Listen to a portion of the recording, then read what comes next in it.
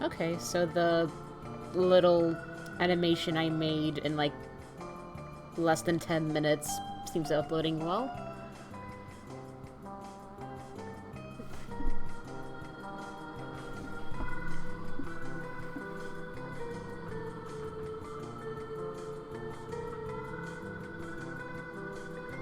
The show won't start until... Oh, Weta, you're already here. Yeah, the show won't start until like 7 p.m. my time, which is about 20 minutes from now. But just wanted to get it started early. Wanted to try making one of those little waiting screens. And I think it's working. I also want to check my mic levels.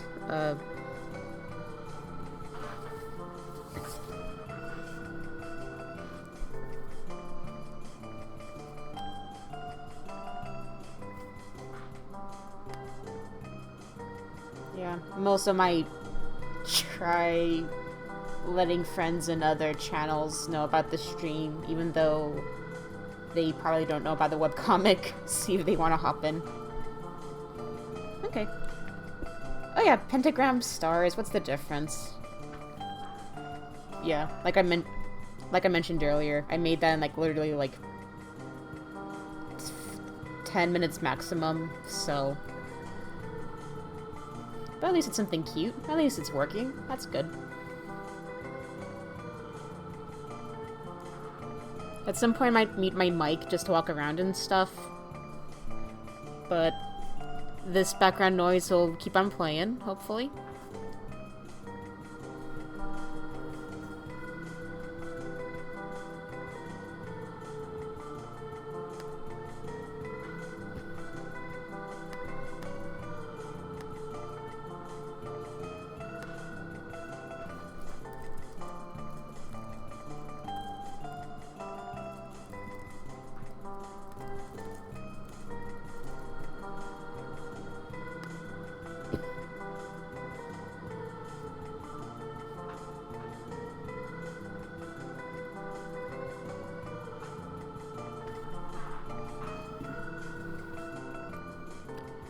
I'm gonna mute my mic for now, which will hopefully work.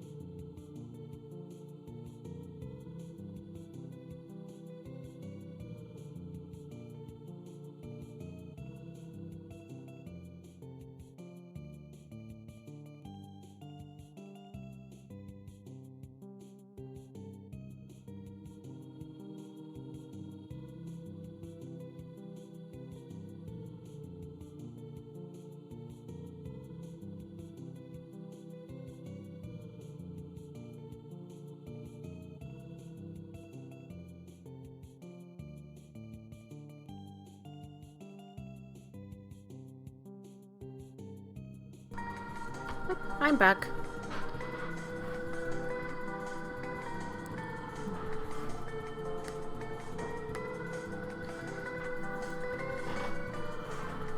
We'll get the show started in 10 minutes or so, but in the meantime, I'll have my mic on.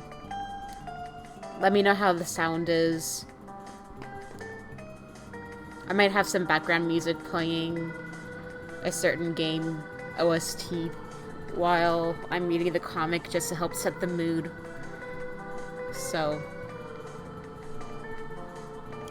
if I'm too loud now or the background noise is too loud, just let me know.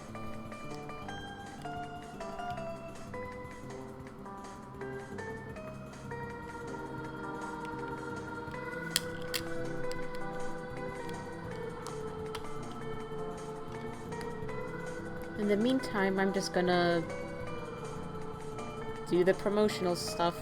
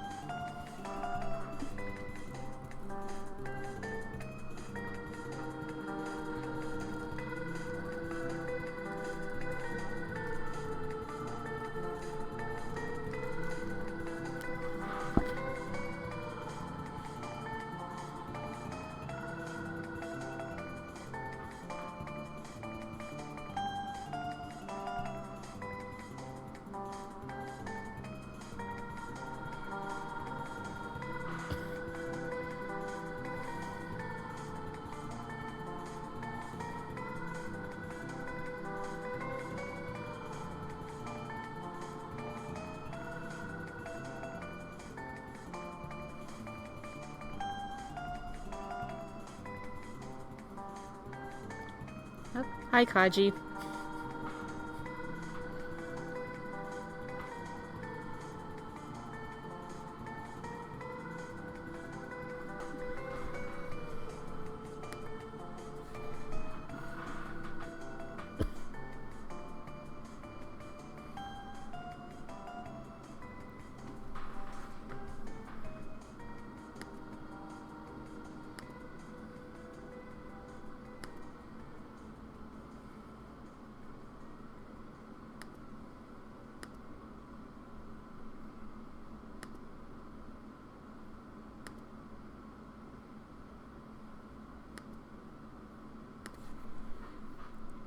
Oh, it hit the end already. Let me see if I can find a different Stella View soundtrack to play. Let's try this one.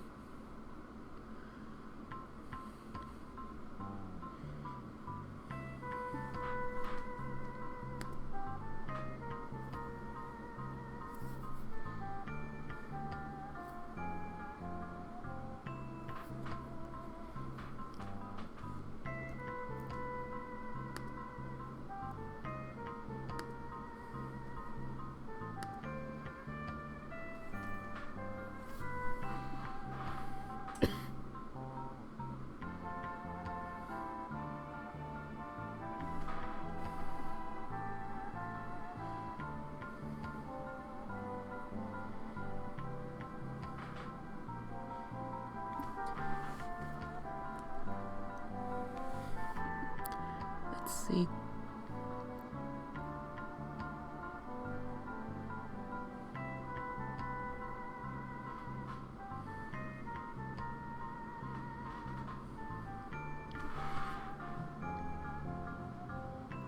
Apparently back in the day, Nintendo in Japan tried to experiment with having radio games where it's like you get a subscription and each month there would be like a, not even each month, I guess it is each month, but it's like a time slot, so you would need to turn your game on at like, for example, like 7 p.m.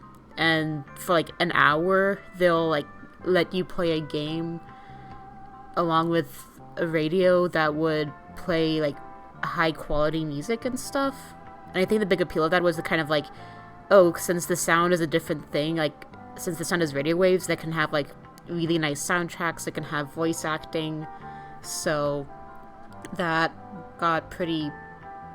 It's an interesting experiment. And when you look up like how the interface worked, like the whole like UI for it is like basically like looks like an Earthbound RPG. So it didn't pan out in the long run, but it's just such a fascinating experiment, and I got some pretty dope songs out of it. That's what I've been using as the pre-show music. So I should look up more Stella View background music. I just had a different track in mind. I tried watching like one game that's on the Stella View. Basically, one time they tried to do an adventure game on the Stella View, so only had like an hour to get through the game, and it's basically trying to get as close to 100% as you can while the plot moves along, which was pretty interesting. Like not necessarily a good adventure game per se, but at least it's interesting to see how their approach to it was, where it becomes more about like just trying to find everything you can, but the story will still go on. And when I was watching that, they had this cute little background music they played like before the show went live, and I was hoping to find that, though I just kind of grabbed whatever first thing I found, and I was like, you know what, this is dope, I'll use it.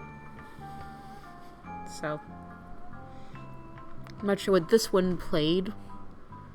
It just says sample song 7 BSX BIOS. The one I was playing before seems like it was some kind of naming screen. Not sure when the naming screen is. Maybe when you first start the game. Not start the game, like when you first get the program. There's a lot about Stella View. I do not know. Anyway. That's my pre-show ramble, where I talk out loud to myself to warm up my voice.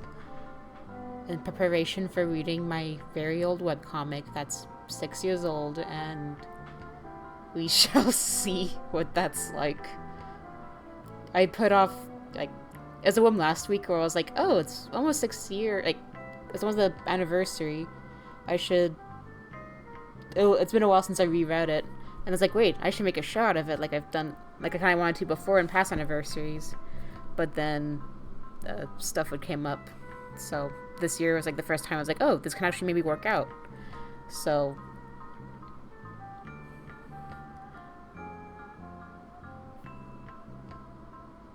yeah, I put off the temptation to read it last week, so I haven't reread it entirely as of yet. And I've definitely never read it out loud. So this should be fun. Oh yeah, the music. I think even the description, the person goes, yeah, this sounds very Earthbound. I don't know anything about who made the music. Composed by Naoto Ishida, Akito Nakatsuka, and Yuichi Ozaki. I do not know if any of those guys worked on Earthbound, but I would not be surprised if the names end up showing up on an Earthbound game.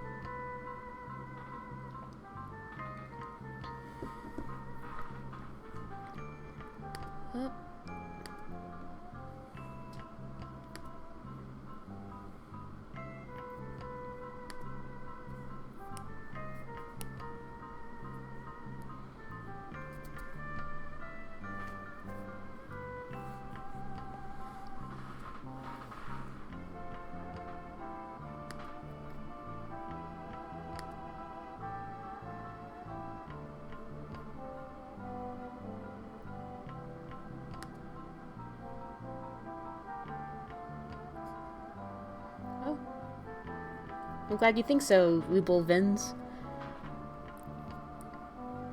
I found the music first, and then I scrambled up this GIF in like 10 minutes, so I would like to make it fancier, maybe have like the background move, but we'll see.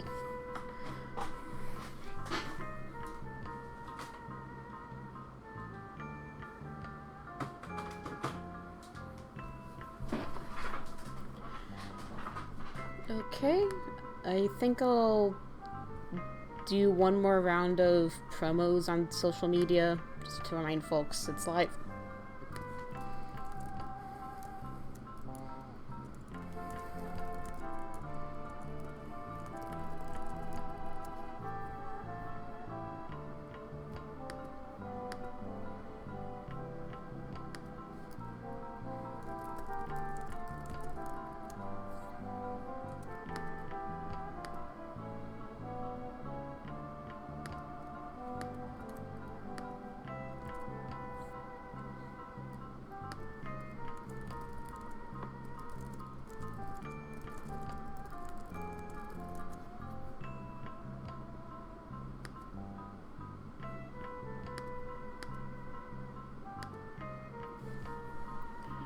And one more.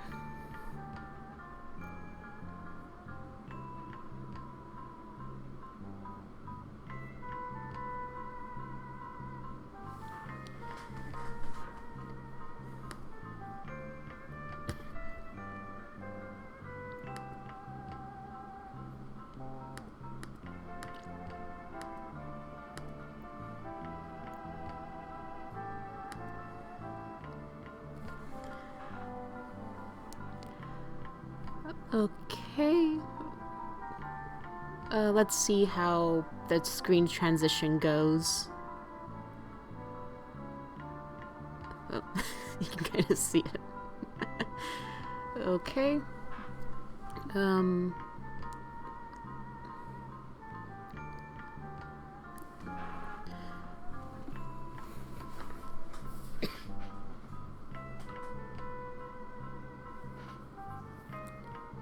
Just waiting to see how it looks on my screen. I don't really have... I should have had a fancier splash screen. Oh well. Oh well, it is what it is. Let me remind folks one more time.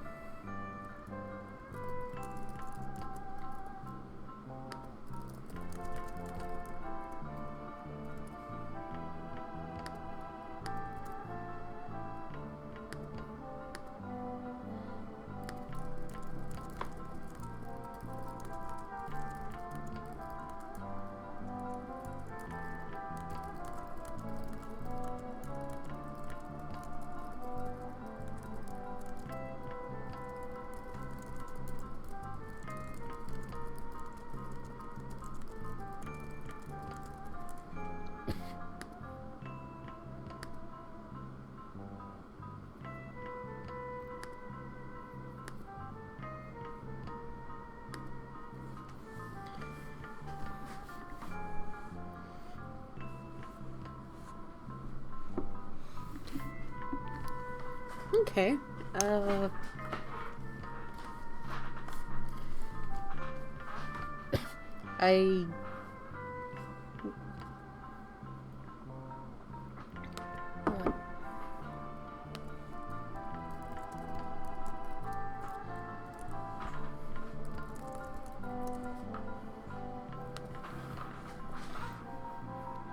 Okay. Try to think of how should get started. Should I just... I guess a short introduction will do. As most folks in here probably know already, 6 years ago I took a swing at making my own webcomic. I've always wanted to make my own webcomic, but a piece of advice I would always hear a lot was, start off small. Don't go with the epic comic idea.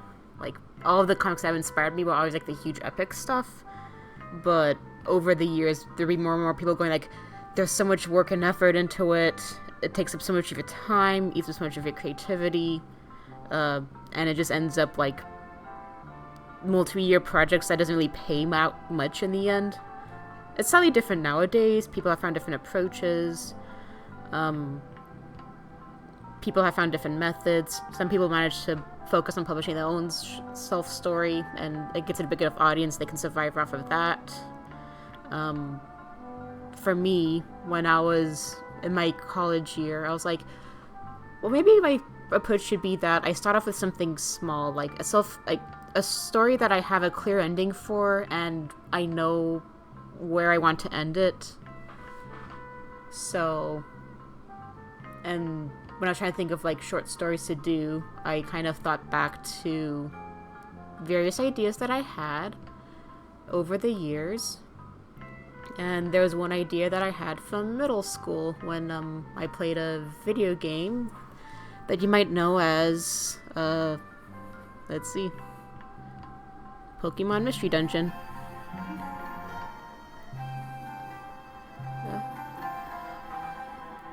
Oh, there's no image? Oh, there's the image.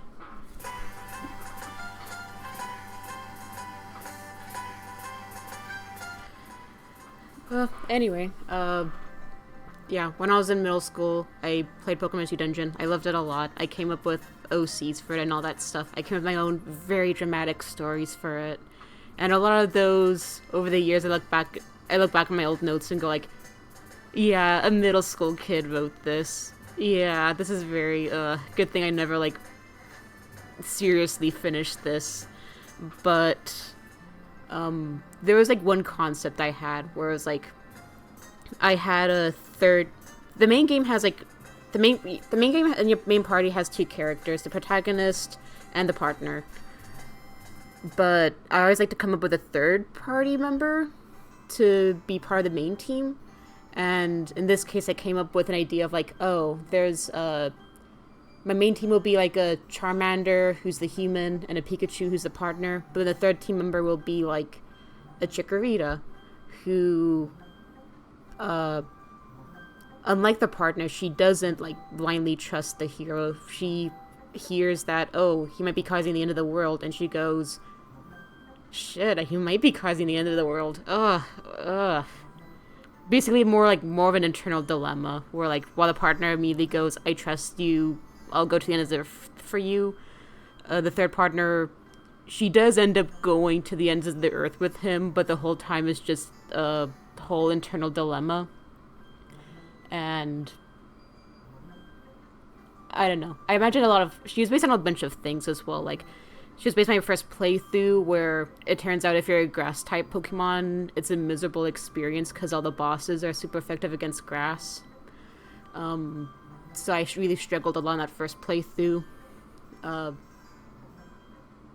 don't know. I guess just kind of like her negativity, her kind of, even though she was constantly self-doubting and negative, that fact that she would still push through her fears and stuff, it's something that has kind of stuck with me over the years. And so when I was in college, looking back at my old ideas, I was like, you know what? Fuck it, let's just make this. Like, it won't be Pokemon, they'll all be humans. I'll have to, like, kind of crappily file the serial numbers off, but I like this character enough that I want to tell her story, and I think I could get it done in a short amount of time. So, or at least relatively to other things or other stories. So, after a while, I don't even remember what the process of it was like. It's just, I worked on a couple of pages. I tried to have a little buffer ahead of time. And then, like, final year of college, starting my final year of college, just like a few weeks in, I ended up, posting my first pages online. Definitely was very anxiety-inducing, but let's all read it. But it's finished now, so let's read it all together. And I actually know what tracks I want to start with for the comic. Let me see.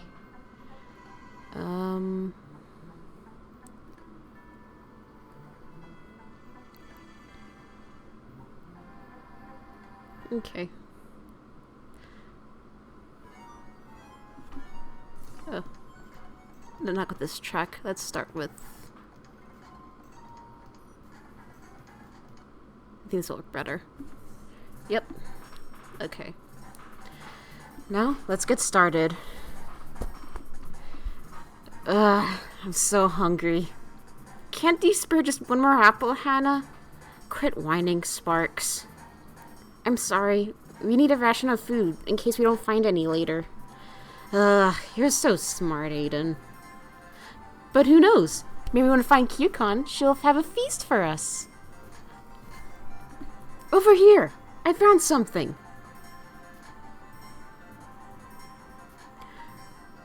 Actually, let me change the track to something more dramatic.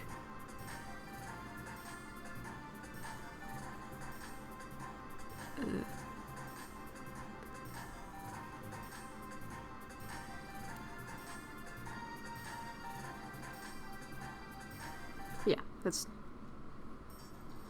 What is it? Ah! Footprints! Aiden's been this way! Quickly, before we lose him!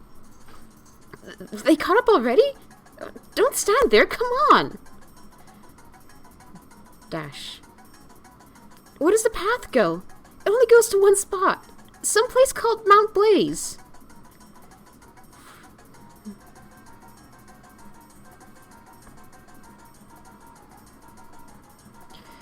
Well, and there's the opening page. I ended up redoing this logo when doing the print edition of the book. But you can see the original one I did here by hand. As you might have been able to tell, a lot of this handwriting for like a lot of the early comic was all handwritten. Here's a word of advice. Don't handwrite your comic. There's computers with text. Use that. Save your hand. Anyway. No one likes going there. We'll lose them in there for sure. Huh? Yeah. Oh yeah, these were the first 3 pages I posted. So these are the introduction pages. What the heck? We don't have time. Oh. What? Hold on. Probably could have this on a different screen, but... Now let's go back to Mount Blaze. Yeah, what the heck? We don't have time. Oh. What should we do? Tell her... Hana, do you still want to follow us? Mm-hmm. We have to go through that volcano to lose the mob. Are you still sure you want to go with us?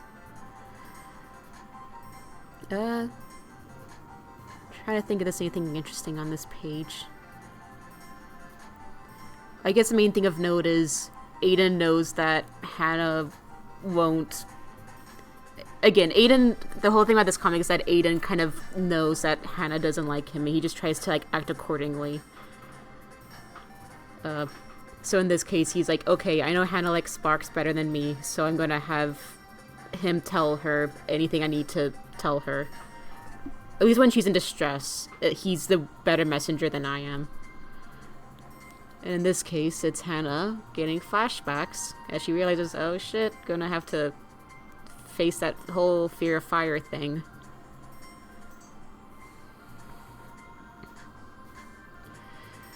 One more final nod. Good. Oh, I like the little shy Aiden in the back. Even he's kind of like, oh geez, you don't like me, but you're still that determined, huh? Anyway. We'll lead. You just hold on to my hand, okay? We'll be out of there before you know it. This is meant to be your transitional panel to the next page. But... yeah, anyway. A lot of this was, again, a lot of the early comic was drawn by...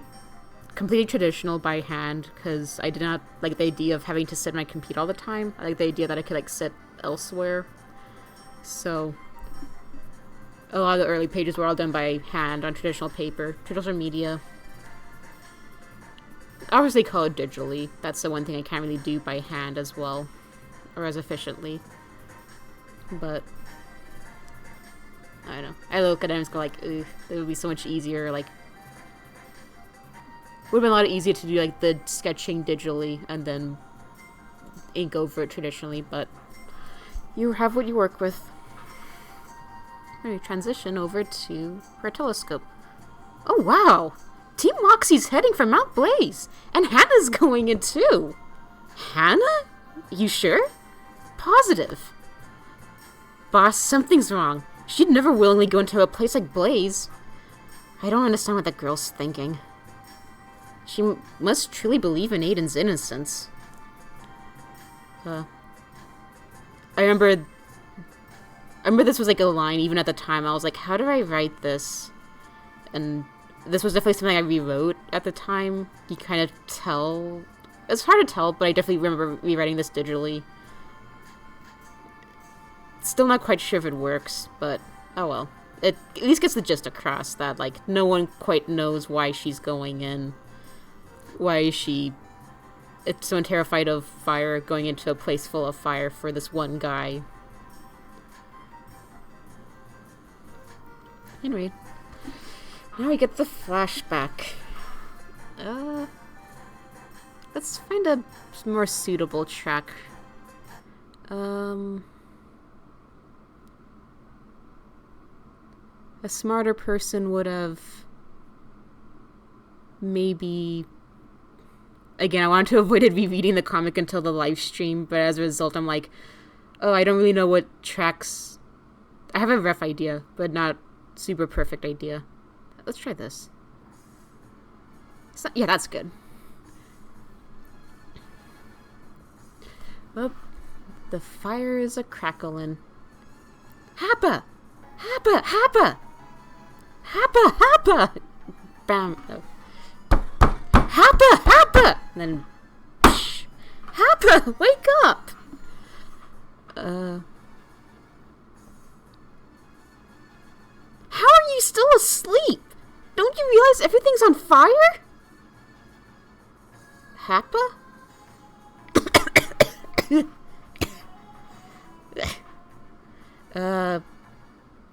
Yeah, in this page... When I originally wrote this as, like, a teen, like, as a middle school kid, my original plan was going to be like, oh, Happa's... her sister Happa. First off, Hana... I was a middle school weeb, so it was like, okay, Hana is Japanese for flower, and Happa is Japanese for leaf. That pairs them up really nicely. So that's hence their names, and why they sound very similar. And my original plan was going to be, oh, Happa's also awake, and she joins Hana, and there's a more dramatic goodbye scene. Basically, the original plan was going to be, oh, basically, like, they're both escaping together, and then, like, oh, a piece of debris falls from the ceiling, and it splits them apart, and Tabak goes like, oh, go on, live without me, that kind of dramatic thing. But at this point in college, I was like, okay, I'm kind of older. That's, like, very... I guess, like, a very setup. It was too clean. And so I kind of thought, okay, well, something that seems like more likely to happen would be smoke inhalation. Just, she's just asleep and the fire happens, and smoke's all around the room, and she just didn't wake up in time, so she's just conked out. Happa obviously doesn't realize this, and the room's too full of smoke at this point that Hana can't... Again, it kind of comes up like near the end of the comic, but basically it's just one of those, oh, there's a big fire there. If something happens, you get out there first. And so she's just kind of following that, what she's always been told to do, of just get out first. If you're in a fire, just get out first, and then someone else will come by and help by. Hence why, even though her sister isn't waking up, she opts to just go downstairs, because, like, okay, the room's too full of smoke and fire, I better just get out now.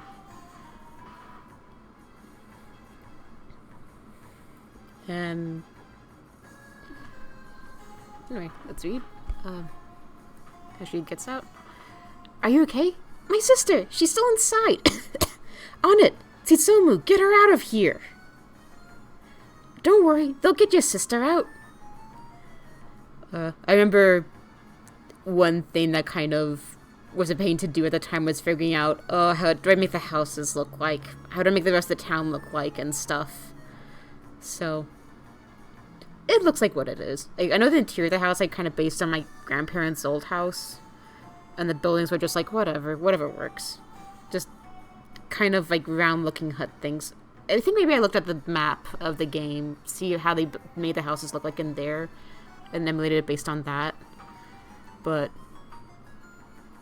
I don't know. I feel like when you're making comics, you can put comics can either be oh, you put so much detail into every single bit of world building, or it can just be I just needed something here. I just threw this in. And I'm more on the I just threw this in kind of person.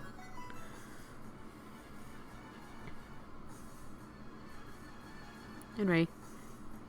Boom! Yep. Probably hard to tell, but that is meant to be the building collapse, so it's yeah, she's Happa ain't coming out of there. God. Yeah, and again, another middle school plan for myself was oh, someone actually managed to save her sister at the last second, but she just never showed herself to her sister for some reason, or maybe I had an amnesia thing.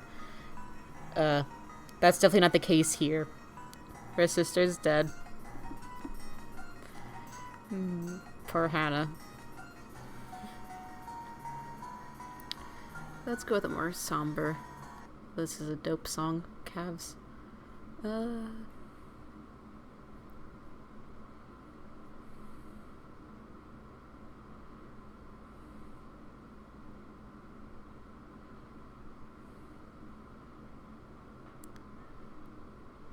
Trying to find a good downer tune.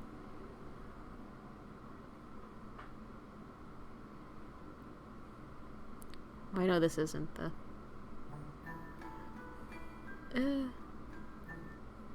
not quite. I feel like half of the stream is going to be me scrolling through here going, what's a better song? So, my apologies. Could have thought this through better. Oh well.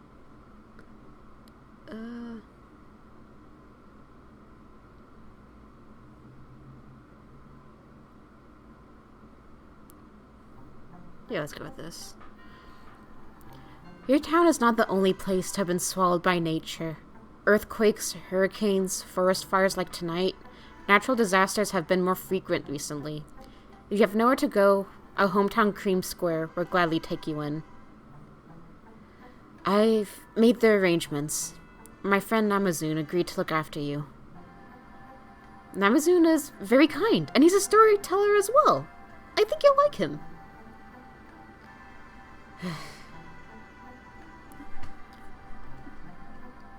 Try to think. Whenever there's a big background like this, I love drawing in random characters who might be references to others, so I think that might be me over here. I think this was my Poke Story grandma from 2015, if anyone remembers that zine. I'm sure Wada and Kaji do. I think there's Sue. Over there is Snake. I think some of these might be character designs from later on. There's some NPCs later on, and I think this guy and that guy end up showing up later on. This girl and over her, they're character designs I made based on the more recent Pokemon Mystery Dungeon game at the time, Super PMD. So they're the protagonists of Super PMD, just in there as a cameo for myself. Yep, Hannah's having a rough time. Yeah, let's keep it like this. Anyway. Hello there! You must be Hana. Daichiro told me about you. I'm Namazun. Wonderful to meet you. Come in, come in.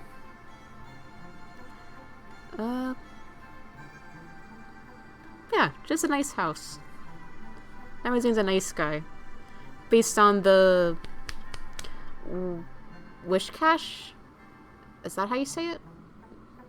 Basically the old man at the old fish at the lake in the main town in Pokemon Mystery Dungeon. Well, let's make sure. Let's keep it like... let's keep it here a little bit longer. Pardon the mess! Koji and his friend want to hear a story. By the time the boys settled on his story, they had to go back home. Don't worry, though. Your room and the rest of the house is much tidier. Oh? Found something? I know this one. Okay, Wish Cache, thank you. Yeah, I think at the... Well, I guess first off, some more fun backgrounds. This one piece of frame, it's kind of meant to apply how Daichiro knows Namazune. Basically, at the time I was reading into... When I was, like, kind of figuring out how to, like, file the serial numbers off, I kind of thought, well, okay, how can the Wish Cache stand-in do? And in this case, I was like, well, he tells stories. And when I was doing research, like, a lot of... There's not really a set... there's not really, like, a set... Again, I didn't put the most thought into this setting. It's just... There's, like, some, like, rough equivalents to things. And I think my rough idea is kind of, like... The whole setting is very based on the first PMD game. But in terms of, like, character styles and such, a lot of it is more, like... 50s era. And some idea is kind of like...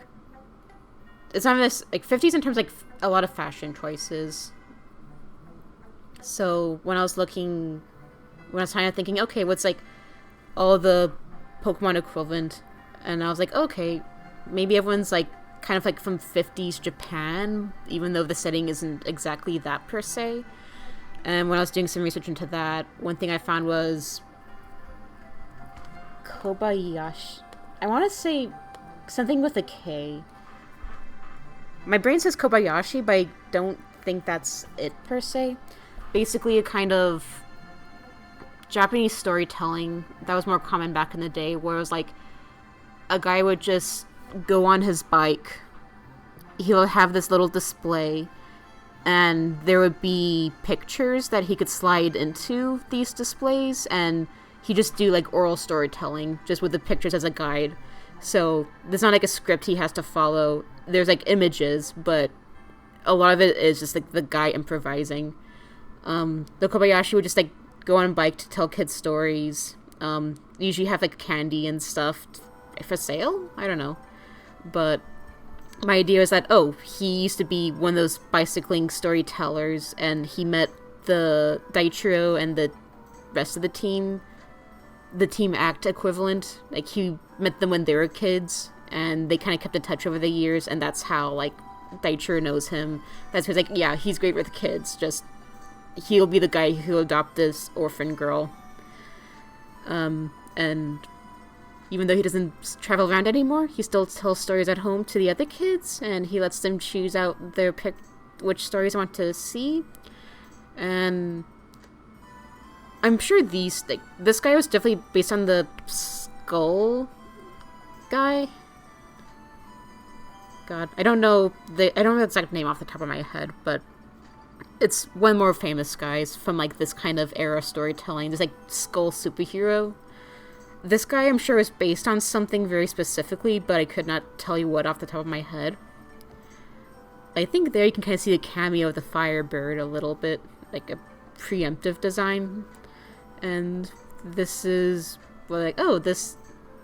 God. Again, when I base this setting on, like, 50s Japan, I try to base as much on details as I could, but I feel like people could make a case of, like, saying, oh, it's kind of the cultural appropriation, and that, like, I wrote this out, but I could not tell you what I meant to say with it. I only know this letter, which is Ka, and that's about it.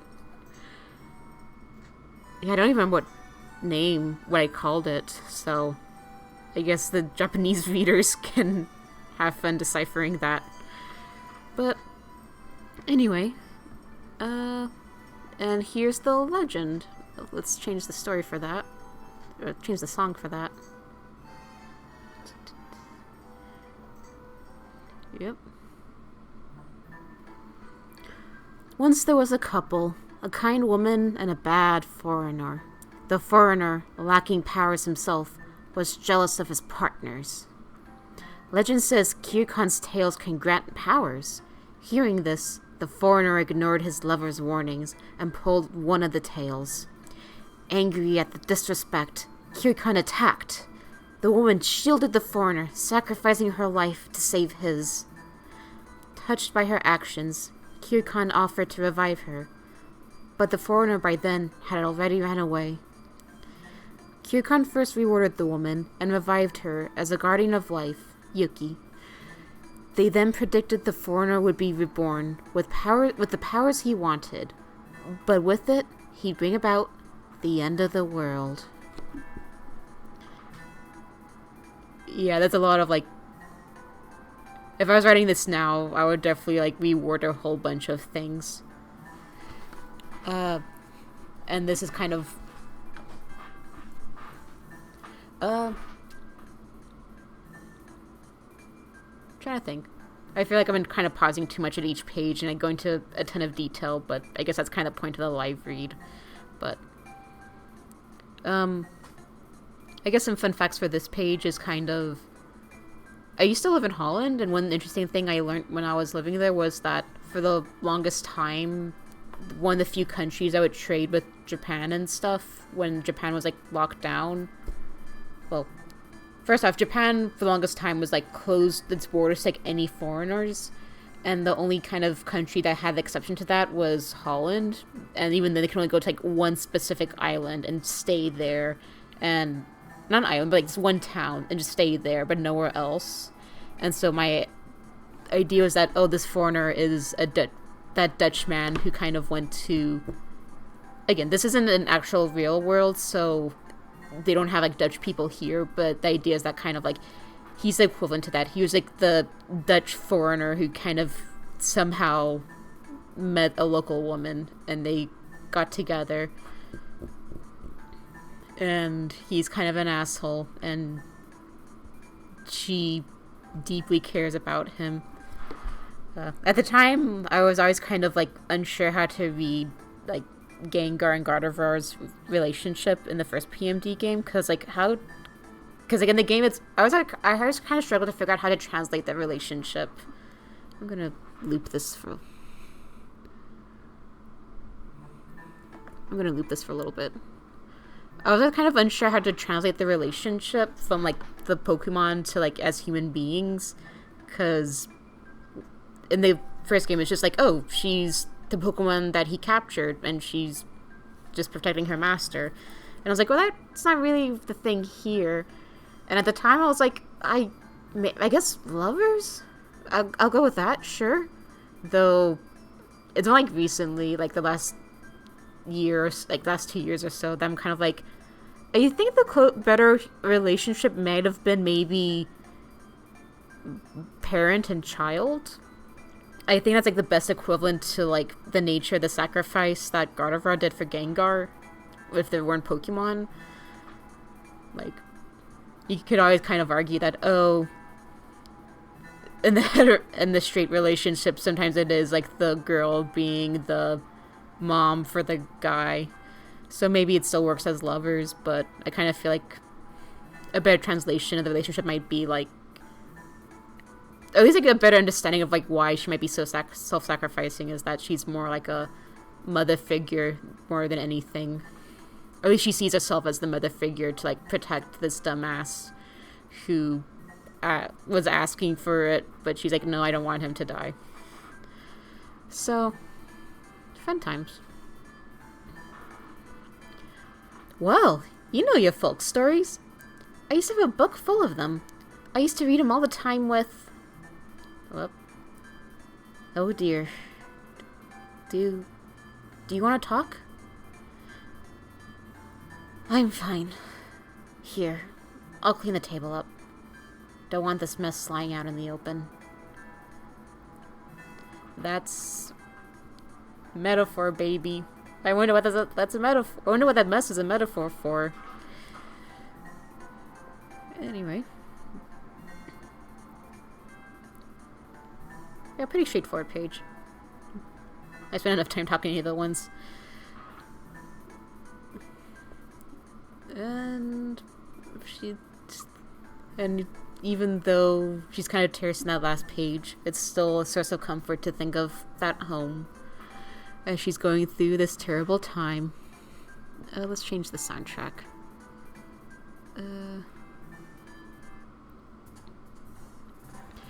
You're doing great, Hana. Keep it up.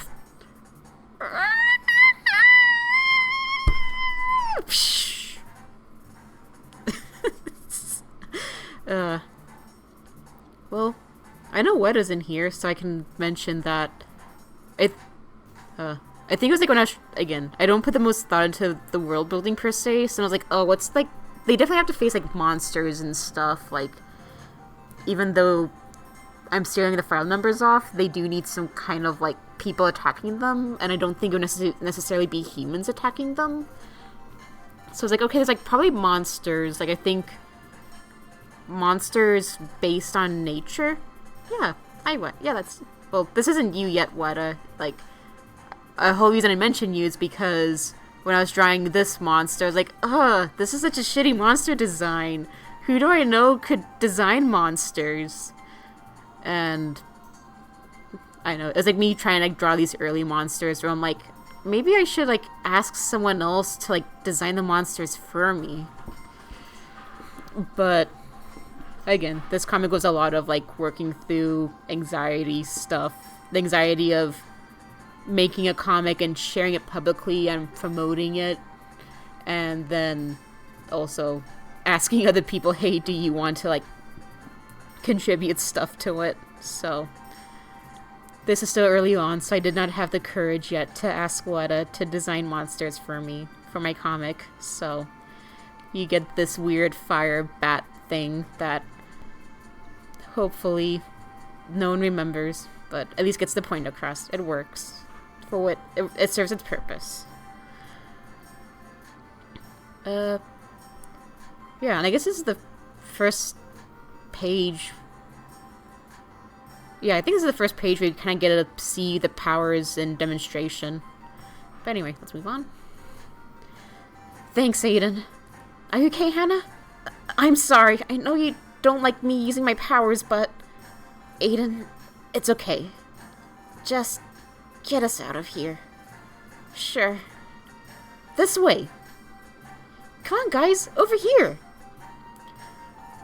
Yeah, just kind of more not necessarily foreshadowing, it's more kind of building up of like, she's kind of gotten snippy at him before about using his fire powers, and he's aware of it. He's like, oh shit, please, I'm sorry. Like, even though he had to do it, he's like still very conscious about how she feels. And I think it's that kind of like awareness of that without Hana having to say anything, that I think that's kind of part of the reason she decides this guy's worth helping out, even though I don't like him. Because he's considerate. Anyway, we're transitioning into a different part, so let's get a new track going.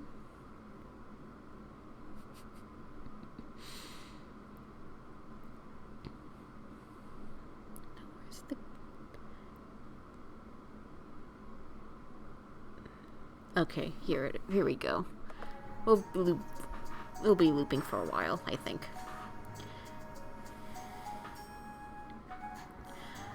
I'm guessing all the water in here came from the rain, but we're inside. The rain must drip down from the top of this place where old Nadio guy lives. So if we follow the water upstream, then aha, a way up. And free stuff too. Can we use these berries, Hana? They're safe. They're actually great for scrapes. So, Aiden, find anything? Yeah, another part of, like, my lack of interest in world building, a side effect of that is kind of like, okay, how do you translate, like, the cave stuff? Like, I think the thing that kind of made me invested in the Pokemon Mystery Dungeon games was the kind of the sense of exploration. Like, just... Like, even though it's just a grid system, just kind of like the vibe and music of each place, and the idea that, oh, you're a team just like setting out and going across the land, it kind of tickled a part of me that was just like, oh, I want to like explore the big world and like explore nature and stuff. Like, the kind where he's like, oh, you read the trail and you figure out where to go. You scrape off of the land. You know what the plants do and which ones can help you out. So, that's something I was kind of... That's like, I think that's kind of the reason the Mystery Dungeon games always kind of appealed to me as a kid. And that's something I don't necessarily accurately or did well here, but at least try to get a little bit of that across. And here, also try to set it up as like, oh, Hana's the healer of the team, so she's the one who knows, okay, these are the plants that will help with like healing and stuff. Sparks is the one who gets a better feel for how to read the terrain and where that might lead and stuff. I guess another tricky point of filing off the serial numbers was going, okay, how do you translate the steps? Because it's not like there's going to be a literal staircase like the game has. It'll have to be like something else. So in this case, it's just, oh, here's a way up. Here's like a path upwards. And I still really like these pictures of Aiden in the background just being like, I don't know what I'm doing here. I didn't find anything. Yeah, so Aiden. So yeah, so Aiden, find anything? Does this flower count? Whoa, Aiden! I'm sorry, No, it's great! You're getting used to your powers! We just need to work on more control. We need to work more on control. First off, point only when you want to attack. You naturally put all your power in one place when you point. Can we move on? Aiden should have learned this when he was like 5.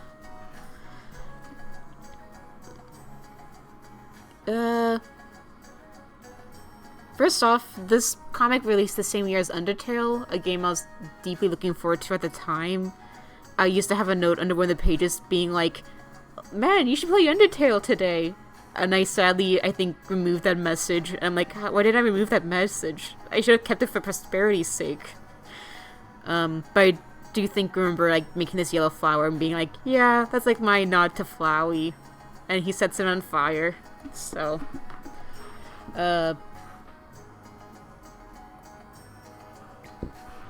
yeah, I guess the world building in this world is kind of like, everyone has like nature-based powers. Everyone's like kind of born to something different. It's kind of like a Avatar: The Last Airbender situation, where it's like, you're just born with these powers.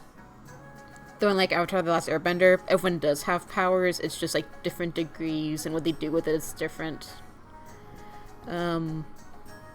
Aiden is someone who did not have powers previously, but one day he wakes up here, and he has his own powers, but he does not know, unlike others who grew up with it their whole lives and know everything of like, oh, this is how you rein it in, this is like the basic stuff.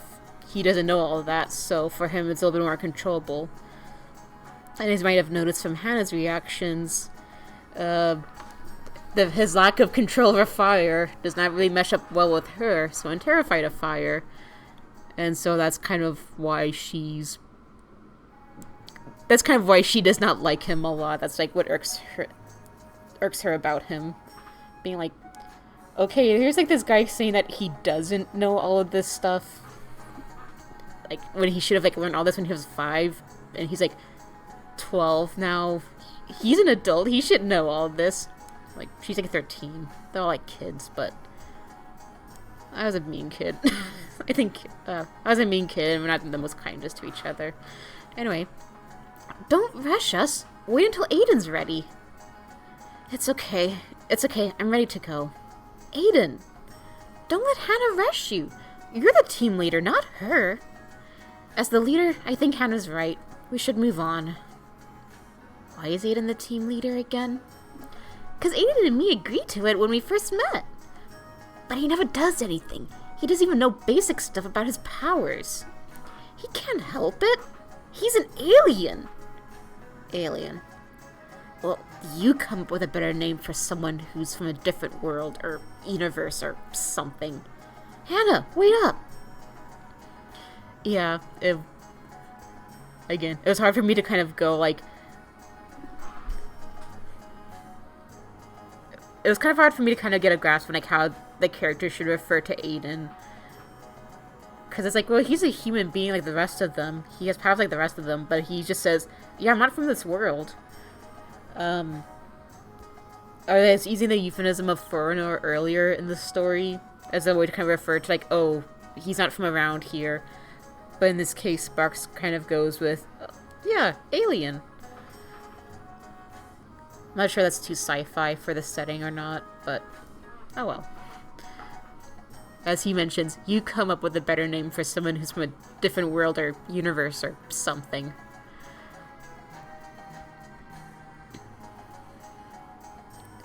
Oh yeah. I'd call them liars. An Earth where everyone doesn't have powers? That only exists in sci-fi. Who'd buy that? An alternate world? You know, I can actually believe that. How?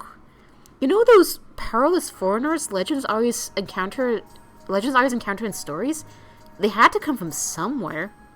Try looking for Naito. His visions of the future might have some answers you seek. What does he know? Daicho couldn't even save my sis. Yeah. So, something I kind of missed from the previous page. You can kind of get a preview of the next shitty monster I designed by myself before I thought to ask Water for help. I guess this guy's like a sans. You can also see him peeking over here. Just a creepy eye. You can also see Spark saying hi. Yeah, this is a moment earlier in the game. It wasn't... Yeah. I'm trying to remember what my thinking was. I guess I kind of figured this was a more important scene to show than the scene where they kind of tell the main team act, oh, hey, this guy isn't from this world. Do you have any idea about that? This scene could work in flashback.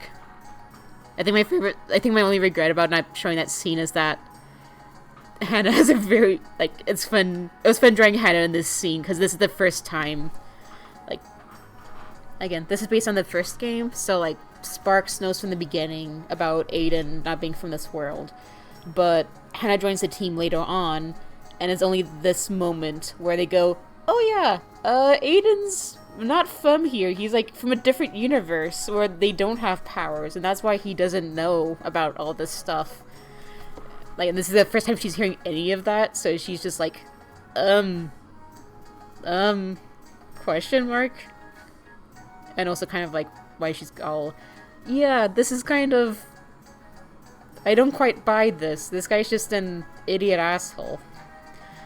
And here, you can kind of see, you can kind of vaguely see where it's look behind you! He's, basically trying to warn her about the monster behind her, and she doesn't listen, so they have to attack her. They have to attack the monster beside her to save her skin. Let's change the tune a little. I've been scrolling around for a while since I've been talking a lot about the last few pages.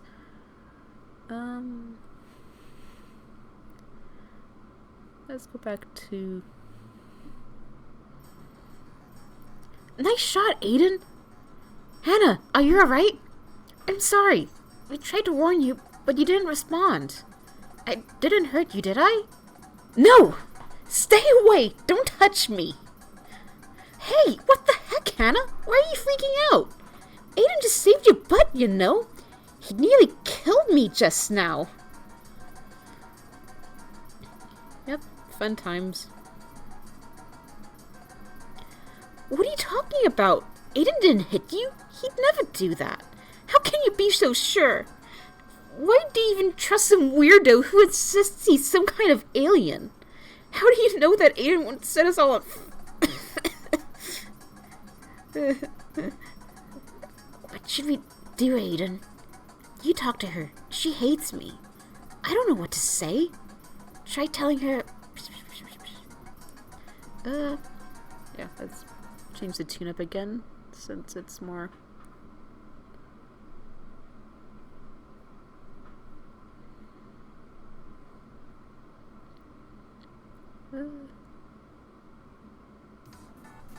nah, not quite right.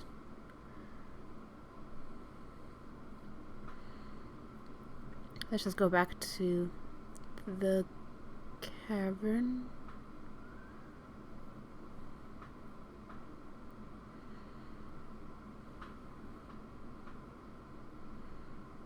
Oh, Great Canyon, rather.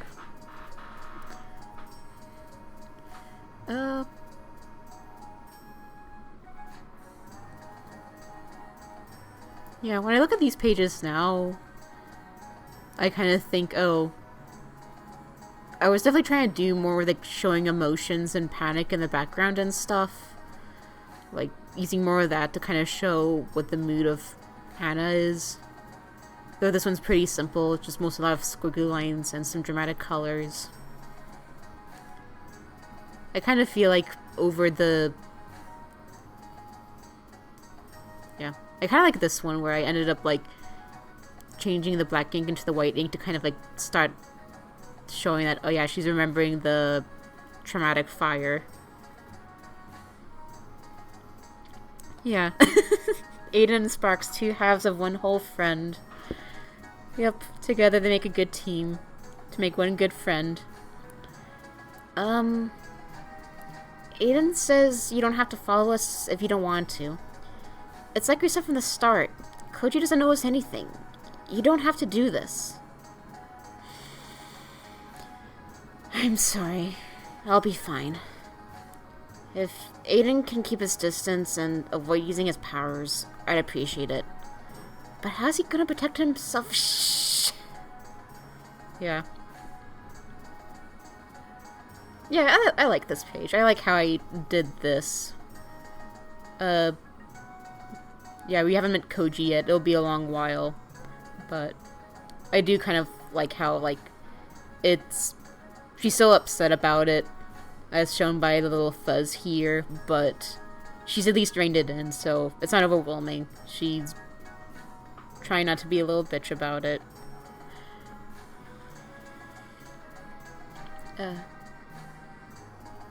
Let's change it up a little.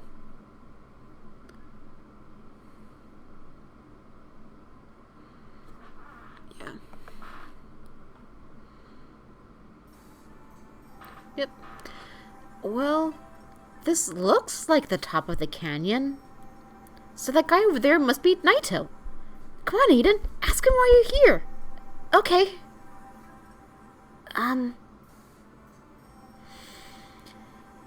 Hey, are you Naito? We have a question for you. I'm trying to think. First off, I think the thing is always kind of funny is that people won't know this is a Pokemon Dungeon comic, but when I say it, they're like... This is one comment that was like, when I mentioned, yeah, this is like a Pokemon Dungeon fan comic with the serial numbers filed off, they're like, oh, I thought the top of the canyon thing made me think of it, but I wasn't sure. And it's like, something about Zatu on top of the Grand Canyon looking into the sunset is just enough of an iconic thing that people just, that visual is enough to kind of go, people going, oh yeah, that's Pokemon Dungeon, the first game, right? It's like, yep. But anyway, you with the red hair, you're the foreigner I keep seeing, are you not? Someone from a powerless world. Perhaps alien is a more apt word for you? You're not just from a foreign land, but a foreign reality. And Nick Sparks is like, yeah. So you do know something. Please, you have to tell me. How did I get here? Why did I come here? Why do I have powers now? Why can't I remember anything? How do I get back home? I'm sorry, child. I do not have that knowledge.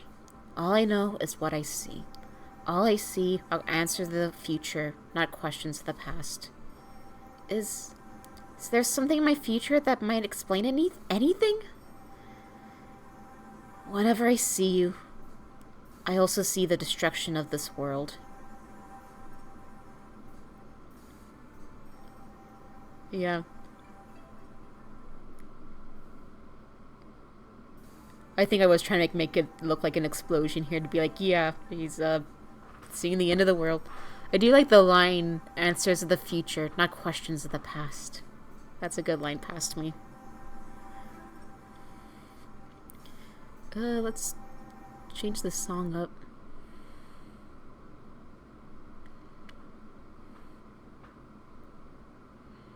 Or maybe this one's still the best one for now. The world's getting destroyed? Now, I cannot ascertain the exact nature of this connection. You may be the cause. You may not be. But the increase in natural disasters, it's a sign of incoming doom. And somehow, amidst this doom, the presence of a foreigner with powers is involved. The one physical run of Hana the Firebird I did, was the last page of it. I kind of felt, yeah, page 28, roughly 30 pages or so. It felt like it would end up being kind of a good introduction to kind of what the deal in the world is, what Hana's deal is, what Aiden's whole deal is, and the main conflict being, this guy might be causing, this guy who already kind of don't like and kind of think he's an idiot, he might be causing the end of the world. And I might know the story that explains it. And this is our Gengar stand-in, listening from the side. How he got up there, we don't know. I never will. Let's change the tune.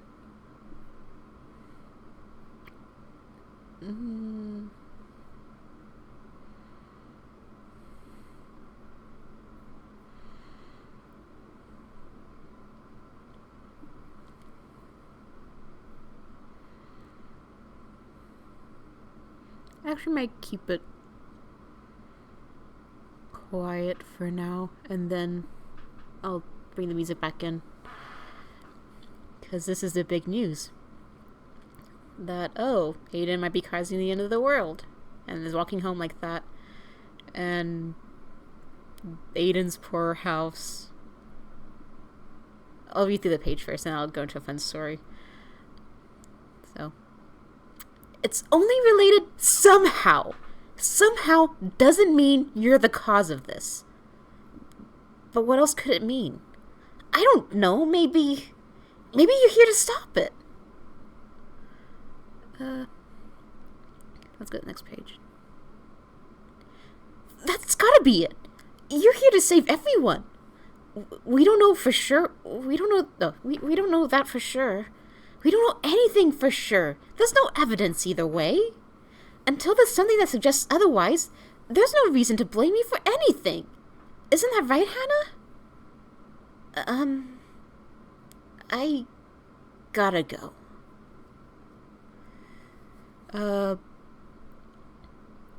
Yep. Sparks is the endless optimist who always believes in Aiden. Hana is the, hey, I know this one legend that sounds suspiciously like it might be tied to here, but I don't know what that means about you or this whole situation. I'm just gonna head out here now. Aiden's not surprised by it. Like, he doesn't know this legend, obviously, but he's not surprised that, the girl who yelled at him for using his fire powers, he's not surprised that she doesn't want to hang around the guy who might be causing the end of the world. Anyway, I wanted to talk about this little sad shack that, let's go back to the previous page, since you get a clearer shot. Again, I didn't come up with much. Yeah, it's just the apocalypse, Hana. Like, jeez. Anyway, there's a lot of like lore stuff I didn't think about, but the one thing I did think about was like, oh, what's Aiden's living situation? Because in the PMD games, it's like, oh, your partner just gives you this really sick house, and you don't know where he lives. In my case, I was like, oh, in this case, my thought was that, okay, Sparks has a family. My backstory for Sparks is kind of, he has a pretty decently big family, and Sparks is very interested in carpentry. He likes to build buildings. Like, he wants to be part of a rescue team, but his other thing that he likes to build stuff. And so I kind of imagine that Sparks at one point, he has a home that he lives in. He has his family, but just as practice, he just tried making a little shack near town one time, just to be kind of like a secret base away. But it was never really meant to be like a place to live in, just a place to hang out in. But then when he came across Aiden, he's like, I have this shack I made. You can stay in there. And so that's where Aiden spends his time, just an overgrown shack that's kind of close to town. They probably got a mailbox afterwards when he's moved in. So, and again, I imagine he cleaned it up a little, but it's like very rudimentary. It's very Sparks' first big house that he made by himself. And that's the backstory of the little sad shack that never comes up during the comic, but I know it. It's canon, so. Let me figure out what's a good song for the next page.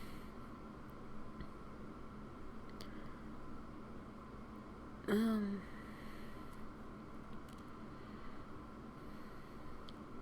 this work?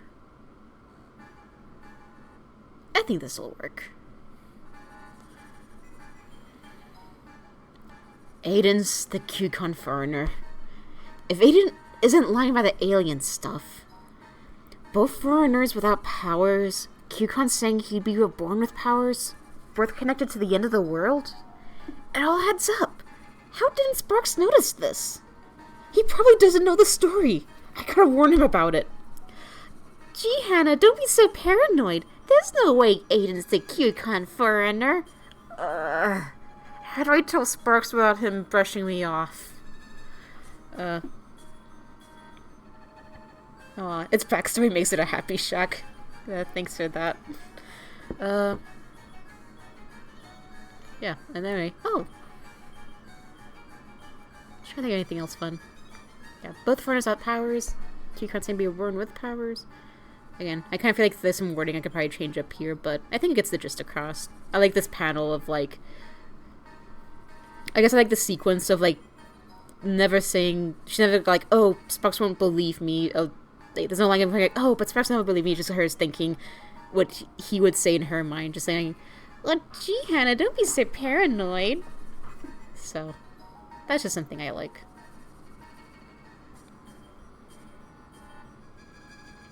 I thought I heard you. How's today's mission? It was okay. Say, Namazun, do you mind telling my team a story tomorrow? Why, Hana, of course I don't mind.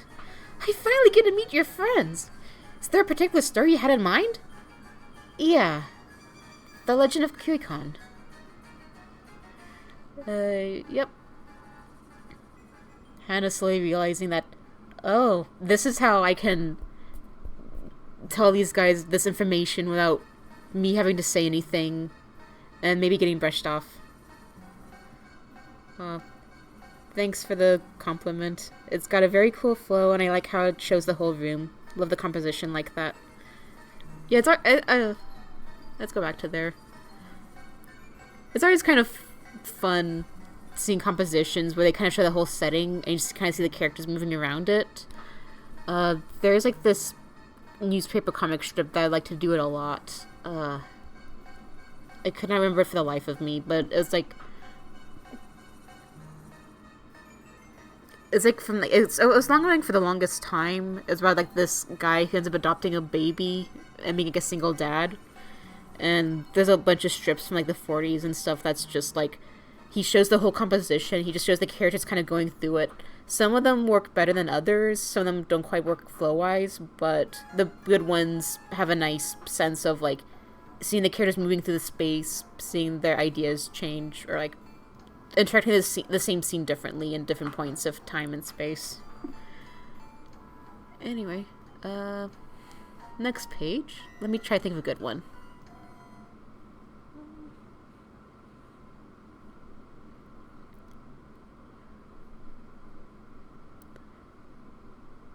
Would this be a good one? I think this will be a good one. Okay.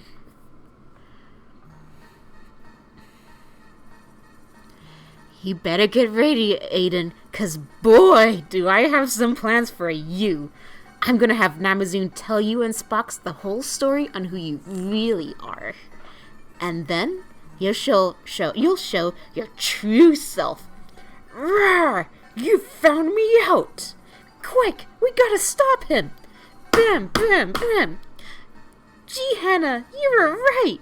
Aiden was bad, and now the world's saved! Oh boy, this is gonna be good! I like this page. I like this page. That's just all I have to say. Anyway. Let's change the music, because...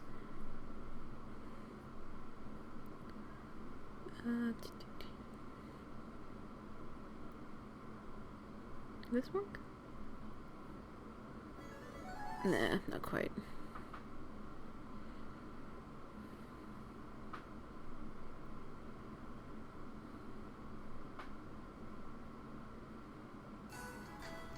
Nah.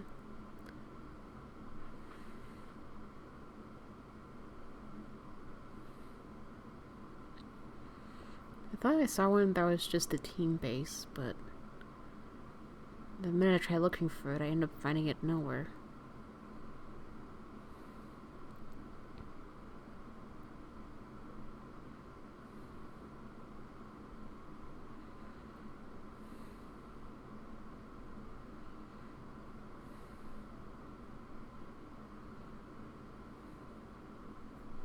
Yeah.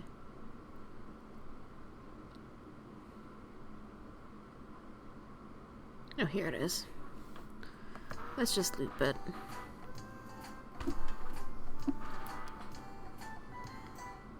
Hi. Hello. How are you? Okay, thanks. You're here kind of early. Huh? You're here kind of early. Oh. I, wanted to show you something, but we should wait for Sparks first. Oh. This is kind of like my social interactions for like my whole life. I don't know, just kind of like the awkward moment of like, I was just thinking about kicking your ass earlier and tearing you down and proving how you're secretly evil. And then you just get the awkward, quiet guy. And you're like, oh, I need Sparks to be here too to do like my epic takedown. But, we're both here early, so, we're just kind of stuck here until then. So, I like it. I don't know. I like Hana not getting what she expects.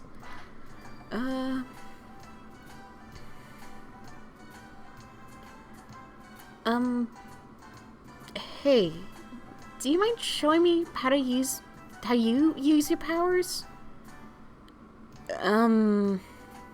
I mean, I want to see what motions you use, like, with your hands? Don't worry, I won't use my powers. I just want to watch. Oh, it's not that. I'm just trying to think of how to explain it.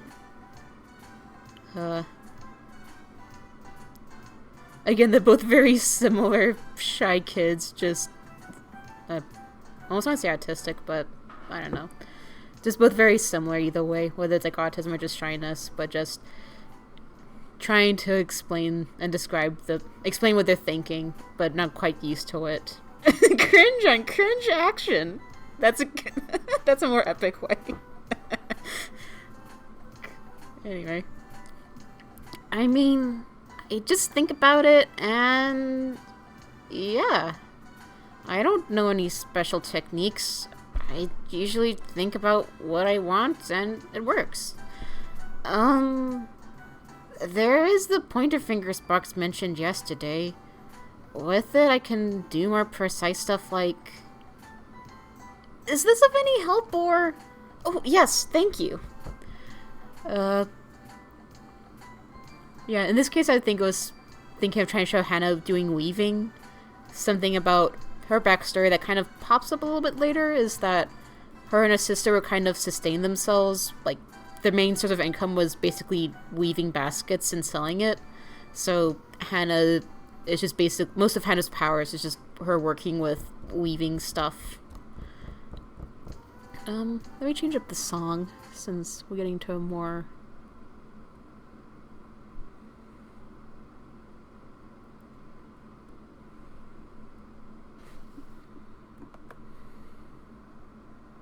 I think this is a good one. It's basically what Sparks told me. I probably just need to practice more. Yeah. It seems really nice. Having grass powers, I mean. Your powers can make stuff grow and create nice things. Fire just hurts people. If I mess up, I can really hurt someone. I know when I was like doing this whole conversation, I guess I was kind of thinking of people conveying information to me. She should she should leave Aiden alone. She'll get there. And she's kind of like eating crow now a little bit. When like the guy, she's like, yeah, I'm gonna do an epic takedown of him. I'm gonna like prove he's evil and save the world. And just having the guy go like, oh, how do you use your powers? I'm sorry, I don't know this. Oh geez, I wish I had your powers. They seem a lot nicer than mine.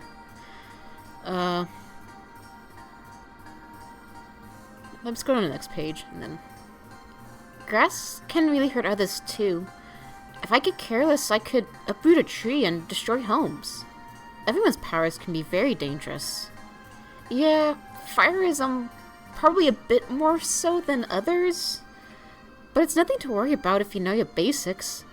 So, don't feel too bad about your powers, okay? It's not like you can choose which ones you get. Thanks. Hey, guys!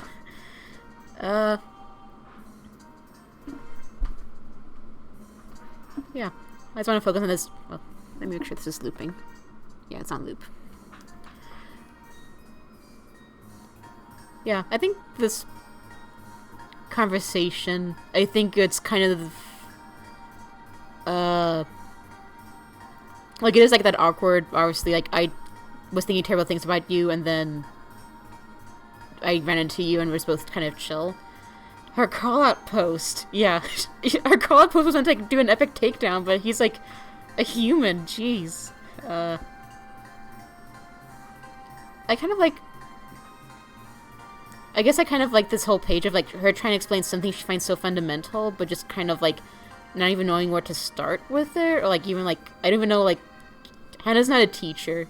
She isn't like, what's like a good basic point to start and have people follow along?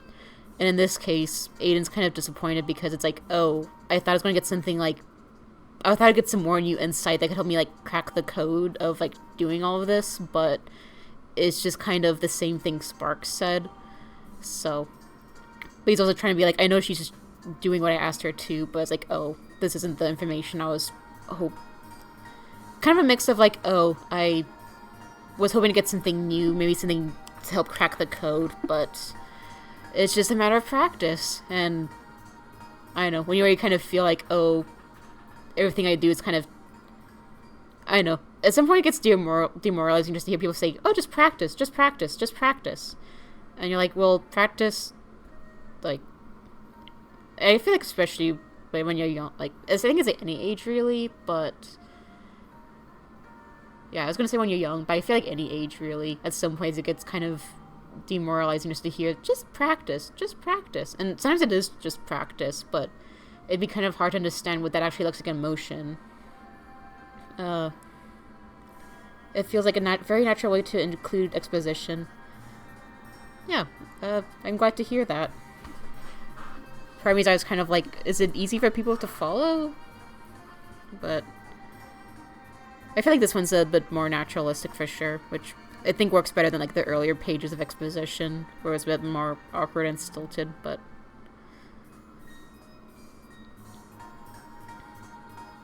yeah, and this is kind of, I know with the background colors, I was kind of thinking, yeah, at the time I was mostly focused on using background colors to suggest emotions and stuff. So it's like, oh, yellow's her being surprised, then purple's like, oh, I don't know how to feel about it.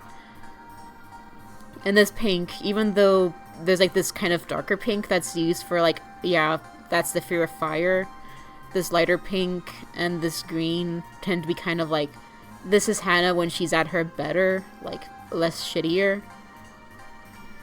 So, practice finger guns in the mirror. The problem is the shack doesn't have a mirror, so Aiden has no place to practice finger guns. And if there was, he was afraid to like shoot fire directly at it and like set the whole place on fire. And then where will he stay? So, poor Aiden is just kind of terrified of his own abilities. I remember originally when I drew this page, this was like just one panel, but then later on, when I was doing this digitally, it's like, I think I need at least one more like break panel, so I kind of like edited this on the computer to like include the small beat. So, that's just something I remember. And then Sparks is here. Hey guys! How's today's... Oh, let me change the music again. Since Sparks is here, it's a lot more cheerier, so...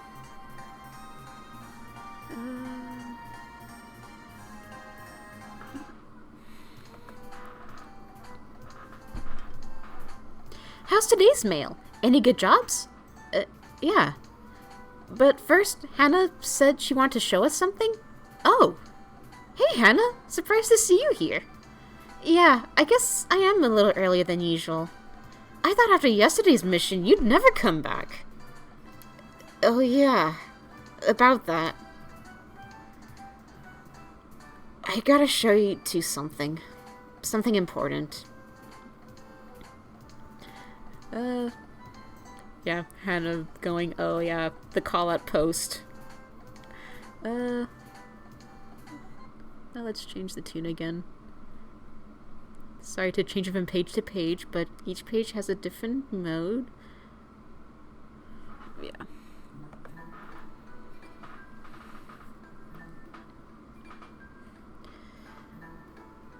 And the silent page where the T go in. Namazun tells the story, and the others start connecting the dots that she connected yesterday. And the mood's just a fun time for everyone. Yeah, I don't think there's any other friend trivia, just a moment when everyone kind of connects the dots together, and even Sparks is like, oh, gee. And Namazun is not very good at being the audience, where he was like, yeah, that was a very good time, huh?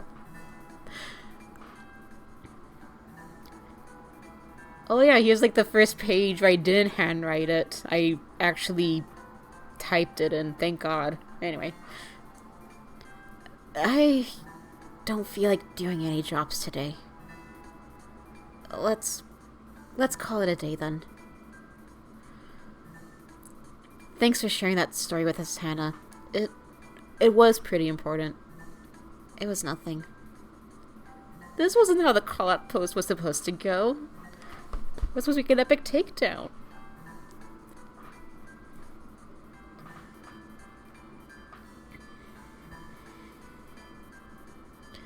Well, now they know. I Never expected to feel so bad about this. Aiden! I'm sorry! Let's change the song.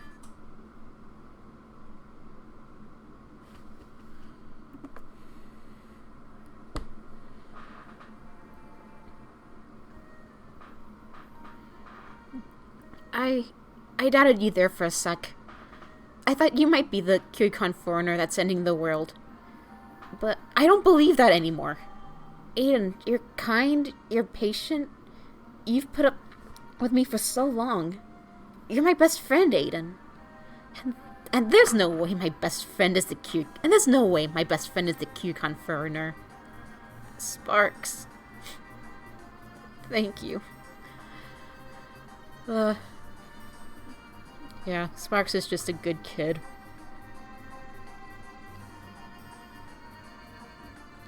Yeah, I guess in here it's just Hana going like, I showed all the facts, laid it out, and you're just going to ignore them.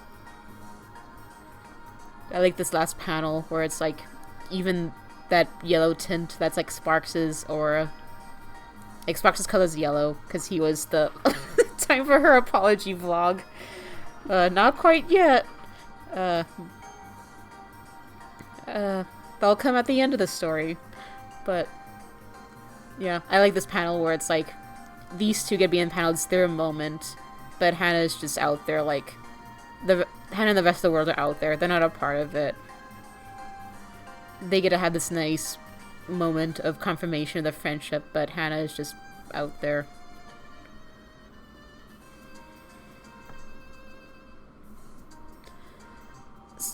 Sparks, you idiot! Oh, back already? How can he ignore such blatant facts? Are you not going out today? Idiot! Poor Namazoon, God. I'm thinking like my parents. I remember like one time my dad was going like, oh God, you in middle school was just like coming home and being like, oh God, is she crying today? And I feel like this page kind of like, I wonder if this is what my parents felt like when I was coming home from middle school.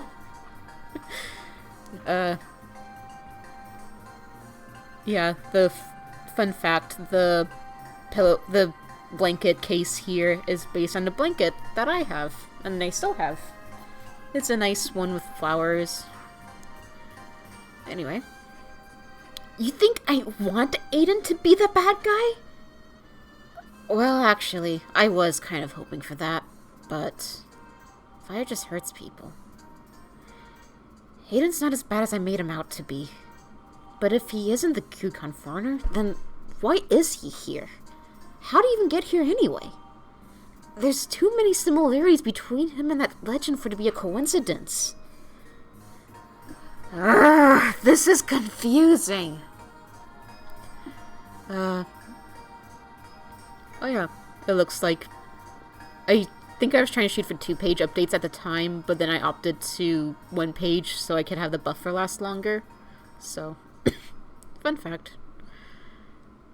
Yeah, this is like... It's kind of interesting looking through these and kind of seeing how I started doing more like trying to show emotions and stuff. Like, I wasn't really consciously thinking of it at the time, but I do kind of feel like when I thought more about Sojo and stuff, I feel like that's when my stuff kind of got getting stronger and such. This one's kind of like my first attempt, but if I was doing it now, I would do it differently. Though I do think the color inks are nice, which I got just by Photoshop. I think I still have the paper. I still have a lot of the original artwork I did for the pages, so if you saw this one, it would just be all black. Yeah, even there's definitely a lot of like layout stuff where I'd be like, yeah, I'd move this down a little bit so it's centered. I would like adjust the text so this is like stacked up nicer, but that's just learning pains. That's what you get from an old webcomic.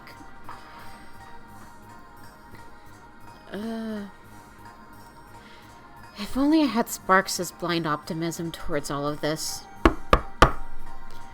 Oh, Master Namazoon! It really is you! I'm sorry, sir. Have we met before? Let me change this song. I feel like it's important.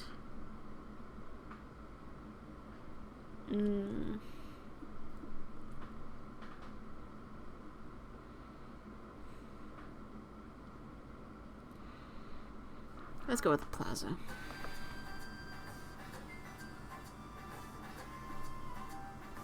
Actually, let's...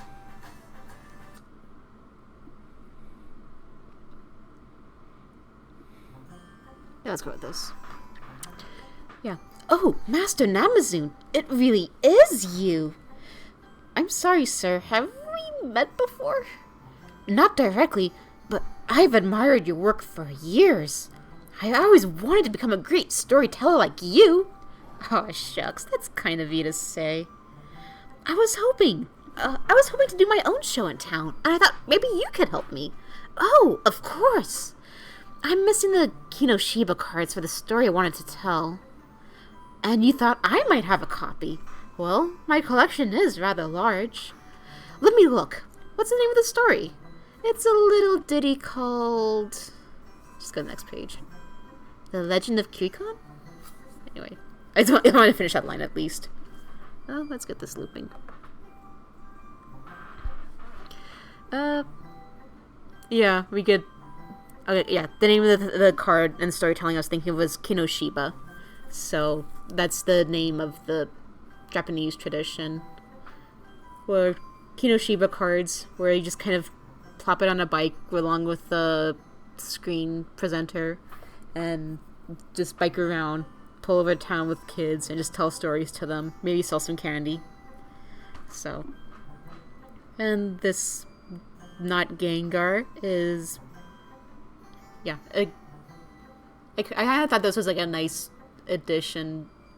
Again, when I was like finding out the serial numbers in the game, it's just Gengar knows the story and tells the town. But I kind of like the idea of like, oh, he, like, in the game, Wishcash, if you talk to him after the whole runaway incident, he'll go like, oh god, I'm so sorry, I should have never even told that story to begin with. And so in this case, I kind of thought it'd be kind of nice to be like, oh, he, like, again, not Gengar, came up to him and asked him, hey, I wanted to tell the story myself, but I just don't have the cards. Can you help me with that? And he's like, oh boy, another fan. I'd love to help. I love to help a fellow storyteller. So, anyway, let's change up the tune.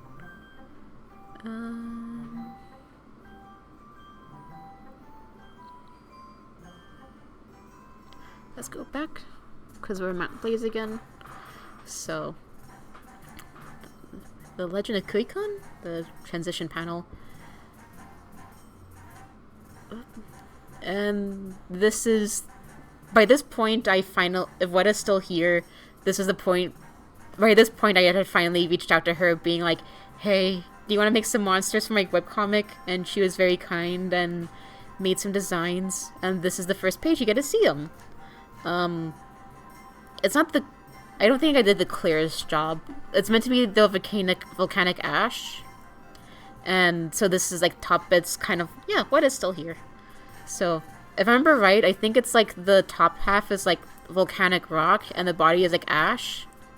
And so these guys have ash bodies, but this guy is like, he has a more normal body, but his head's all ashy. Oh yeah. Just to say for the record, Weta says they're moles made of tephra volcanic ash. So, they're not attacking here, they're just hanging out, but Hana's still kind of freaked out because, again, ash is related to fire, which is all around them, so then you don't want to fight the fire guys. So, anyway, let's read the page. How much longer do we have to be in here? We should be there soon? Aha! Yeah. Again, Hana's, yeah, hey. Special thanks to Weta for creating ash mold designs in panels 2 and 3. So, I think this is the only time they show up, but I remember liking their designs a whole bunch. And in this case, just kind of seeing a bit from Hana's perspective, where she's just not looking as much as she can. She's just trying to keep an eye on that, just not looking around her, not looking at anything. So, and they're about to reach the end when this place is boiling. Hang in there, Hana. It's the last room.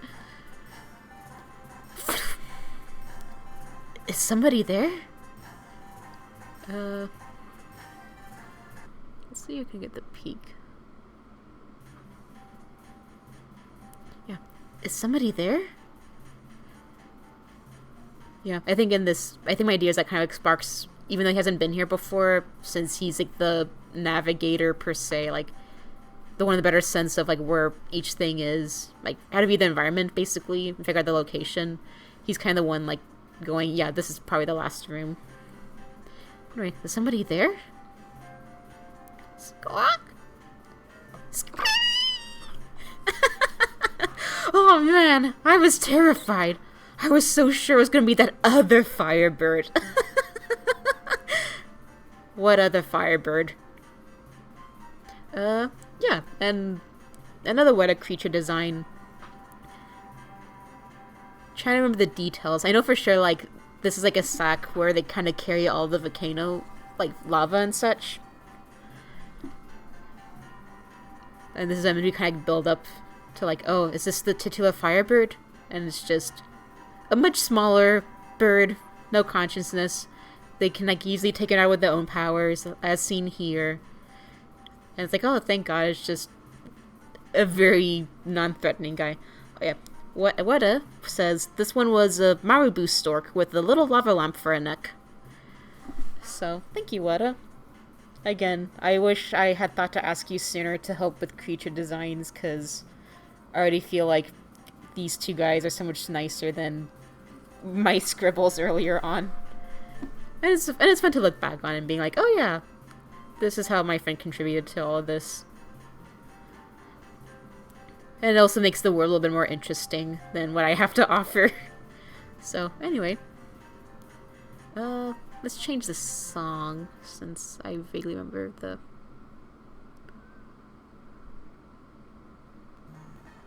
Yep. What other Firebird? Well, the map mentioned that Mount Blaze is a home to, a legendary Firebird? What?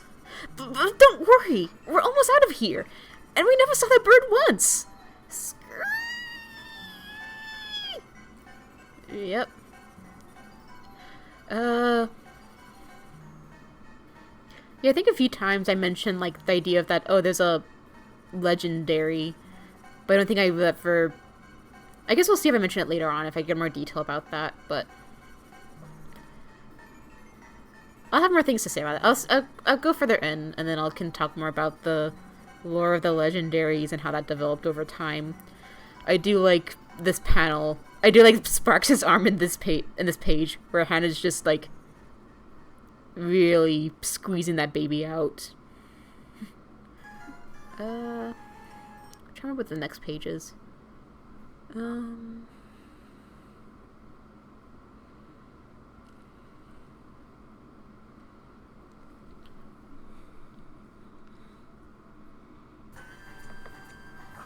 Yeah, next page is more chill, so... Good morning, Namazun. Hana, I'm at the town square helping a budding storyteller with his first show. Feel free to join us if you can. Namazun. I think I can make it to the show. I don't know if Aiden will feel like doing jobs today anyway. Let me make sure this is looping. Loop. Okay, good. Yeah. I guess this is like some background details. A little bit more towards like Hana's weaving past over here. Like, just her making something for fun. There's her flower that she always has. And this is her journal. I don't know if that's meant to be her journal, like something she would write in, or a book that she just keeps and reads about. But either way, it's kind of based on what I would do as a kid, where I just like read a ton and just read a ton at bedtime, and then just like put it right next to my bed. So then my desk would be too full, so I just like lay it on the floor. But Yeah, Namazu's a nice guy, leaving buns out. Wow, is the whole town watching this show? Hana! Oh, hey Koji, how's the show? About the show... Oh, Hana, just in time. The show just started. You didn't miss much at all. Oh, pajamas. I think I might have based her pajamas on an American Girl doll. My favorite default for pajamas is, like, Samantha's pajama set. Let's look that up, just for fun.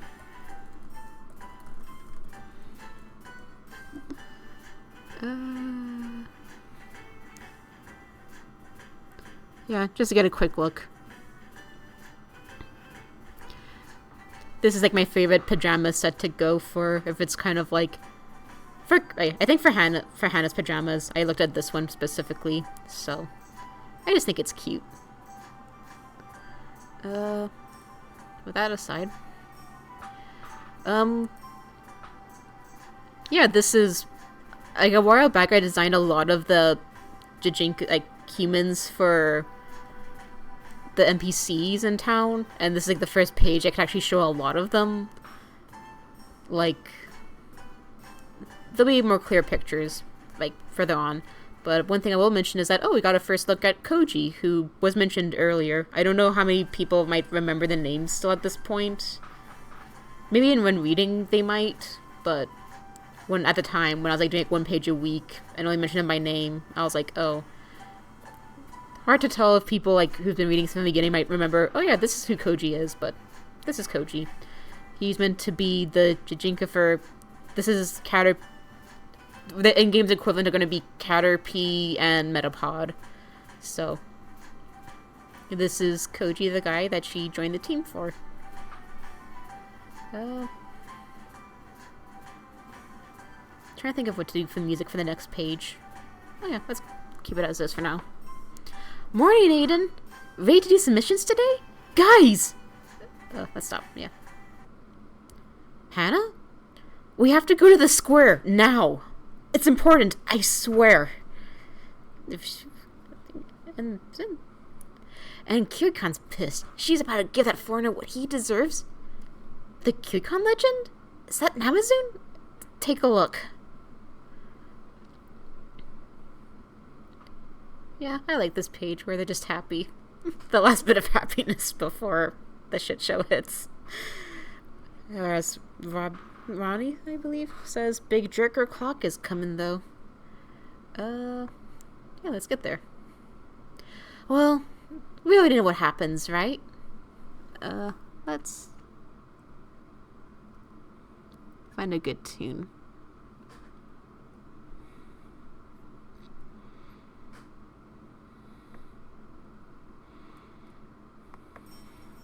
Yeah. Well, we all already know what happens, right? Kirkon offers to help the poor gal, but that jerk Ferner abandons her. So Kirkon rightfully curses that schmuck. Lily, everyone knows this story, Genji. Did you really call this whole town together for this? Yeah, first proper look at Genji, who is I mentioned before, the Gengar stand-in. So, I like his coat. I forgot exactly what inspirations I took for his design, but I like that checkerboard thing. And back there's the rest of Team Meanies. That's gonna be the Metacham stand-in, and Ekans, and they're just helping with the show.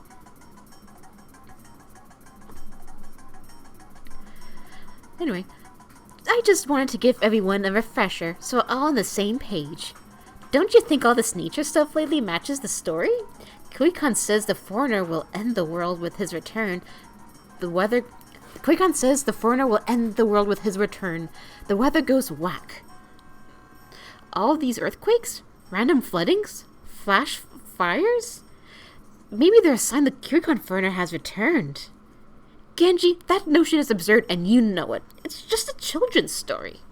Hey, aren't you from the town where that dormant volcano suddenly erupted? Yes, I am. A lot of folks died there, and no one, not even your town legendary, knows what happened. Are you really going to ignore the only thing that has some answers? Or maybe you think the legendary Kurikon's just a big fat liar? Of course not. Yeah, there's definitely some wording art change up in here, but oh well. Yeah, a bunch happening on this page. First off, since we got some peek at characters, this is the equivalent to the Persian who runs the bank in town. This is Snubble, and that's Bellsprout. Anyway, oh, he loves ska, obviously. I don't think I looked at ska, but he definitely does feel ska. I'm sure he likes ska. But anyway. Yeah, I kind of forgot this page has like a bit more like legendary lore.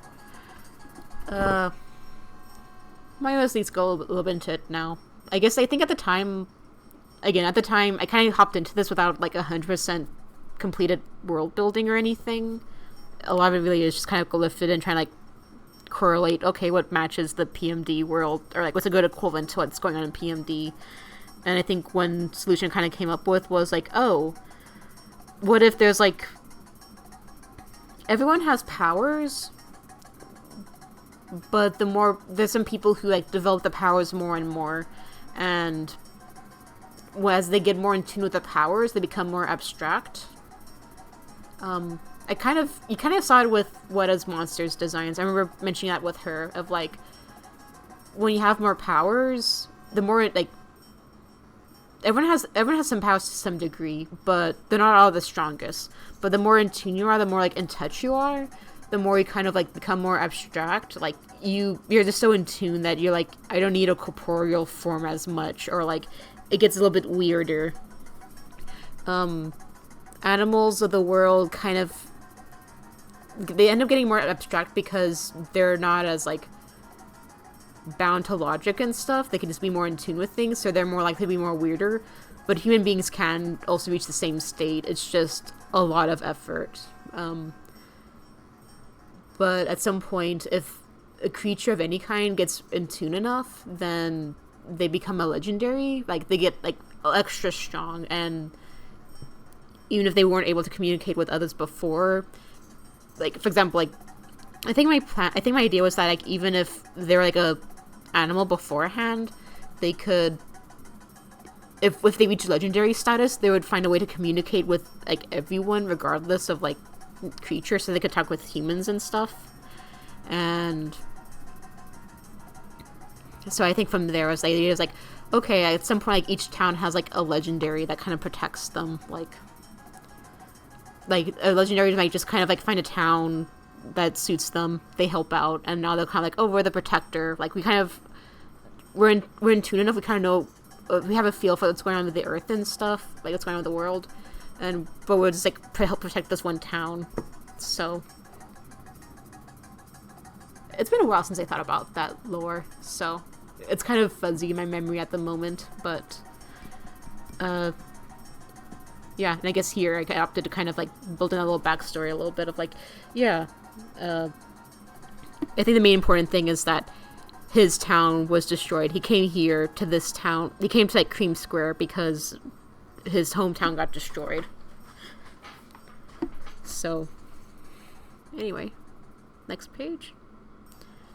I bet if the foreigner who caused that volcano to erupt was here right now, you'd do nothing. This is utterly absurd. It doesn't matter what or what I would or wouldn't do. No such a foreigner exists, and you know it. Oh? But the Kurikon foreigner is already here among us. Isn't that right, Aiden? Yep. Let's pause. Yeah, isn't that right, Aiden? So, I like this panel. Among Us! Yeah. Again, this is relics of the past that are funnier in the future now in a new context. Aiden's acting kind of sus, wouldn't you say? Yeah, I think it was just trying to like Oh, this like kind of set up to the future page. Just kind of go like, this is the kind of guy who's gonna be pushed to the edge of attacking a kid. I don't know. Basically, it's trying to show like the kind of like riling up that Genji's doing at the moment.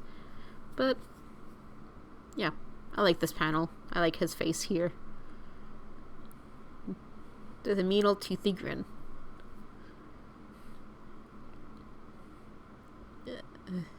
That's stupid! That's stupid! Do you really think anyone here is gonna buy that junk? Aiden's not the Kuikon foreigner!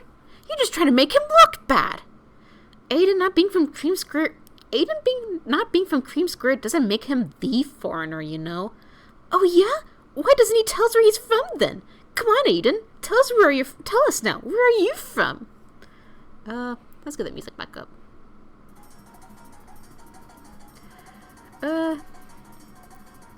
Yeah, this would have been a good page to show off more of the characters, but alas, they're hidden. But one thing I will say is that this is the Wigglytuff, the equivalent to the Wigglytuff character. You can kind of see, again, Snowball here, Persian, Bellsprout. Here is Gulpin, and here's a peek at the Celeon, one of the Celeon brothers. Yeah, come on, Aiden, tell us where you're from. Let's go to the next page. Oh yeah. Okay, I wasn't sure. A little bit of dialogue I was toying with having here was Aiden saying that he's from Arkansas, and Genji going, "What the fuck is Arkansas?" Like, none of those exact words, but basic gist is like Aiden going like, "Arkansas," and Genji's going, "Arkansas? No place like that exists." But I think I kind of realized that, oh, Aiden doesn't have any memories. He was the amnesiac, so he wouldn't remember, like, an real life city. So, and also it just didn't really flow that well. But that's just a bit of what could have alternate take on the scene that could have been. But yeah. Right? Let's turn off the music. Or find a better tune at least.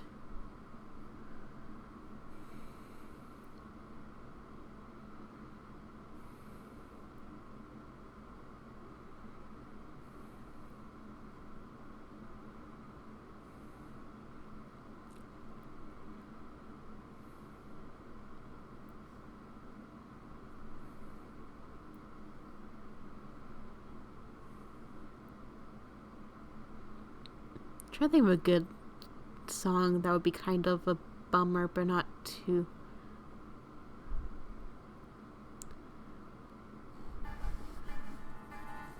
Let's do this guy for now. Arkansas? Sounds terrifying. Yeah, I know. Aiden, I heard what that geezer in the mountains said about you. He said you were the foreigner from out of this world. He said the end of the world was tied to you. You're the Kuikon foreigner, aren't you? God. One thing I will say, Genji knows he's the Kuikon foreigner. Genji knows about his past. He remembers all that stuff. He's not completely tied to it, but it's like, basically Genji knows his past. He knows Aiden isn't the person. So, a lot of what he's saying here is also as much kind of targeted to himself at it. Basically, he kind of admitted to himself, so he's taking it out on this brat, on this kid he doesn't like, for petty reasons. Because he's a petty person.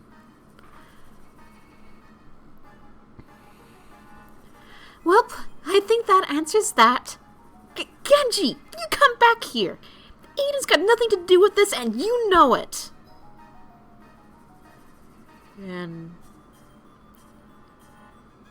yeah, I like this page. This is a page I would use for like sample pages. When I was like, okay, what's like one of the better pages to show off? And I think for me, I just like this gradient of. I like the gradient and I like the contrast of the eyes. I think it gets a feeling of like you're suddenly the attention, and everyone's like, what the fuck do we make of you? Oh. Anyway, let's pause.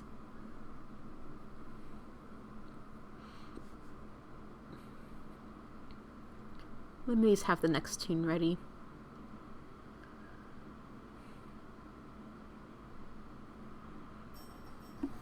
Yeah. Okay. Not quite yet, but let's just go on to the next page. You don't believe Genji, do you?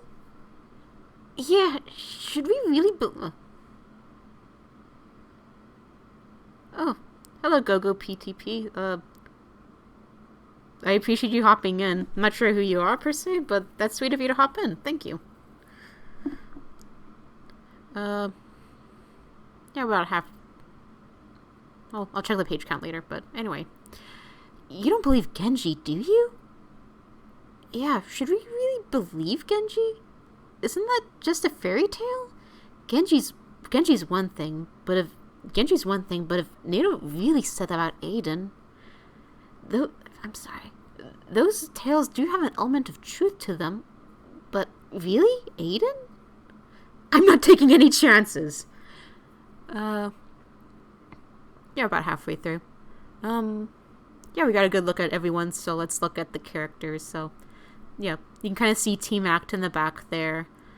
Again, Snubble, as you saw earlier. Gulpin, the other Celion brother, the taller one. I quite like his I like the Celion brothers I like a lot of these characters' designs. I was like, oh, they only show up for like a few pages in the background and that's it. Bellsprout, you can kind of see Team Act there, I think I already mentioned. You can also see a bit of...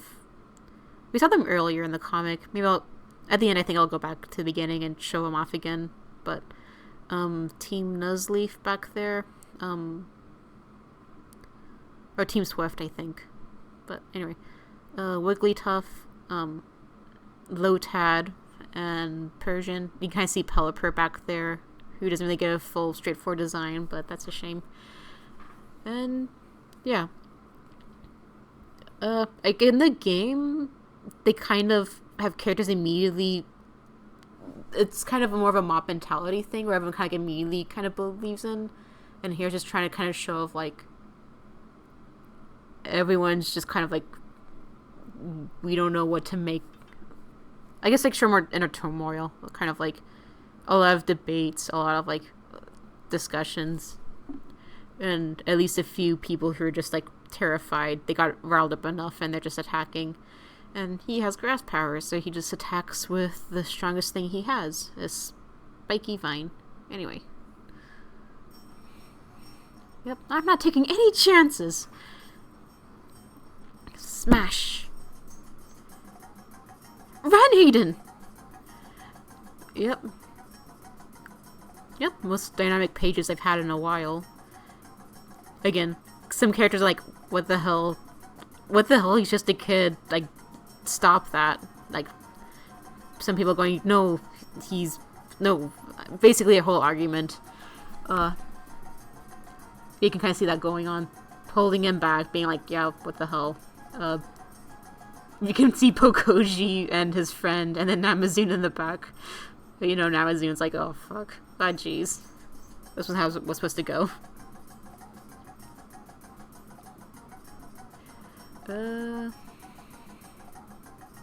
Yeah, let's pause. They hide away? Okay. At least it looks like no one followed us. Aiden, what the heck? Why didn't you say anything? Why didn't you stand up for yourself? You know you're not the Kirikon foreigner. Let's stop all of this. Let's stop this. You're mumbling again, Aiden. Speak up. Hold on. Oh, okay. Go-Go is Chloe. Hiya. Thank you for the kind words. And thanks for reminding me who you are. It's been a hot minute, so I don't remember everyone's tag names on here. Anyway, back to the page. Let's think of a good song to play in the back. Yeah, let's play this.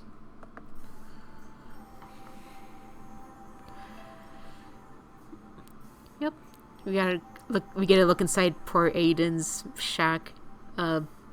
This bed, like, that's basically his bedroll over there.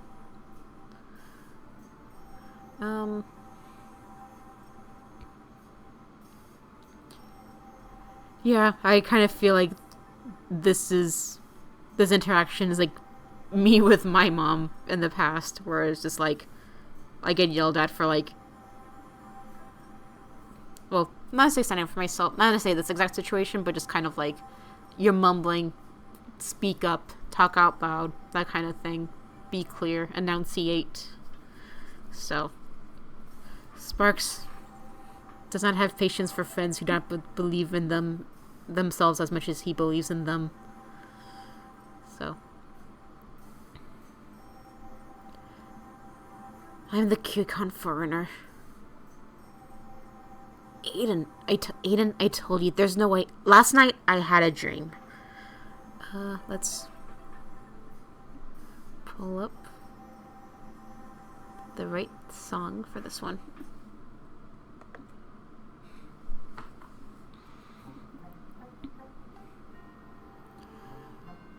Yep. Easy pages I could just use the gradient tool on. Ever since I arrived here, I've been having this dream. At first, I'd pass out before anything could really happen, but then someone started calling out to me. I couldn't hear much at first, but each night it got clearer.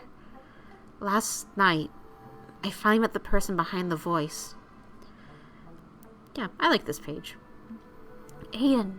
If I had a voice verb, I would do that here to read this background. Aiden. Can you hear me? Aiden. Yeah, I like the concept of just, like... I like this page, basically. It can be weird in dreams, and I like it. Is this on loop? Good, okay. Who are you? Ah, you can see me! Finally! I've been trying to reach you for a while now. But who are you? I suppose you wouldn't remember. I'm Yuki.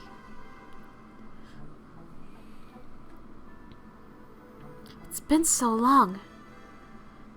I tried to ask more, but I blacked out. Why am I in this world? Why was Yuki trying to reach me? I came up with a lot of different explanations, but the simplest answer is almost always the truth. I'm the Kuikon foreigner. If the Kuikon foreigner is the reason their world is getting destroyed, I should go. Yep, Hana, yeah. Let's just go back to this page for a second. Yeah, I remember this page being fun.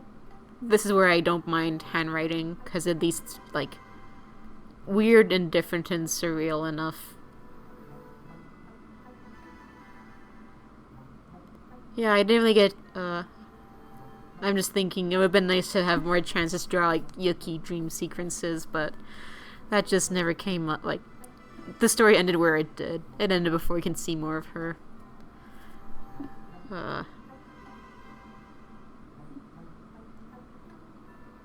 Yeah, anyway. I just like this transition. Yeah, it's, yeah, why am I in this world? Why was Yuki trying to teach me? I came with a lot of different explanations, but the simplest answer is almost always the truth. I'm the Kuikon foreigner, and the Kuikon foreigner is the reason your world's being destroyed. I should go. Yep, the first allusion to, like, oh, what does going mean in this case? So, let me...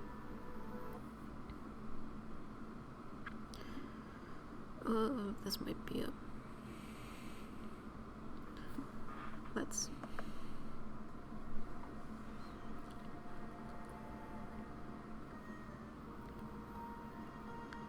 That's a load of crud! You shouldn't have to go! I don't care if you're the Kuikon foreigner. You shouldn't have to go! But the end of the world. Shut up about that! Did Yuki say that you were the foreigner that abandoned her? No. Then we don't know anything for sure. You said so yourself. There's so many different explanations for all of this. So why are you assuming the worst possible option must be true? Do you really think you're that bad a person, Aiden? Sparks. I think you're a good person, Aiden. I don't think you're the Krycon foreigner. And I'm not gonna let anyone who thinks otherwise hurt you. Aiden. Whoop.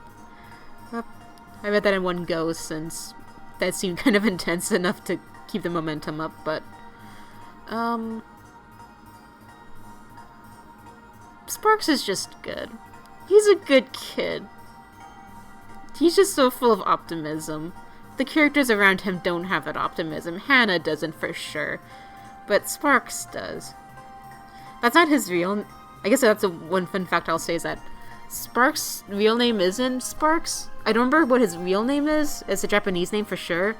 Sparks is more of a nickname, but he's a good... I don't know. He goes by Sparks, so let's just call him Sparks. That's his nickname. But he's just a good kid. I like him. And we get Team Act coming in.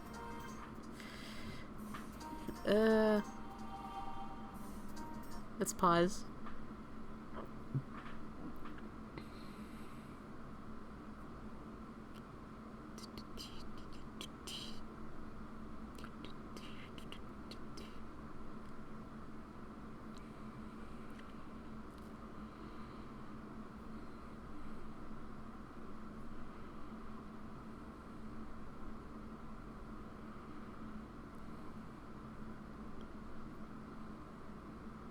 Is this it? Okay, yeah.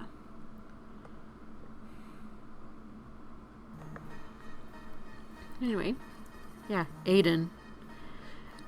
Yep, we got the font change. No more fun font time. There's serious business. The town held a meeting just now. You're well aware, first and foremost, my team serves the will of our hometown.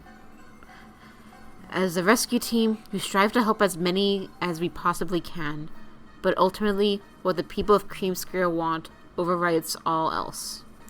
And right now, the people want the Krycon foreigner dead. Yeah. I guess this is a point of... Since we're on this page, might as well mention. Earlier I mentioned that, the legendary protects the town. Each town has a legendary that protects them.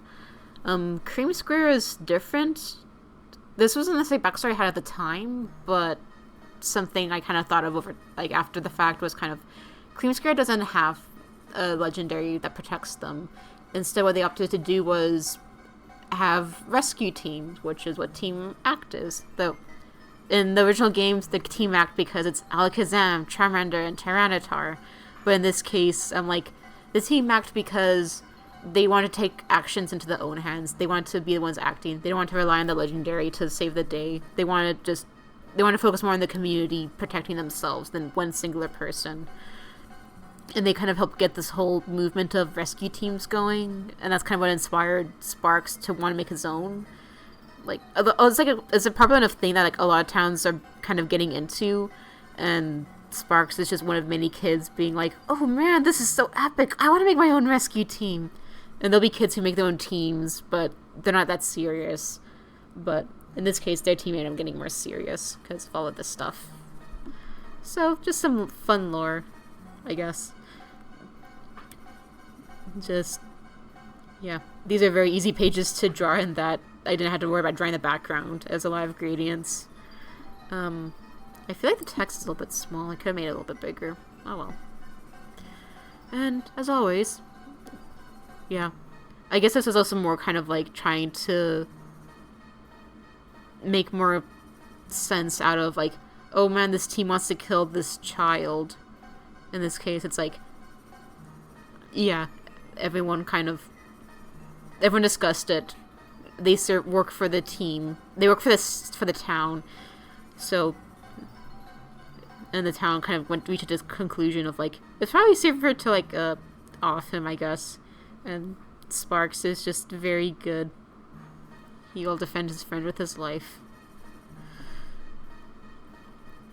The entire town will work together to hunt down the foreigner. But you know, that... let's pause. But you know, that hunt doesn't officially start until tomorrow. Sorry. A big change of emotions requires a change in the background music.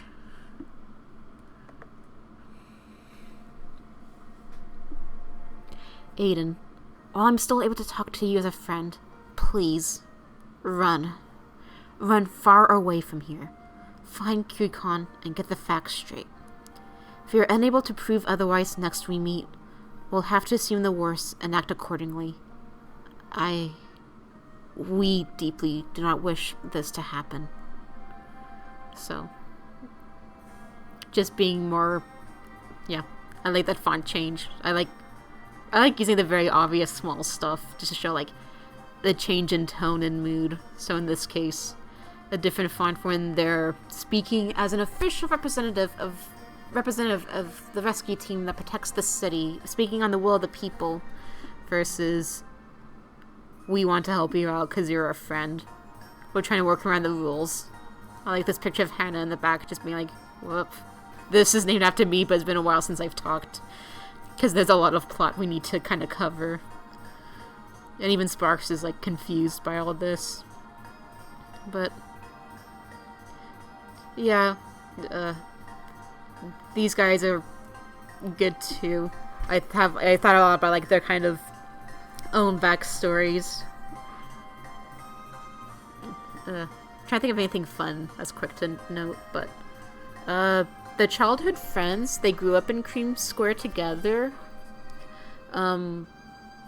They were I have like this whole side comic, like I have again, Hana the Firebird is done as a story, that's it, but since finishing it I have thought of a few like one-off ideas, and one of them does involve like their backstory, like how they got the rescue team thing set up, what their relationships were like. I guess just as a fun background trivia, I guess like a bit of a... I guess I'll just describe that plot a little bit. Basically, they grew up in Cream Square together. They had the town legendary who lived in the lake that Namazoom lives in currently. They used to have a water legendary there, but the water legendary, even though she was the one protecting the town, she was slowly becoming more and more useless, like being more of a hindrance than of any actual help to the town. And so these three guys, when they're like teenagers, decided we just need to get rid of her. We don't need her anymore. She's more of a trouble to the town than a help. And basically they end up being the ones killing the town legendary. So that's kind of how they get the whole reputation of like, oh, they killed a legendary. And with their rescue team ended up like killing a legendary to help improve the town, and that's why they kind of... That's their case for having a rescue team system versus relying on legendaries. Another thing from that comic would have been these two are dating, but again, that doesn't really come up in the comic because it's from Hana's perspective. So in her perspective, they're all just the guys who failed to save my sister, and they try desperately to like make it up and be like substitute dads to her, but she'll always, at least the Hana in this story, she'll just always be like, great, where's my sister? I would rather have had my sister than all of this. Like, Sparks will be like, hey, Hana, why do you have 4 dads? And Hana's like, because 3 of them couldn't save my sister, and I'm trying to make up for it by being my dads, but I'd rather have had my sister. So, yeah. Again, background lore that never makes it into the comic. Oh. Hold on.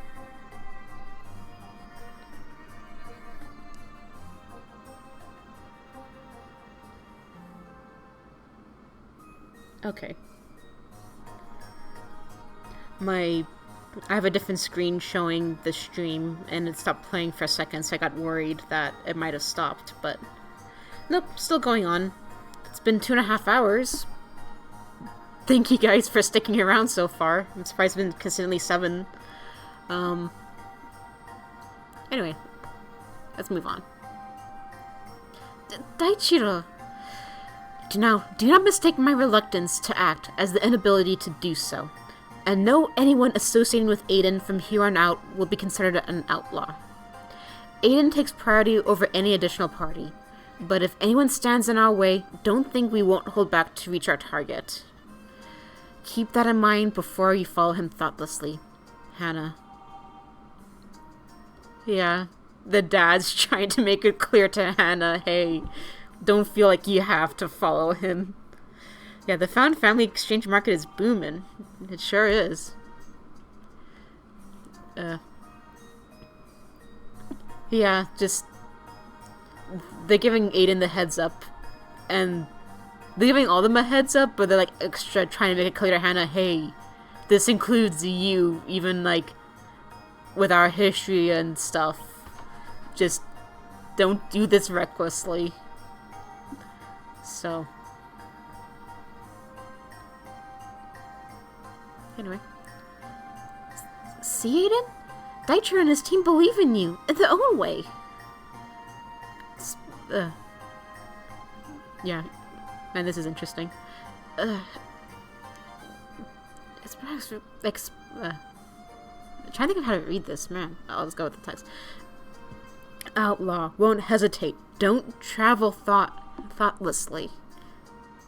Hana? Are you gonna join us? Let me see if I can... There's definitely text behind there. Let me see if I can read it. Yeah. Yeah, see? Daichiro seem to believe in you in their own way. Sparks, they just threatened to kill me and anyone who follows me. Oh, man. Do I want to pull up the original page? See if I can pull up the original page? Just to see what the text says? I won't do it on the stream, but I just can do it on the side computer, so I can at least read what it says. Will my computer let me do that? Let's see.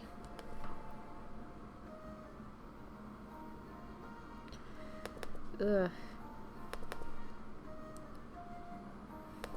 Let's see, this is page 72. Let's see.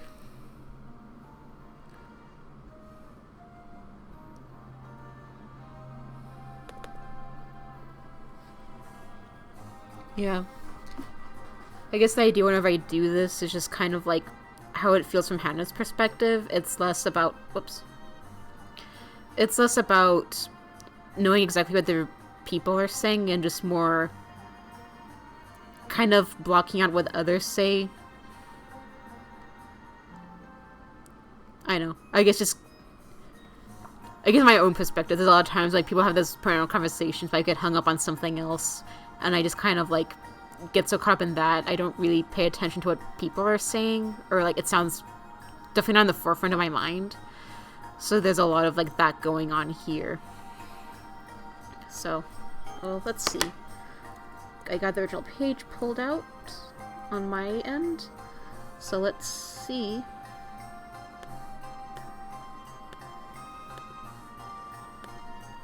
Okay, here it is. Yep. Sparks, he just threatened to kill me. Over here it says, Sparks, he just threatened to kill me and anyone who follows me. But he gave you a map! And here, check it. He marked where folks say Kyukan lives at. Let's see. He also left a ton of notes on the best places to find food and shelter. He wants us to succeed, Aiden. Let's see.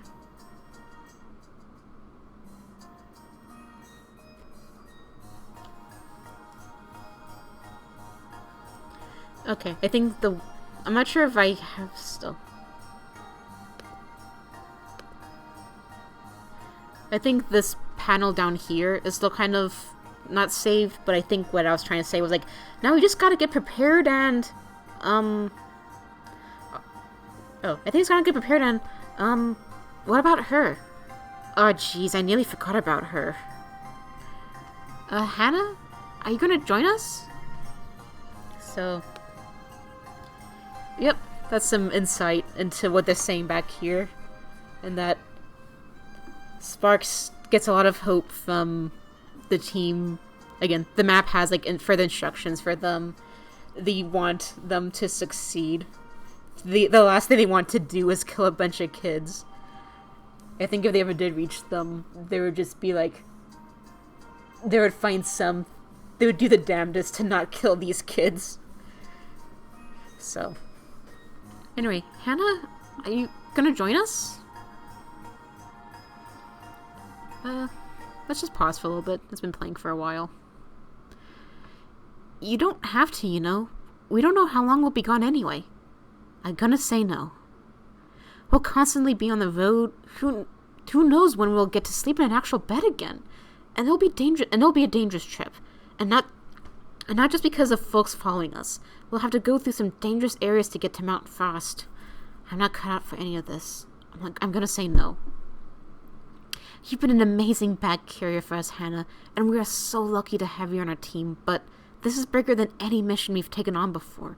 We totally understand if you don't want to follow us. I don't even like Aiden. I'm gonna say no.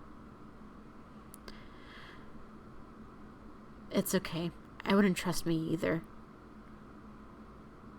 Yeah, I'll go. Yep.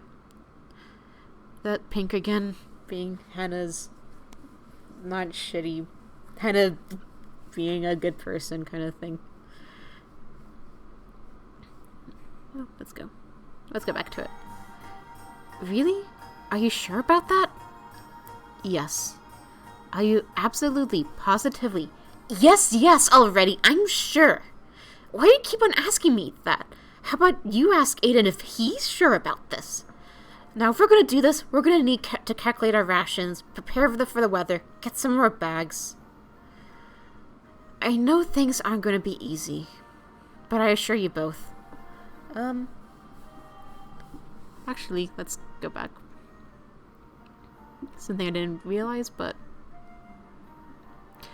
this is the last traditionally drawn page. This is the last page, well, it's not the last one, but one of the last ones. And this is the first time I drew a page entirely digitally. I think I did have like rough sketches out.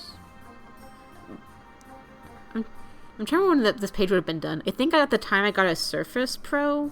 I got the Surface Pro 4, and so suddenly I could like draw digitally on a screen and carry it around, not be stuck on a computer. I could like go to the cafe with the Surface and draw there. And initially this was going to be traditional, but I had this background scene I really wanted to do just to show the scenery, and I was not going to draw this by hand. I was not going to achieve that, so I definitely knew this was going to be like a digital painting. So I think I got a lot of like, I think this was all sketched traditionally, but I ended up scanning it in, and initially it was just to get this page done, but then I was like, you know what, I'll try inking the page digitally. So this is the very first practically all digital page of Hana and the Firebird. Digital text, digital inking. I believe the next page is the last proper all traditional page, but let me double check. And the next page is gonna be trying to think what the good one is.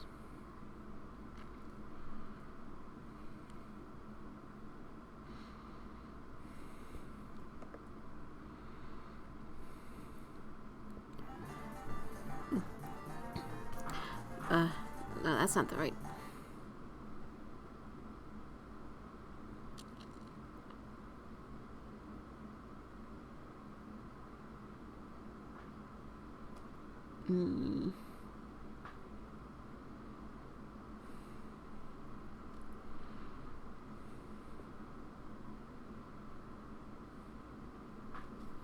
Okay. Yeah, this is what I'm thinking. I'm ready to face whatever. Yeah, let's go back one more. Yeah, drawing on a screen really helped with productivity so much. Like, Again, it's how I got this comic finished. Anyway, I know things aren't going to be easy, but I assure you both, I'm ready to face whatever comes our way. And here's the Firebird. And I think this is the last traditional page. Like, a page I did inks traditionally. Who are you? Hey Firebird. We're just a team traveling through. Can we go now? Don't play games with me. You're the reason why my mountain's growing colder, aren't you? Yeah, this is definitely all digital, for sure. I think the last page was the last one. There's some fun layouts with the bird. And it's gonna keep going through. You leave him alone! Nature has been out of whack everywhere! We have nothing to do with the mountain getting colder.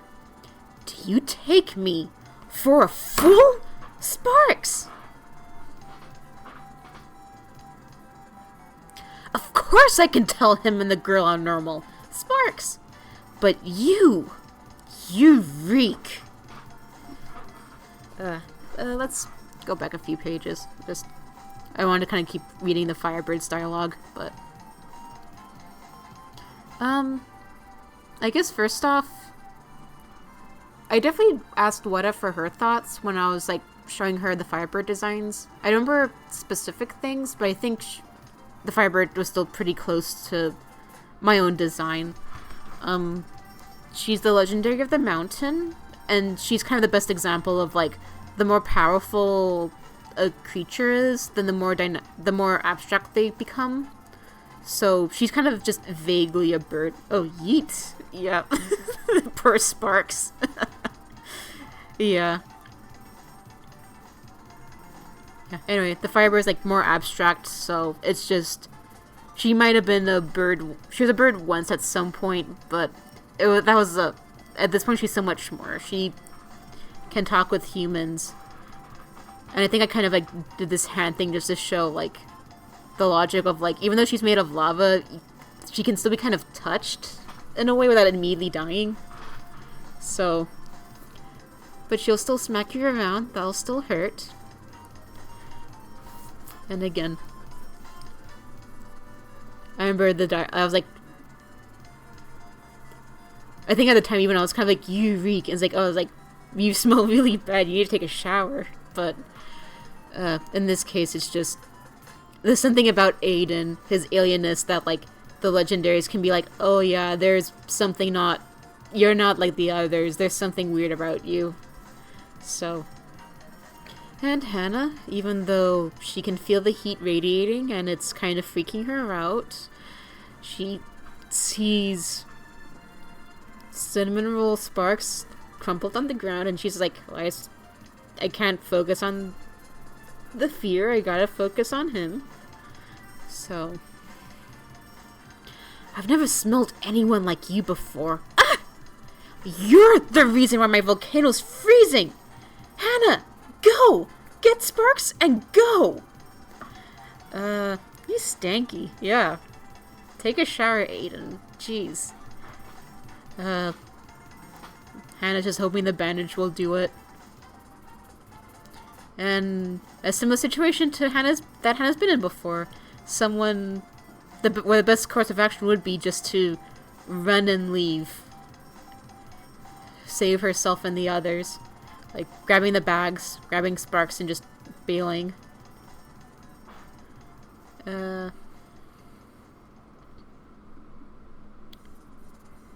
Let's... I'm trying to think if there's a good song for this page.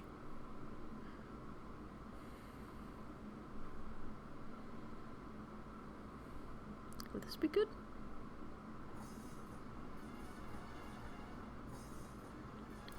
This'll go for now. At least it's different. Thank goodness. I'm not gonna force you guys to listen to me yelling. I think my joke dialogue when I made this was like, let the bodies hit the floor! Let the bodies hit the floor! So,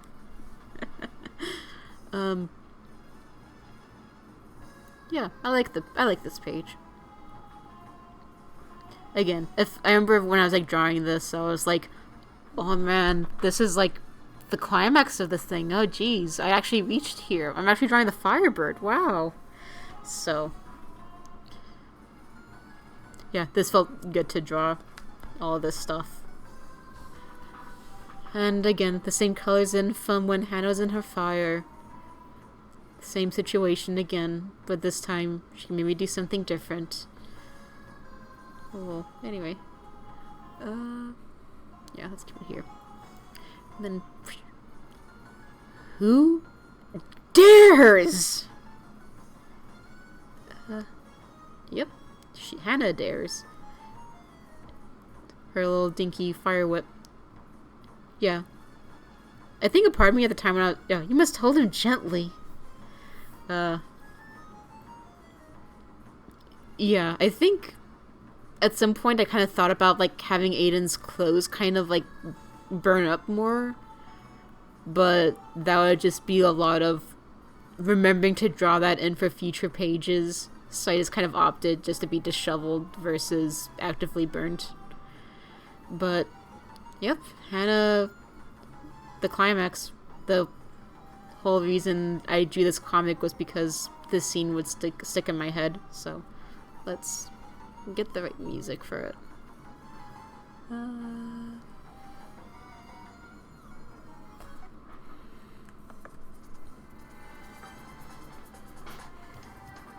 Fire turd? What do you want? I let him go!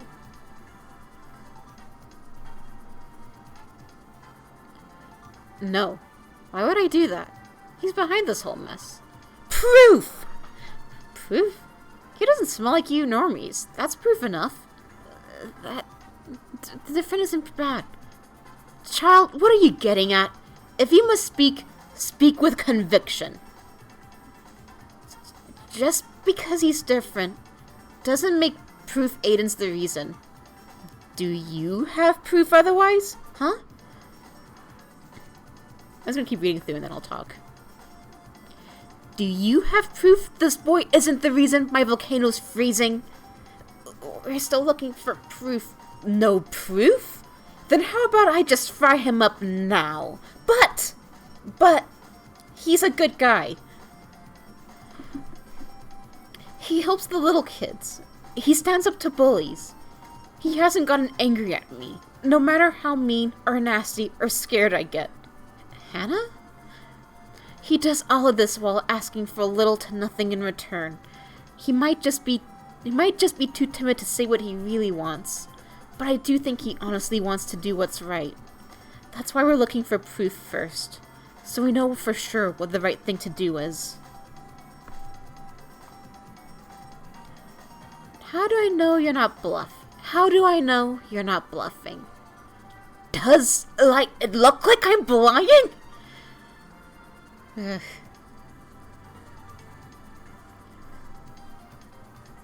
Yeah, let's go back. I think this is a good stopping point.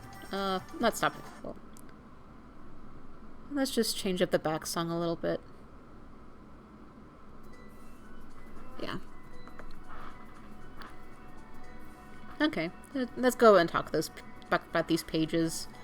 So, yeah, these whole pages are why I kind of... They're in my... Not exactly like this per se, but just this whole encounter was something that always kind of stood out to me. Even when I grew up past middle school and was like, this writing and that writing is bad. Just the basic idea of, hey, this girl who's actively terrified to the point that she's just awkward and non-eloquent, but just still standing there, just still doing the best she can to get her point across. Like, she's doing whatever she can. Like, first she's like, oh, I can't look at the bird, I can't look at it, so I just have to cover my... I have to actively cover my face, but I'll keep on talking. She, like... It takes a while, she, like... again, a lot of my awkward language in here was usually unintentional, but here, a lot of it is intentional. If it's coming from Hana, it's intentional.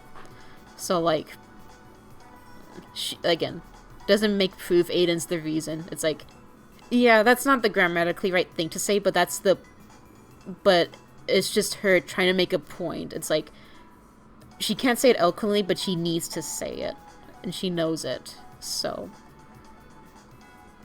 Basically, trial under fire, being forced to communicate and stand up for something she believes in, even though she's terrified, and this is the guy that she always says, I don't like him.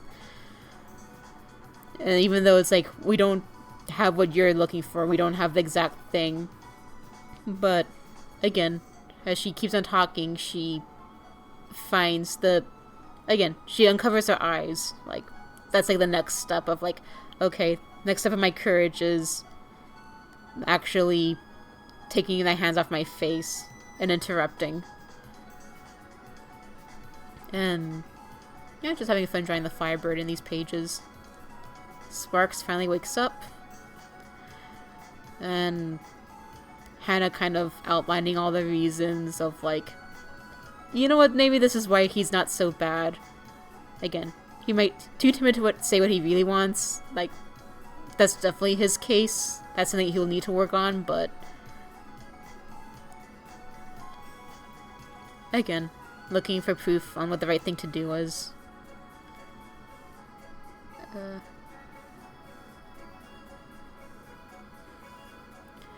And again, how do I know you're not bluffing? And this was another intentional, like, again, it's her saying, does it look like I'm lying? But I intentionally wanted to be like, you could read it like, does I'm lying? Like, basically, kind of the same as the earlier point. She's just more focused on getting her point across than it is being clear. And the point is that she believes in this guy. They're trying to get out of here. They're trying to do the right thing. Let us go so we can go find what the right thing to do is. And this is the hardest shit for me to do. And I'm not gonna make sense. I'm not gonna make perfect sense. I'm not gonna be perfectly clear. But I am going to get my point across. I don't know. That's like, basically this whole panel is kind of like the heart of like why I wanted to tell this story to begin with. Just, again, she finally, like, can face the bird directly, face her fear directly, face the situation directly, and even though it's not the most... Again, if you're, like, the English teacher going, well, this isn't grammatically correct, it's this and that. It's like, no, this is just her splayed out, and it's not tidy, but it's there, and hopefully the message gets across. And I'm not sure if Dylan is in the chat, if they're watching or not, but when I was at TCAF 2018, I think 2018, I had a fan by the name of Dylan come by my table going, well, first they contacted me on Twitter beforehand going, hey, do you have like a clear art version of this panel? I want to do something based on it. I was like, yeah, sure. And then at TCAF 2018, Dylan came by the table and was like, hey, I made a cross-stitch of this panel, and that was very incredibly sweet, and I still have the cross-stitch on my shelf. Maybe I'll post a picture of it again after the stream, but does it like it I'm lying? Yeah, again, it's like all those memes of the windows of like, say yes to no, pizza to jugs, but in this case, it's like the emotionally turbulent version of like, again, you see the words, look, like, you get the point. She's pissed. She's like, do you think this mess of a person is lying? So, yeah. And then, yeah, after that outburst happened, she's like, oh shit, oh yeah, oh fuck. Oh shit, I messed that one up. I didn't do this exactly right. Oh fuck. But then, I choose to believe you, but promise me this. When you find the proof you seek, Swear to me you'll do the right thing. So, yep, Hana's, again, as you mentioned, the bird gets what she's saying, even if she gets the heart of it. Swear to me to do your right thing. Yes. In that case, I'll hold you to it. So, yep. Sparks and Hana make a promise that whatever the right thing will be, whatever the right action ends up being, they promise to do the best. And one last goop look at the Firebird before she leaves the story, where she just blends in with the lava, because that's how she is. Just one giant lava bird.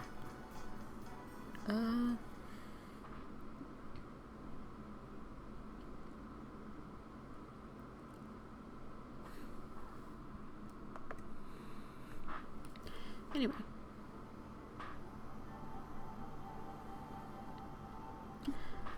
Sparks! Sparks! Aiden!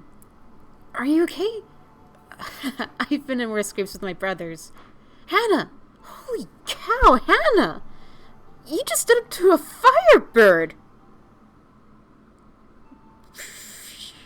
Yeah. Basically being out of it, that you don't really fully register what happened. And then when it registers, you're like, oh fuck. Oh fuck. Ah, jeez, what the fuck did I just do? I need to get the fuck out of here. Get out of the fire zone. And just make it outside. So, they finally get out of the mountain. And I remember at the time, I was like, hey, you know what? This doesn't look that bad. Maybe I can do backgrounds. And I look at them and go like, I could do better now. But it's just fun to see the steps where like, oh, was not so bad to you in the past. It's like, oh, I could definitely do better now. So, yeah. Oh, I kept this in. Yeah, let's take a short breather. Yeah. Again, I kept this in because I thought it was just funny and it was a good breaking point, but it's Valentine's Day. Here you go. I hope you like this. Here you go, Hana. Happy Valentine's Day. Thanks. I also got you one, Sparks. No way! I got you something too. Here you go. I hope you like this.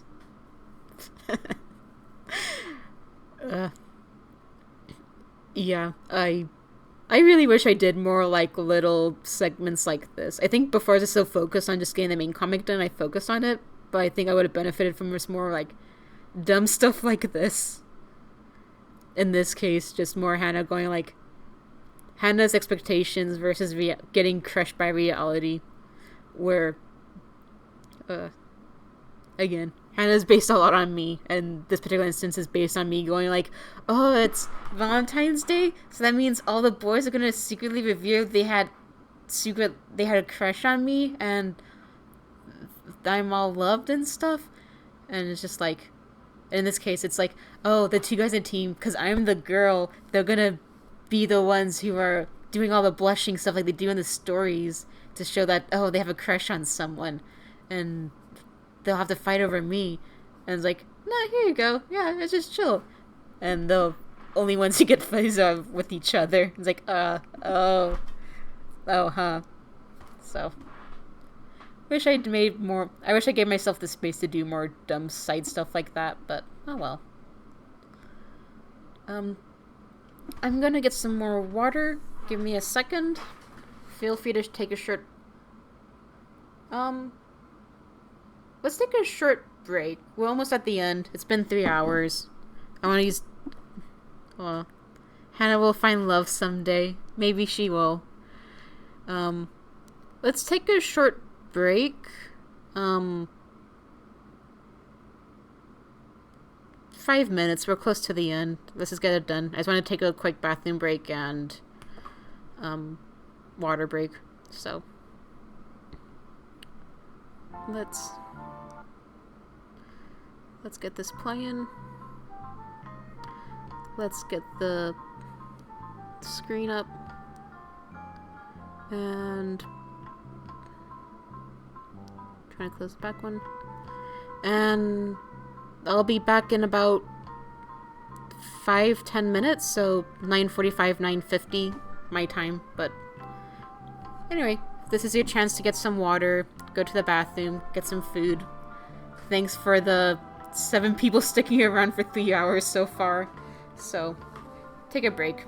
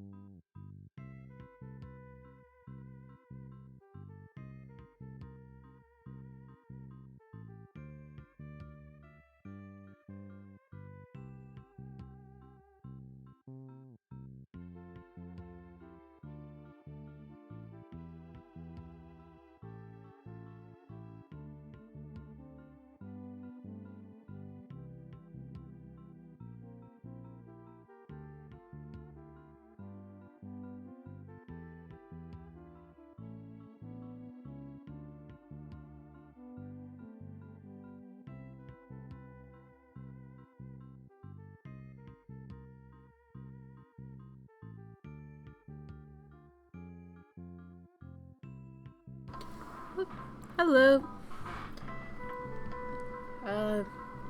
I'll give it about 2 more minutes, so... Looks like all 7 people are still here. I know one of them is me watching from my own computer, but... Still, 6 of you sticking around. Thank you. And also, Hana finds a date spin-off. Again, one of the other one-shots I have is about the team being older, but Hana still doesn't find love there. I guess the basic plot of that one would be Hana's like 18 or something, and she's like, well, I guess I have to fall in love now. Who do I choose to fall in love with? Oh, I'll choose Sparks. And then the next day Sparks is like, hey, me and Aiden are dating. And Hana takes it very poorly. But Aiden ends up being the... yeah, it's a whole comic idea. But basically, I think it'll be a while before Hana... I don't have any... basically, poor Hana. But as long as she trusts and believes in herself, I think it'll be work out in the end.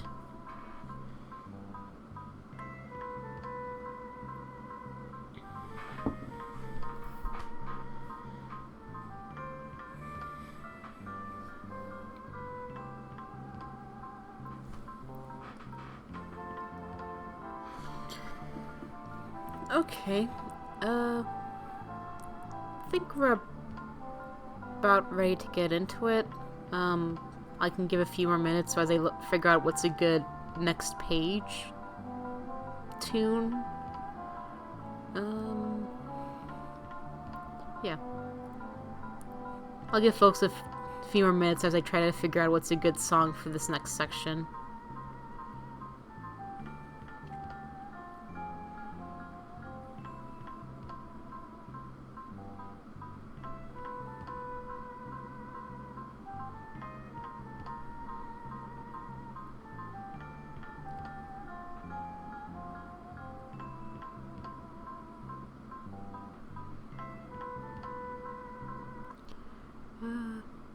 Let me just go through.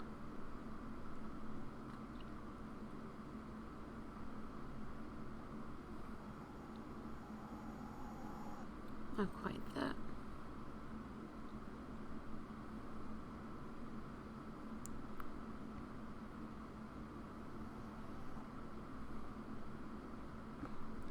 I feel like the song might still be the best. Okay, let's get back to it. We're almost done. Who would a Chikorita pair up well with? I do not know. I'll need to think on it. But anyway, let's get back to it. So...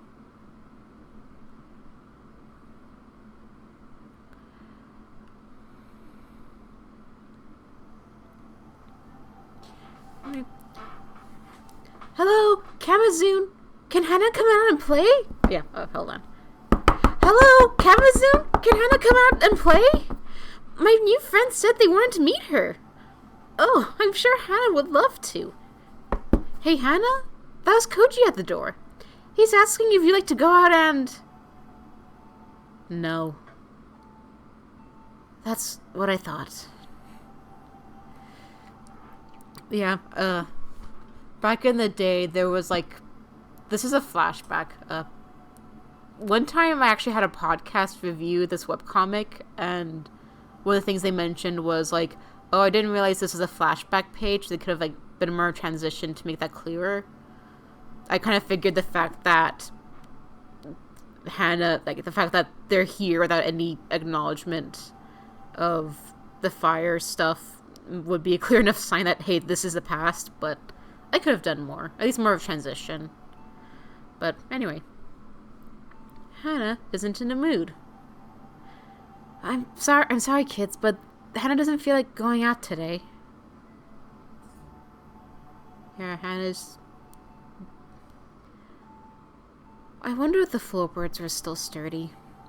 I know the room looked engulfed in flames, but maybe I could have still crossed the room. Yep. I could have gone in and saved her myself. I don't think that would have worked out too well for you, even if the floor was intact. Your hair would definitely have caught on fire. You would have been burnt to a crisp. Habba wouldn't have wanted you to get hurt. Yeah, that might all have happened. But at least she'd be... trying to think what's a good song. Maybe there isn't really a song for it. Oh well. Yeah, these are like the more Sojo pages as Hana talks with herself in her head. Turns out Hana's just as hard on herself in her head as she is on Aiden. So, yeah. Anyway, trying to think of what else to say, but I guess go on to the next page. You were smart to get out there and look for help. No, I was cowardly. Look, it would have been brave if you ran in there. Only foolish. Well, maybe I should have been foolish.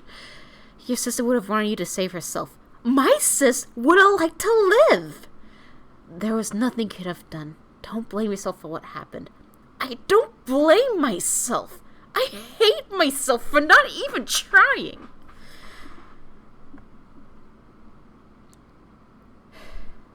I put too much faith into things working out for themselves. Be smart. Be cautious. If there's trouble, tell an adult. But adults are never a guarantee, even if they mean well and do their best. I should have taken matters into my own hands. I should have at least tried. I don't care how dangerous or reckless or foolish it is. Next time, I want to be able to say that I did something. Anyway, there's a whole bunch going on these pages, so let's go back. Yeah, this is another one that's the big stompy feet are cute. I'm glad you think so. Hana is a lot of fun to draw. The hot webcomic tip I have is make sure you like drawing the protagonists multiple times. Aw, thank you. I like these page compositions too. Like, this is another one that I liked a lot of, like... Again, just... very emotional pages. This is, like, more what talking to myself in my head sounds like. Not, like, just a single word balloon, but just kind of, like, yelling at yourself. Ioska kind of peeks into, like, what people have said around her. Just kind of the mix of, like, the logic versus emotions, which... I think as I've been talking and reading this out loud, I think that's kind of, like, Hana's whole thing is that, like, there's a logical facts that she knows, and then the emotions, and it's just trying to get that... I'm not sure if balance, but it's just trying to, like, get a feel for, like, when's the time to follow logic, when's the time to follow emotions. And in this case, when she followed logic, that led to her... The logic would said, oh, trust the adult. Trust what the adults say. Go out and get there. But then dealing with emotions of like, oh, my sister is dead. And it probably feels like I could have done something more. And even though there probably wasn't, even though the adults around her constantly are telling her, no, there was nothing you could have done. Like... yeah, can't logic your way out of grief, basically. So, yeah, I think this one makes me kind of sadder, because, like, Namazu's the one that she likes the most, and she's the one who just kind of goes, yeah, I don't blame myself, I hate myself. I think the biggest thing is that fact that she didn't try, like, I don't know, I guess it's, like, there's always a lot of advice of, like, I think in a lot of, like, shows and stuff, it's always like, the spunky character, everyone told her she couldn't do it, but then she did it and proved them all wrong. And this is the character who kind of goes, I'll take your word for it, yeah, I can't do it. And then just kind of dealing with, oh,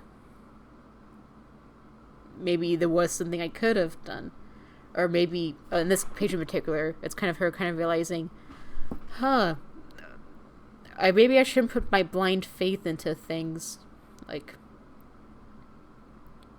basically kind of grappling with the fact of, like, she did exactly what she was told. She's the kind of person who will do that. That's just the kind of person she is. And this page is just her kind of grappling with, like, oh, I did what I was told and it didn't work out, and it's just kind of, it really, really didn't work out. So, and it's her kind of deciding the thing that'll make her feel better, or make her feel better in the long run, is at least being able to say that the thought came to her, and even if it didn't match exactly what logic tells her to do, it's at least her being able to say, I did something.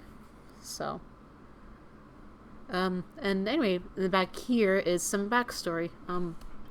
This one was, this composition was inspired by the original run of Amethyst, Princess of Gemworld. There's like a few pages where in the middle there was it was like one location, stuff happening in the moment that we're focused in on, but then the banner, the side of it was a scene taking place elsewhere.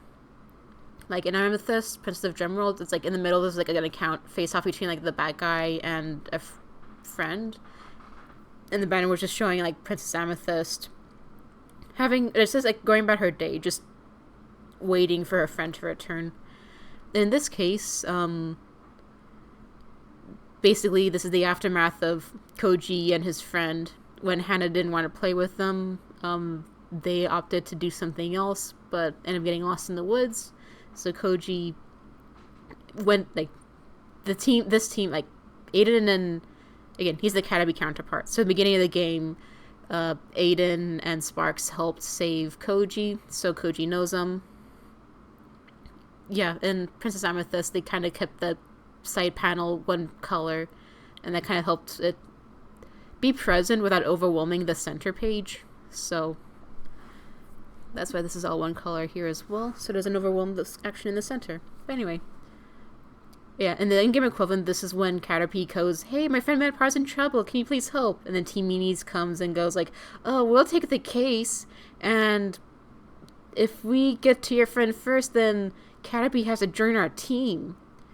And Sparks and Aiden face them off. They kick their asses. Yeah, this is a fun page to see. I think this is the last time I drew Team Meanie, so it's quite fun drawing them here. They end up finding Metapod. They get and the friends get reunited. So, yeah, I'm not sure how many people might immediately understand this is like a flashback thing, but hopefully. But I like it. Hopefully, other people understand it as they read onwards. They know what to make of it. Yeah. Anyway. I'm trying to think what's a good song.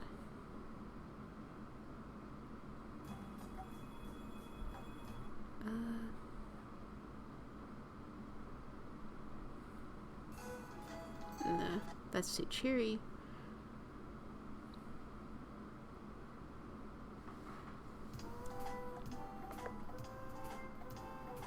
Maybe I'll skip the music off for now, because I can't think of a good song to match up with this emotion. Namazine, you wouldn't believe what happened. We went to the woods to play, but then Akira went and got lost. Okay, that's what I named Metapod here, Akira. I told you I was going to pick some flowers. Why didn't you stop? Well, I didn't hear you. You should talk louder. You should have listened to me. Kids, tell me what happened. Oh, I got really scared when I couldn't find Akira. Actually, I know what song to play. Okay, yeah, this is good. So I got really scared when I couldn't find Akira, so Koji got a rescue team to help me. Did you know he knows a rescue team? I didn't know they're a rescue team now. I just thought the big kids who helped me at the fissure would help again. Why didn't you ask me for help? I would have gladly helped. It never crossed my mind to ask you. You haven't wanted to go outside to play for days. I didn't know you'd be willing to leave the house to help me. Definitely some dialogue I could have rewritten so there's less repetition, but yeah, a case of kind of realizing if you don't put yourself out there and let people know, then people won't know they can ask you for stuff.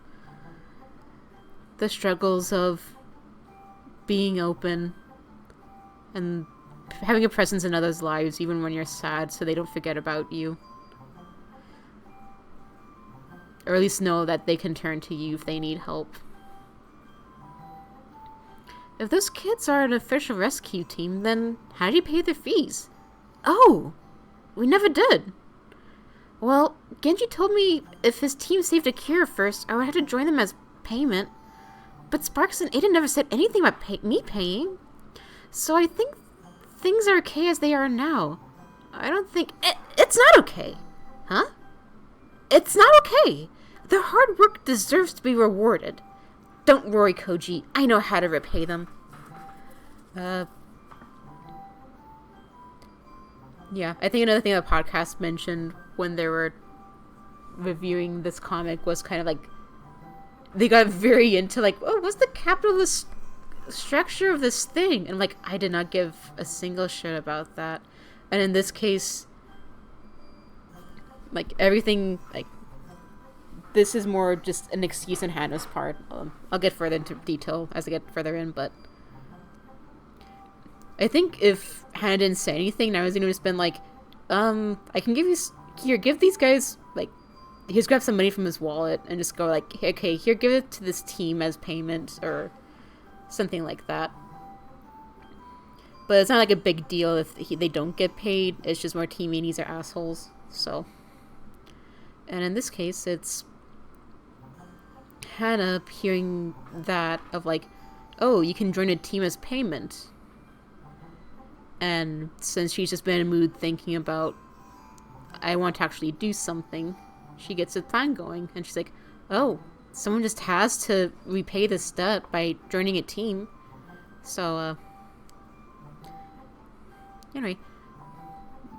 Phew, what a day. I'm happy we could help out Koji and Akira. Still, kind of bummed me we didn't get anything out of it, though. What, beating up Genji wasn't payment enough? Don't worry, I think I'll find paying work now that Genji knows not to mess with that mail. Excuse me. They're the ones who help Koji and Akira, right? This page gets to me because this is like the one, I think it's like the one time we get to see like Aiden and Sparks together without like Hana being there. They can just be friends. I know, just like a peek into that. Like, again, if I did more character side comics, maybe there would have been more just Sparks and Aiden being friends. Like, no baggage, no terrified, just the times they have fun together. The times they just like laugh at each other's jokes or like, yeah, this like Aiden that is more open, just like kind of like making fun of Genji, being like, oh, like kicking it, beating him up wasn't good enough, like basically Aiden opening up more genuinely. So because I think that moment like anyone else comes into the picture, Aiden again kind of immediately like closes up, and Sparks is the one who kind of takes over, but Aiden can be quite open and sassy himself. So anyway, hey, you're Hana, right? You know Koji and Akira? Koji stopped by my house saying you two helped him out. I understand he didn't offer you guys any compensation for the task?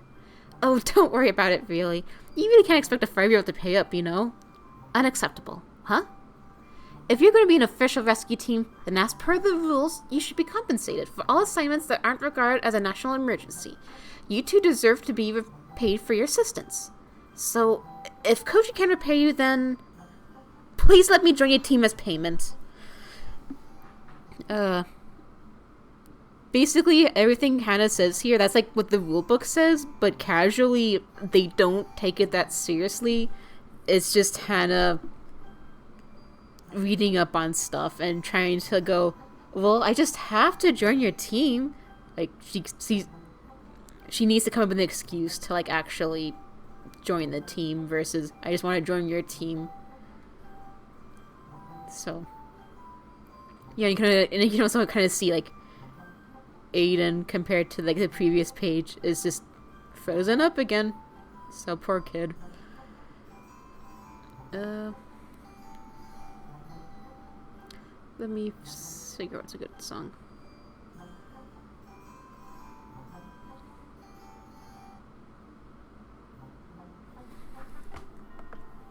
Yeah, let's go play this one.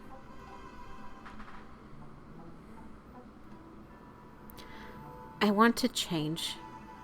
I want to be a better person. I want to go to bed knowing I did everything I could to help. I want to stop being a quiet, smart girl. I want to be a foolishly brave person. Yeah, you know, I could have just given you some money to give to that team. Yeah, this is more acknowledgement of, like, yeah, I could have just give them money. Or, like, basically everything Hana does here is she didn't have to do it, but it's just her seeing this as her opportunity to be more the person that she wants to be, which is a foolishly brave person, but she still kind of overthinks a lot. Still a bit of a smartass. Well, not smartass, but it's hard to say she'll ever be completely the kind of person she wants to be here, but she wants to take a step towards at least being more impulsive and in tune with her emotions. Trying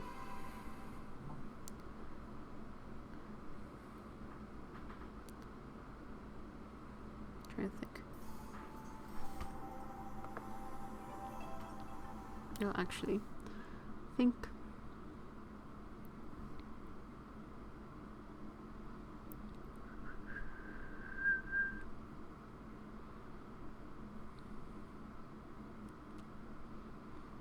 Okay, let's go back to here.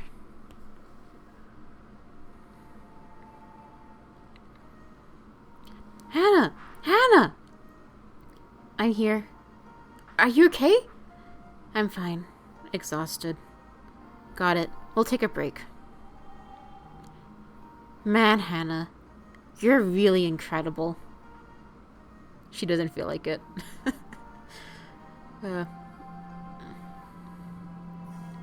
I mean, the whole time in there, you wouldn't stop clinging to me. Then I wake up to find you staring eye to eye with a freaking Firebird. You're so cool, Hana. You're the bravest person I know.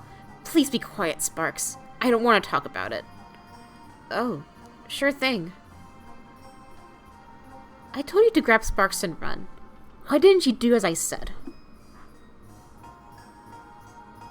Wait, you told Hana to leave behind? Such Sparks.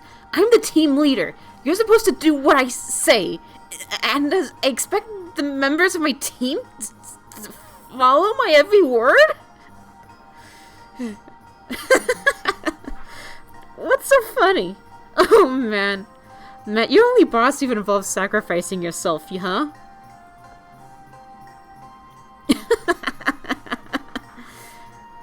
Why did you come back? I saw you run away after I asked you to. I know you don't like me. Why did you save me? Last time I did what I was supposed to, I had the briefest thought that maybe I should act differently. But I ignored it. Now my sister is dead. You're right, Aiden. I don't really like you. You need so much explanations for the most basic things. It's annoying.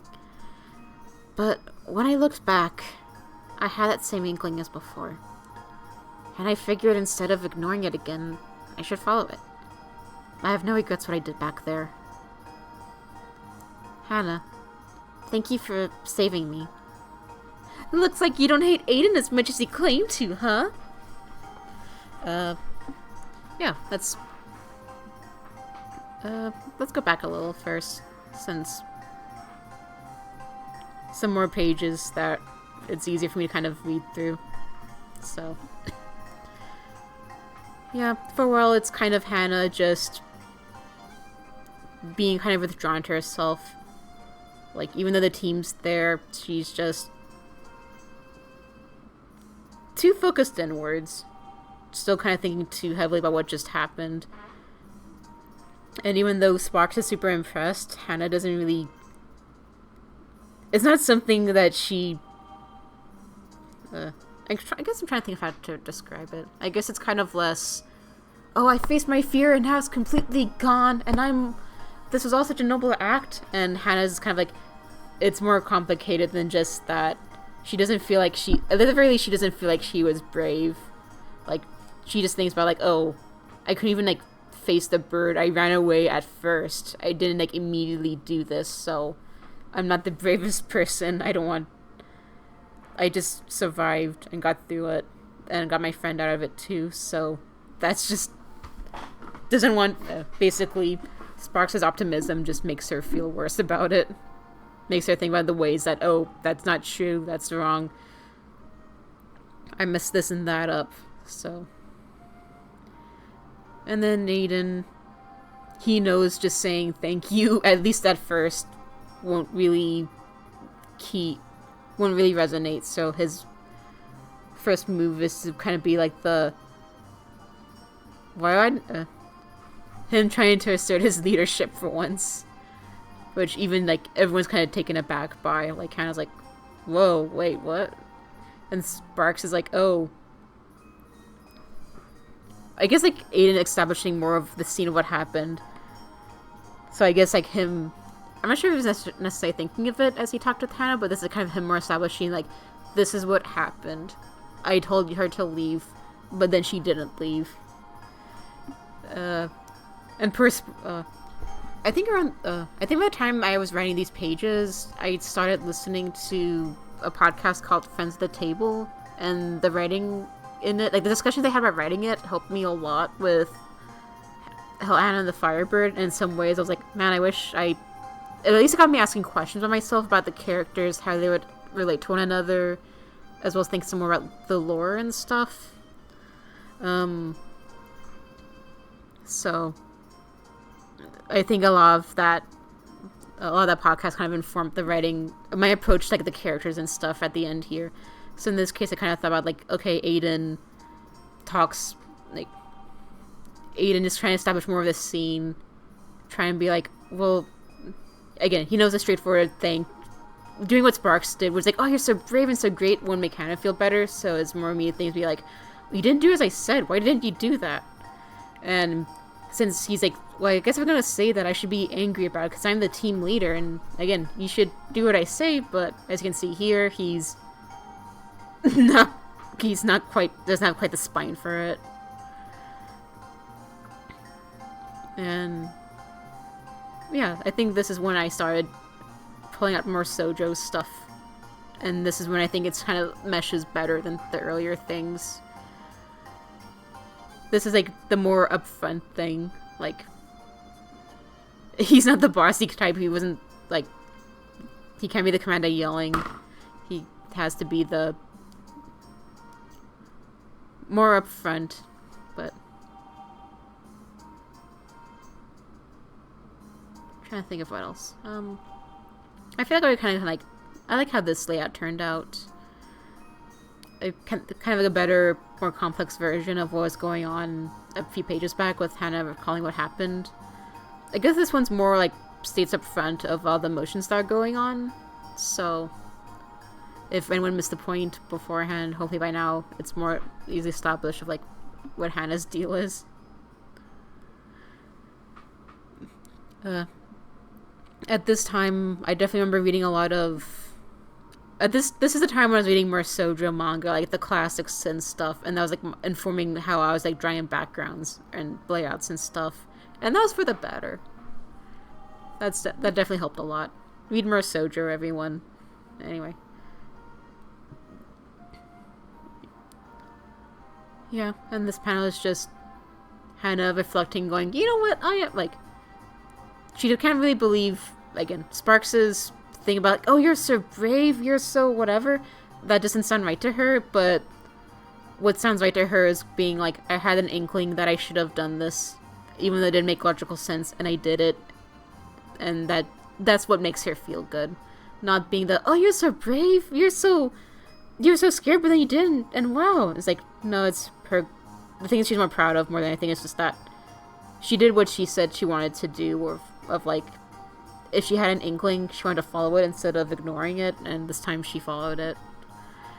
And that's what makes Aiden, and this is when Aiden finally gets to be the genuine oh yeah, thank you. And that's what means more to Hana than anything else. More than being told that, oh, you're so brave or whatnot. And then Sparks try and be fun, but it just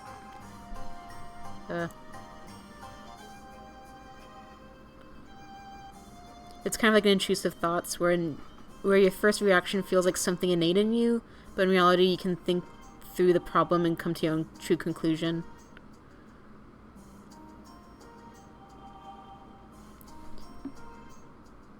I think my brain's getting tired. I'm trying to process that sentence, but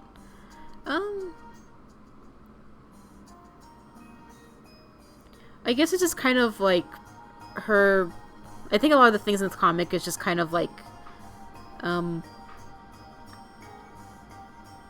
think at the very least when I was younger I always felt like, oh, if you don't do this, like, this isn't your first immediate thought, then you're not this kind of person. You're just not, like, you're not a good person. You're just not, you're not good. You're not this kind of person because this wasn't the immediate thing that you did. And I kind of feel like that's like a lot of the Hana's character. But even in an internal way. Yeah, I think so. Just kind of like, it's less about what others think and just more like how you feel about the situation, which I think that's a lot of, I guess the characters are right in general. Just kind of like what's more their internal way. I guess more than anything, like believing in yourself internally versus external validation, because if you wait for that external thing, you're bound to get disappointed. The college post you wrote, hoping that it would just be a simple answer, ends up being complicated and not as satisfying as you thought. So you try to internally go, okay, how do I feel about this? And when it happens, you can at least feel better at yourself. Sorry. Oh, don't worry. Again, it's interesting getting your thoughts. It's just getting late, and my brain's just kind of slightly getting tired. But it's been really fun. I appreciate the comments and talking back and forth. Helps me understand the own comic I wrote 6 years ago. Anyway. Hey Aiden, what's the plan if it's all true? What if you are the reason the world is ending? This again? For the last time, Aiden is not... I'm asking Aiden, not you, Sparks. But we're all here because we think... I know what you think. Now all I want to know is this. What does our team leader have planned? It's... like I said before. If I'm the cause, I should go. What do you mean when you say that? What do you mean by go?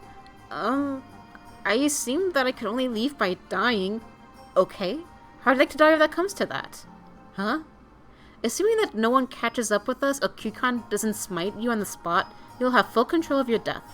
You could do it violently, you could do it peacefully, keep it simple, or make a show of it, do it alone, or you could do it without help. What?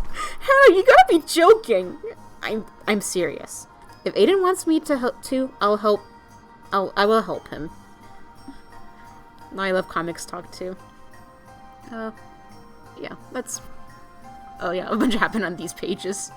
God. The pages were more explicit about, like, hey, let's talk explicitly about what does it mean by going? Oh. Yeah, this is like some more fun pages of just Aiden being confronted and being like, oh god, how do I talk about this shit? And again, being more... And the games are always kind of more like, oh, the human needs to leave.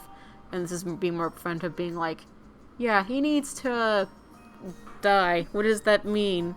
And Hana, she's pretty quiet, but once she kind of knows what needs to be done, once there's a game plan, she can be quite confrontational and unafraid about it. And in this case, it's asking Aiden, hey, how do you want to die? We can control it. This is definitely a friends at the table influence, where it's kind of like they're not afraid to like ask the hard questions of the characters, and that kind of encouraged me to be like, I'm gonna be like, let's just go here. Let's just go have the characters talk about, okay, what do you mean by go? Okay, go means killing yourself? Okay, how do you, if we have to, how do you want to? And Yeah. Kind of a gruesome topic, talking about, like, hey, how we can help you, like, even at here, like, when Sparks is just, like, the poor Sunshine getting confronted with the characters talking about, like, hey, we can help you die if it comes to that.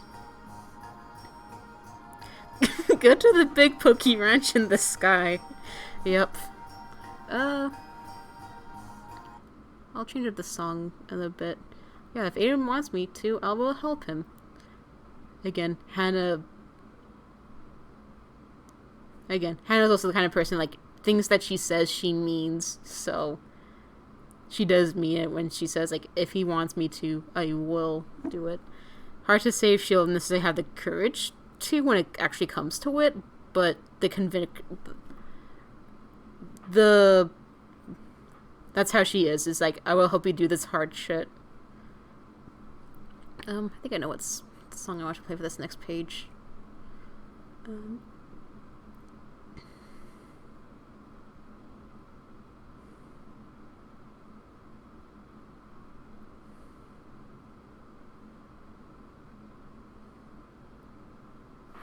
Yeah, I think this is the song.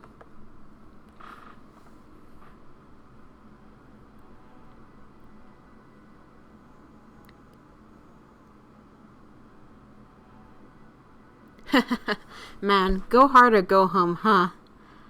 Oh, actually, let's go back to the last song for a second. I think that's still a good one.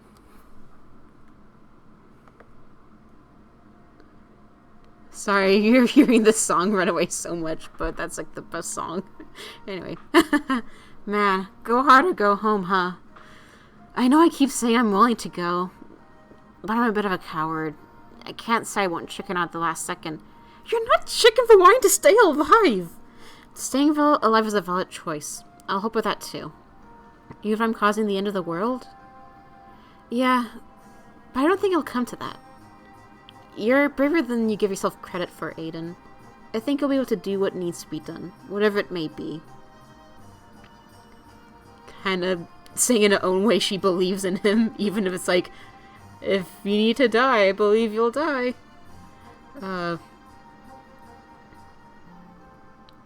Poor Sparks. Poor baby. Just, he's like the youngest of the group. Like, Hannah's 13, Aiden's 12, and he's 11. So it's just like, I know, the non-depressed person in the midst of two depressed people. Although you could order us to ignore anything you say in the future, I'd need to think it over. What the hell? You realize to talk about killing Aiden, who you just saved?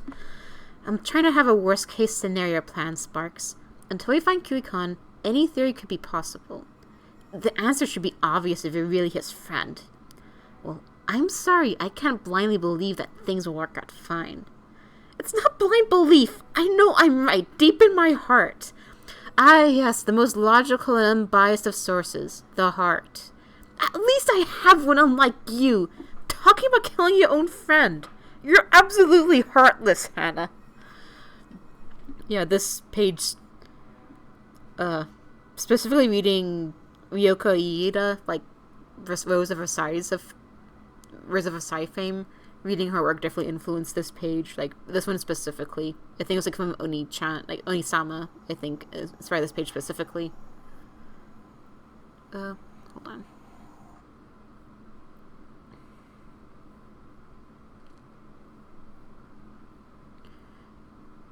Yeah, just a hard conversation, and yeah, more friends at the table influence here, and that, like, I really thought about, like, how the characters kind of clash with one another, and this is something I didn't necessarily have planned from the beginning of the story when I first started writing, but again, in the middle of it, I was like, okay, this is where, like, they would, like, seriously clash. Like, Sparks isn't just, like, happy. Sparks is very optimistic and believes in people, but this is where he would really be like, this is too far. Again, yeah, this is, like, his breaking point. Or not a breaking point, but it's more like, this is where he draws the straw. This is where he like start being upset and holding grudges. This is the point. Like, I remember when I came to this realization, it was like, oh man, this is the end of the story. I don't really get to like write or draw this anymore. So this is like the extent I can show it. So, rip. Anyway, let's get to the next page. Guys! Have you seen this?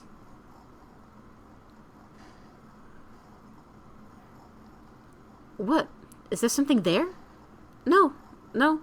Just weird to think we were just in there. Aiden just trying to cool tensions by going like, hey, we did just get out of here, huh? So, firmly in the idealist Sparks camp. Friends are my power too. Yeah. Right. Let me make sure this is on loop. Do you think anyone followed us? There's no way anyone else was crazy enough. We only went through because we were desperate. Team Act probably went through. Oh, jeez, yeah. We should go. Yeah. So Ronnie is Team Sparks, and Weta is Team Hana. So, I like to be both. I feel like lately I've been more Team Sparks, but I've definitely been Team Hana.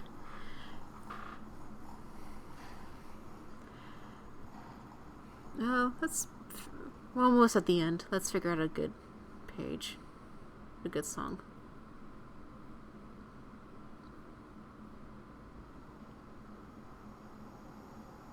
I guess this will do. It's strange. Nothing's changed. Not really. Still on the run for our lives. Still don't know the truth about Aiden. Still uncertain of what the future will bring.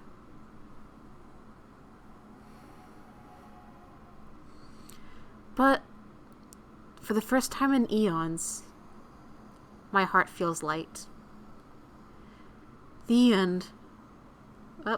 And not quite the end, but we have the short epilogue to get through. But yeah, this is where Aiden is also Team Hana. Yeah. Yeah. Wait.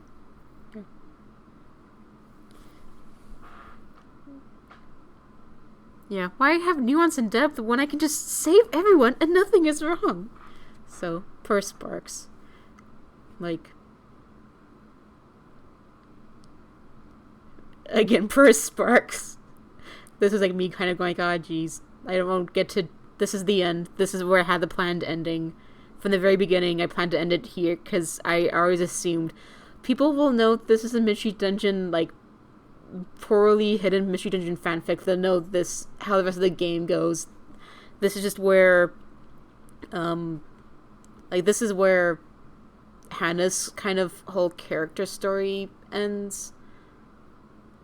At least this is where I was kind of like, this is like the end of what I have to say about Hannah specifically. And this whole story is always just about Hannah, like, telling what led to her in that central moment, and that, like, what led, like, everything that built up to her facing her deepest fears to, like, face someone down, even though she wasn't eloquent or brave about it. So this is where the story ends, with just Hannah feeling a little bit more secure. She better understands how she feels about Aiden, what she's willing to do for a guy like him. Like, figuring out that, okay, I do like him. He's annoying in all these ways, but I don't want him to die. I want to figure out what the truth is, and I'm willing to help that. And if the truth is he needs to die to save the world, then I will help him. I'll help him with whatever he chooses to do. And meanwhile, Sparks has become he still loves Aiden, but he's more like, man, Hannah's kind of a bitch, huh? So that's where this ends. Let's get on to the epilogue. Well, actually, first is the guest art. First off, let me pull up some tunes that I haven't done yet, just for variety's sake, because I played so many times the same tracks over and over, so let's play some other things. Yeah, this is fine. Anyway, call for guest start. Team Kaji. Well, Kaji's definitely Team Sparks, because you drew this guy. Yeah, you drew Kaji. So, yeah, I like it. Good job, Kaji. Oh. Actually, let me go back to this. Let me go back to the guest art page. Talk about each other's artwork. God, yeah. I remember, like, this. Like, I remember when I was, like, drawing this, it's like, okay, Sparks is the one who doesn't really draw at all. Hannah's the one who reads other manga, and so she draws very manga-like, and Aiden just kind of draws realistically, and he's, like, 12, so it's, like, 12-year-old good, and Hannah's like, oh, shit, he's so fucking good. She's very intimidated by how good he is. It's like, oh, shit, I need to make stuff look more like his. Oh, jeez. So, anyway, Kaji's work again. I'm glad you had fun drawing it. It felt nice to have it. And I don't think Manu is in here, but Manu / Headache Queen drew this. Yeah. No, it was nice because it's like, oh, I wasn't expecting to get fan art from her, but they contributed stuff, and it was quite nice.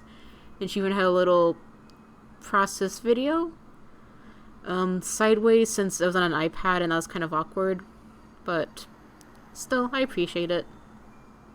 It's only like 40 seconds, so I can take a look through. I don't think I really had anything that would do this speed draw thing, so I've never even tried making one of these before, but maybe one day I'll give it a try. I don't know. I guess I get too kind of self-conscious, or at least same way if I have about like doing art streams, and I'm like, why would you want to watch me stream art? Like, I don't like watching other people stream art. It's not fun. I don't know. This is from Jamie 3GO. I'm not sure if she's in this stream. Well, Aiden's drawing looks like it would come off the page and attack him. Aw. Don't tell that to Aiden. Well, if you told it to Aiden, he'd just be like, oh, okay. Just like, quietly very sad. So, he wasn't confident in that drawing to begin with, so he'd just be like, oh, okay. 3PO. Oh, 3PO. Yeah, I'm not sure if Jamie's in the stream, but she drew these guys. Again, I'm very touched by all the fan art folks shared in here. And 3GO's always been such a big fan. I like the flower flying off. And this makes me realize I've never really shown the others showing off the powers as much. So, this is probably the coolest that they've looked all together because they're all attacking. So, oh well. Anyway, we're on to the epilogue now.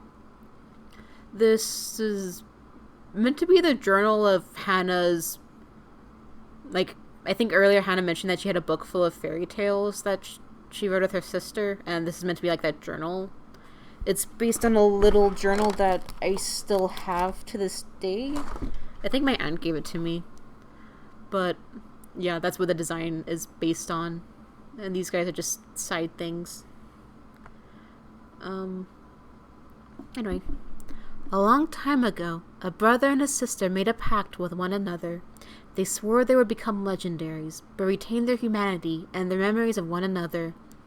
The sister worked hard to carry the weight of the world on her shoulders, while the brother strove to shine his light in a dark world. All touched by the light were overwhelmed with love for one another. And then one day, he spotted her. Tucked away in the crowd was the love of his life. This is another, one of my other, like, what if I did one-shots of Hana and the Firebird? These guys would be the topic of one of them. They're based on Latios and Latias in the PMD Pokemon Mystery Dungeon Blue Rescue Team. So this is, like, my idea is this is, like, Hana's favorite tale of, this is, like, Hana's, like, favorite legendary story, like, these two siblings. Especially the brother. They also kind of touch more into, like, the human beings who become legendaries. Another thing about the legendary thing I don't think I mentioned earlier was, when humans become legends, they lose their human form, but they also kind of lose a little bit more of their humanity, and a lot of times, at some point, they'll just lose all the memories. They won't remember the life as a human, and so, with these guys, their thing is that they're not, like, the strongest legendaries, but that's probably because they're trying as hard as they can to remember that, okay, we're important to one another, we're brother and sister, we don't want to lose that connection, we'll always be together. So, if I were to do that one shot, you would find out that they remember the brother and sister, but they don't remember who's the brother and who's the sister, so they kind of, like, switch back and forth. I'm like, oh, yeah, I'm the brother and you're the sister, yeah, I remember. So, just some fun facts. And another fun fact, this is based on my Pokemon OC trainer from middle school again. Like, drawn a little bit more crudely here, but the basic design is her. She was also she's a Pokemon OC trainer, but she also had ties to Pokemon Mystery Dungeon, because of course she did. That's a whole nother story. It's been long enough, I'll move on. The two of them were so overcome with love that they fainted on the spot. Hana! Coming! Time to head out? Yep. Time to put our stakes in the old basket selling market. So, what are you up to upstairs? I was writing. You know the sibling legendaries? Well, you know how the brother spreads love by shining his light? I was just thinking, what if the guy who can make people fall in love fell in love himself? We get the first actual look at Happa. And we also get to see Hana pre-fire. Yeah, the interior of the house is based on, like, my grandparents' old house. So. And Hannah's little story is kind of based on, like, stories I would make up when I was, like, 5 years old playing with my toys. So. A lot of this is based on my own, like, myself and my own habits. Well, anyway. Yeah. So I've been Hey, Sergey. Hi, Happa. How's the store holding? Blah, blah, blah, blah, blah, blah, blah. All touched by the light, we're overwhelmed with love for one another. But what if there was someone he didn't like? Someone he didn't want to experience love? Pfft, you're lonely? Better get used to it. 'Cause you don't deserve my light. What you up to, Hana? Nothing. This is what's like in my own head when I'm obsessed with something and thinking about stuff. And I don't know. Also based on me being a kid where, like, I'll get caught in my own head enough, and when the adults kind of, like, acknowledge myself and caught me doing something weird, or just me immediately like, oh. Being an outsider while the others are in their own thing is like, oh, sorry. Anyway. I'm sorry I couldn't buy more from you, Happa. Don't worry about it. I know how it is sometimes. Thank you for your business as always. Did we get enough money? Well, Sergey didn't buy as much as I hoped. But not to worry. We'll swing by your backup stores. Don't worry, pretty face. We'll be fine. Yep. Happa just doing her best to hide what's happening. Hey, aren't you telling me about that light legendary? Oh, yeah! Anyway, I've been thinking about how Hana supposedly love could fall in love, and I made up a love story. Her name is Alicia. She can turn into a thing and blah, blah, blah, blah, blah, blah, blah. Whoa! Hold up there. It's him! Yeah, just kind of... This is kind of like where Hana gets her... I listened to what others told and believed it'll all be okay because they're adults. So... a little bit of touch of that. Anyway, it's him. Sup, my dude? Give me 5! Yeah! See you later, my man!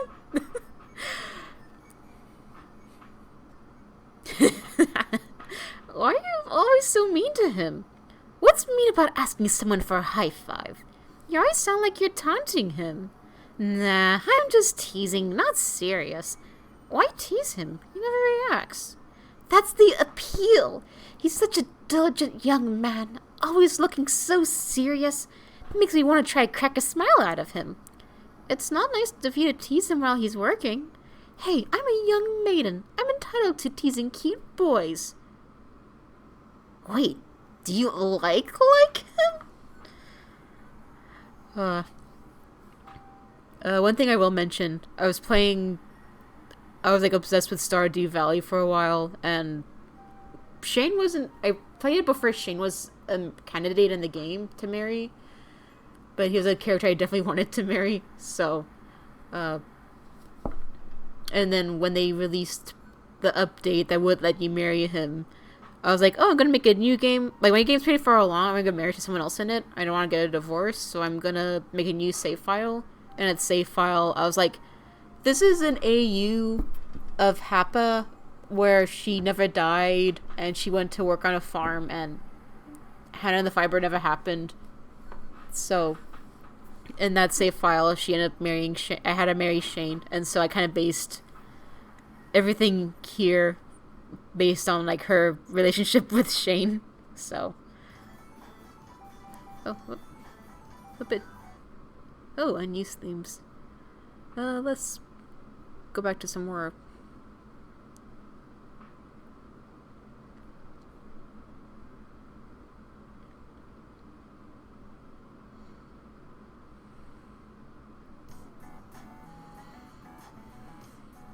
Actually, I think the friend areas are fine. Kind of chill enough that.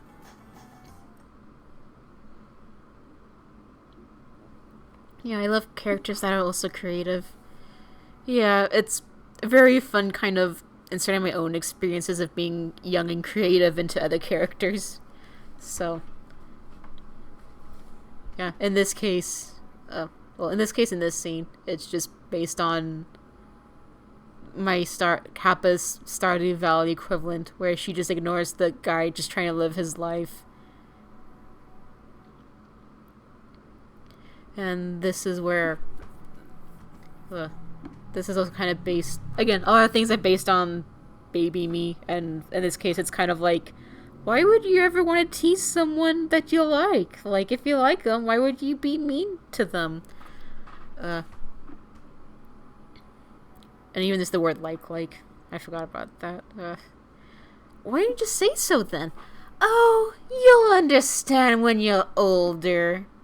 Happa, I like you, but I don't tease you. So why are you so mean to someone they actually like? Why not just say you like them and leave it at that? It's easy for someone to say something and not mean it. I'll keep reading. For years, Mom and Dad told us they loved us. Then they completely abandoned us. I'd rather have parents that say they hate us but act otherwise. If Farmer Boy made me feel nothing, I'd have no trouble saying I don't like him. But if I like Farmer Boy and told that to his face, where would it go from there? An awkward pause and walk away? Have him feel obligated to say he likes me back when he doesn't? Being direct about this sort of stuff just makes things awkward. However, I can say I feel excited whenever we cross paths. In that case, I'd rather show him regardless of what he thinks. I'm always excited to see him.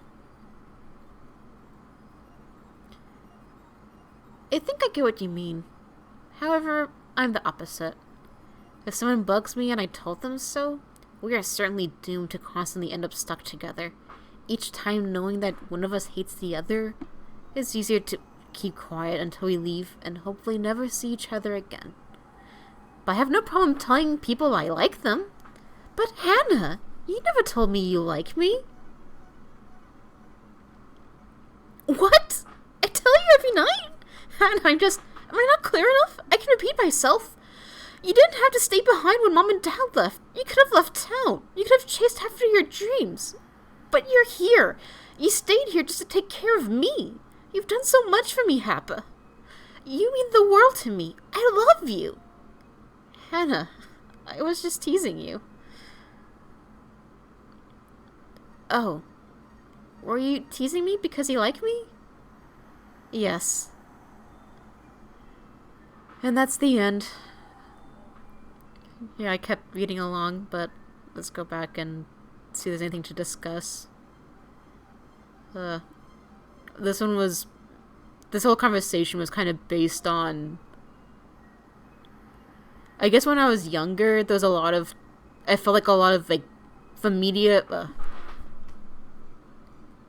I had an asshole of a brother who would, like, be pretty, I don't know, be a bully to me, and whenever I would complain about to my folks, my mom, she would always be like, oh, teasing is just how guys show that they like you. And that would happen a lot, where it's like, oh, they're mean to you because they like you. And it was just a hard time for me to kind of, like, wrap my head around. And so, like, this whole scenario is just me kind of, like, again, I feel like as I'm older, I do kind of understand a little bit more, but just that kind of, there's some times where, like, I look back, or, like, the moments I look back and be kind of like, yeah, that guy was just an asshole. Why do you think that just because he did this, that meant, oh, that must mean they like you? So, this kind of whole conversation is kind of like something more direct that I kind of wish, I guess I had when I was a kid, or at least just more like an acknowledgement of that. And also get some backstory of Happa and Hana, where Hana is only like 15, 16. She's pretty, yeah, I want to say she's like 15. I think I wrote her as like 16 or something, so she is like pretty young. I never really had a clear idea.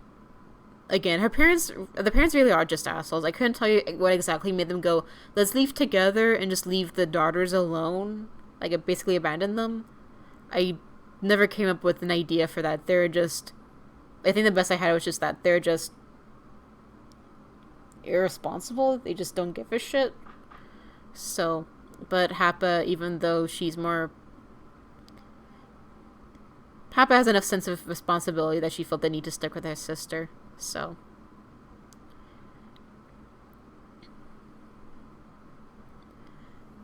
and yeah, and here kind of explaining like the different approaches of Hana, just like, if I don't like someone, I just don't say anything to them and just hope that we never see each other again, which you can see how well that went in this comic.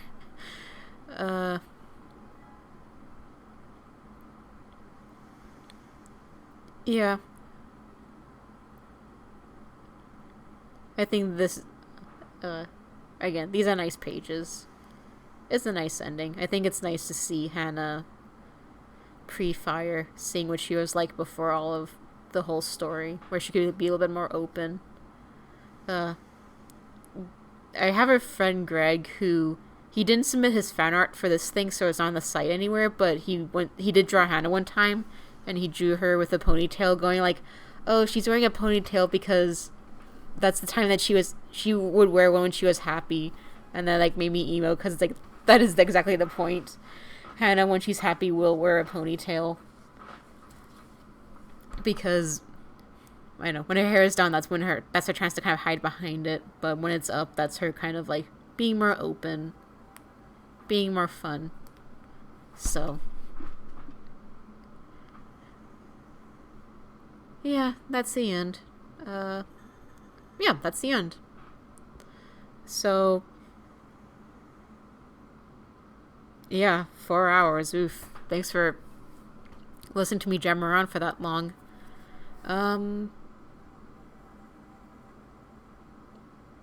Yeah, talking has been pretty...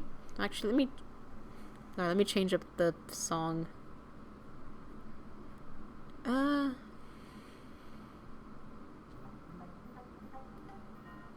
Yeah, let's do the personality test. Well, actually, let's do Benevolent Spirit. Because I want that one song.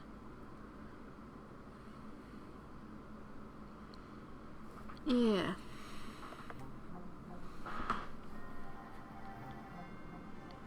Aww.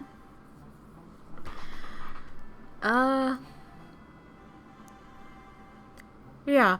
Honestly, I didn't cringe as much as I expected to. Like, there's like some writing hiccups that are like, but it's been interesting talking. I think it's like the first time I actually like really talked about a lot of what I was trying to do with this comic out loud. So, kind of talking out loud, I kind of made realizations of like, oh, yeah, that does explain things about me or this and that. But it's all things that I didn't really have in mind when making it. It was just more I had a kernel of idea where it's just, oh, there's this girl who's kind of terrified, but then she faces the thing that she's terrified of, even though... I don't know. Basically, I'm happy I made this comic. Good for myself, good for figuring out the kind of things I want to tell. I think an interesting thing when I look back on this is kind of like... I kind of feel like in more recent years, I've been kind of more like... I think I'm best when I'm depicting like emotions and just kind of characters being caught up in them. And I definitely do see a lot of kernels of that in here. Like, it's kind of...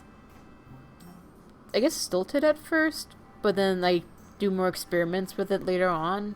And I think over the years that's just kind of grown and grown, so it's like, oh, okay. I guess that's my thing as a comic artist, is that more than anything I'm about like the emotions of the characters and not just like showing a character being sad, but like the whole page is just dedicated to showing like the layout of these things. And Sojo is great inspiration for all of that. Yeah, again, thank you 7 people for sitting through with me to reread this old comic.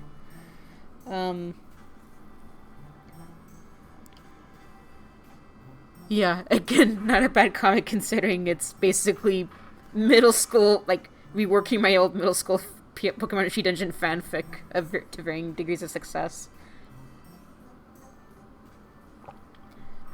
So yeah, I'm not the biggest world builder, but I get invested in my characters and the emotional journeys, and yeah, again, by the end, I kind of feel like I had more...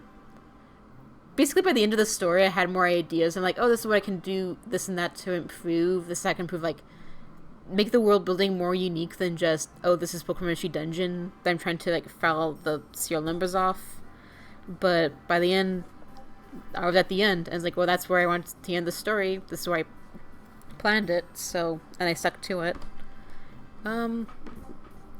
Again, I've had some idea for, like, one-shots, but I just haven't really committed enough to do any of them, and at the moment I'm just kind of doing other characters and other stories, so I'm not sure if I'll ever turn back to them per se, but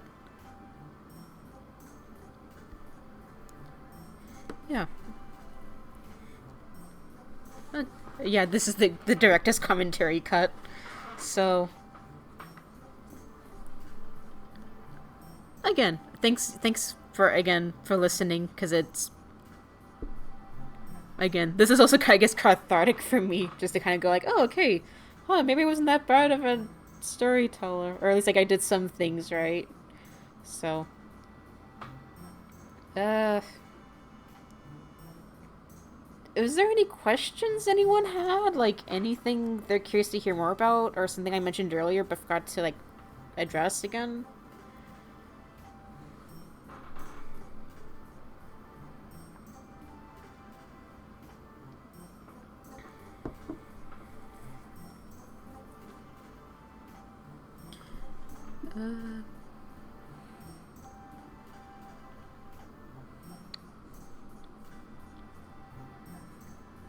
Yeah, I'm not sure if... Oh, gonna make you and Hana the character. Firebird fine character now. Aw.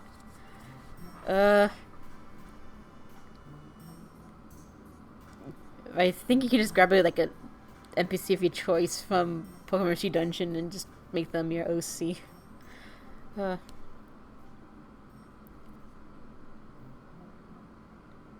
to think of what else to mention. Again, I kind of feel like I feel like I have enough like world building ideas at the end, like especially with the legendary stuff. I think most of I'm not much of a world builder, but I think the times I'm more invested in world building that's like very emotion and character focused more than anything. Like, I know to some degree every bit of world building is, but it's never been like, oh, this is the language and this is like the plants and terminology and stuff. It's always been more like, if this magic, then like, I think, did you have a design in mind for all the Pokemon in the game, or just the ones that show up in the comic? Just the ones in the comic, because I knew very much what bits I wanted to focus on, comic-wise. I knew what segments I wanted to focus on, so I just kind of focused on... I do have, like, ones for a lot of town NPCs. I think there's only, like, 2 that I didn't get a chance to draw at all. I'm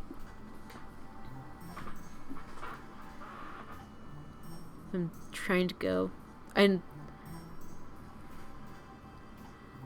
Like, there's the design I drew for team, like the Nuzleaf team with the shift tree. Like, I think they only show up really here, plus in a few backgrounds, but I remember I liked their designs a bunch, and it's like, oh, they only show up with like the page 6, and that's it. But I've ended up coming up with more stories with these guys than I expected to, like...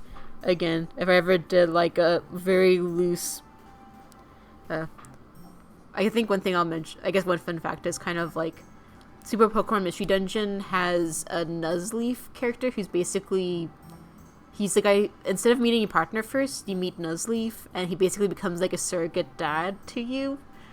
And if you haven't played the game, you know how that ends out, but when I was, like, drawing all this, I was like, oh, maybe, like, the Nuzleaf in that game would be, like, this guy when he's older.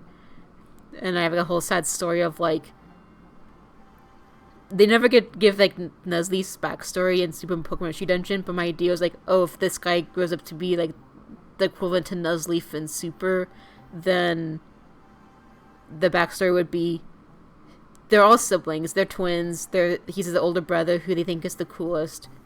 He somehow dies.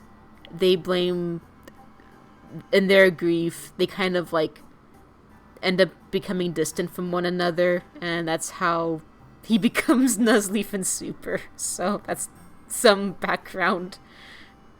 Not even lore, but just like a possible path for him. How long did it take for me to decide to make it to uploading the first page? I don't have an exact account of when that happened. I started it like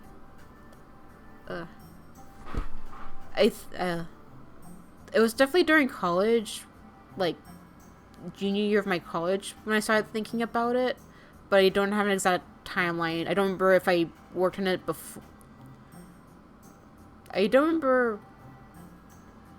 Yeah, it's just like it's hard for me to remember exactly. I just know that I started it. I posted the first page like beginning of my senior year of college, and my best memory might be like I think maybe over the summer I just kind of like sat down and started doing an outline for it.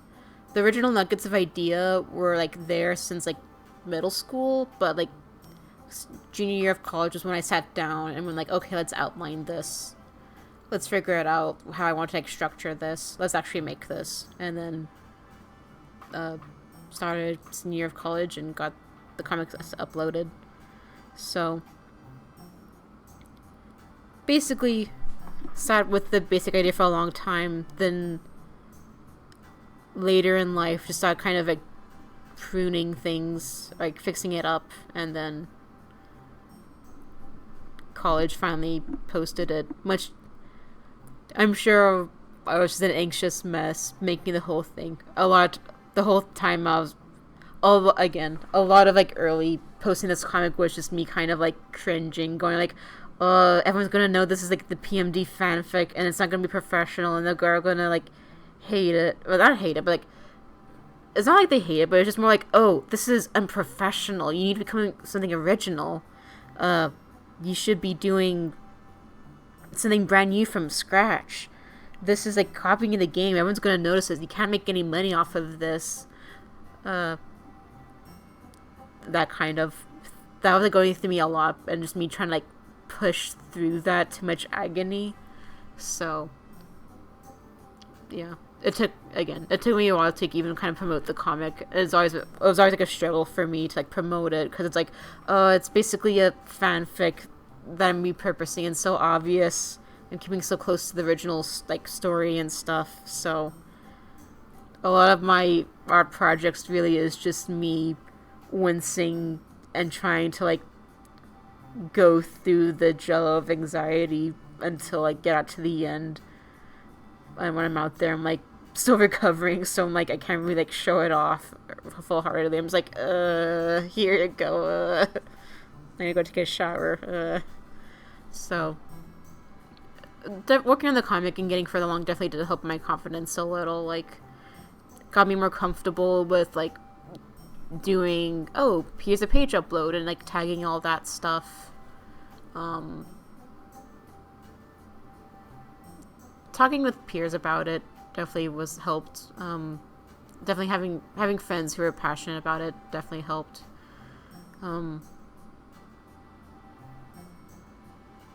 I know going to conventions and like, well, I think it's only like one convention or two where I went to, when I had copies of Hana the Firebird to sell, and I'll kind of promote that. And I think it was like at Emerald City that was like, I came up with like a short tagline like long after the comic ended. I finally now have a good summary of what the comic is about. Oh, thanks, Kaji. Yeah. Again, the hardest thing of anything is starting stuff. I think one thing that kind of surprised me about finishing was that there's a lot of artists who, like, when they finish something, they'll have a very big sentimental post of, like, oh, this meant so much to me. Thank you, everyone, from the bottom of my heart. And with this, like, for me, my gut instinct was, like, this is fucking over. This is fucking over. Fucking goddamn. Hell yeah. Like, yeet it out the door. It's done. I'm free. And after I finished, like, shortly after the last few pages went up, I went up and going to New York to visit a cartoonist friend who also finished, like, she just finished up her own book. And it wasn't planned. I didn't really plan like being like, oh, I'm the cartoonist going to talk to my cartoonist friend about comics and stuff. It was just more like, I want to go to New York. I know she's there. Let's go hang. I can get a free place to stay if I stay with her. And she ended up being kind of like talking about like, yeah, when I finished my book, I ended up like getting really depressed and stuff. And it was like kind of like with her that kind of realized it's not like depressed, but it's more like very empty all of a sudden, because it's like, oh, this is done. What do I do now? What do I work on? So, in a way, it was kind of depressing in terms of that. It's like, felt good to have done and out there, but then also like, what do I do with my time now? So, it's been a while since, again, getting started is the hardest part. Like, again, I haven't had a comic like this since then, just because I'm like, well, I need to like focus on think about this and that, and like think about what can make a what could make a profit. Let me try doing it like this, and then on top of that, also being like, well, I also need like a daily income thing. How do I do this and that, and all those kinds of stresses. So, getting started is definitely the hardest part, and yeah, it is kind of like finishing a comic is kind of like finishing like a really good show, but you're the one making it, so like it's less relaxing on your end, and you're just like, fucking get it out of here, throw it out the door, God, I'm free. And then it's like, oh jeez, what do I do now? So well,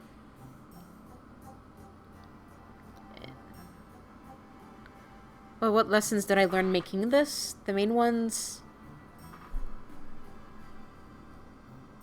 don't handwrite.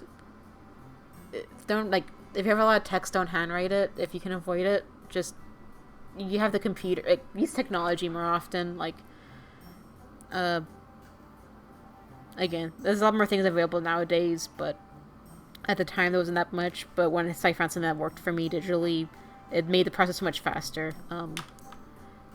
Doing a little bit every day helps in the long run. Even something, when you think of like, oh, it's 30 minutes, that's barely anything, that does add up. Like, that's how I finished the webcomic, was like, I had a lot of pauses because I was looking for work, or I was like basically like looking for work or doing things I thought would help me get work. And it's only when I had a job, and every day at lunch I would drive out to like Starbucks and get a coffee and eat my lunch outside, and I only have like 20 to 30 minutes to work on a page, and it doesn't seem like much, but it did add up, and I would eventually get the page done, and that's what got me through the end of the comic. So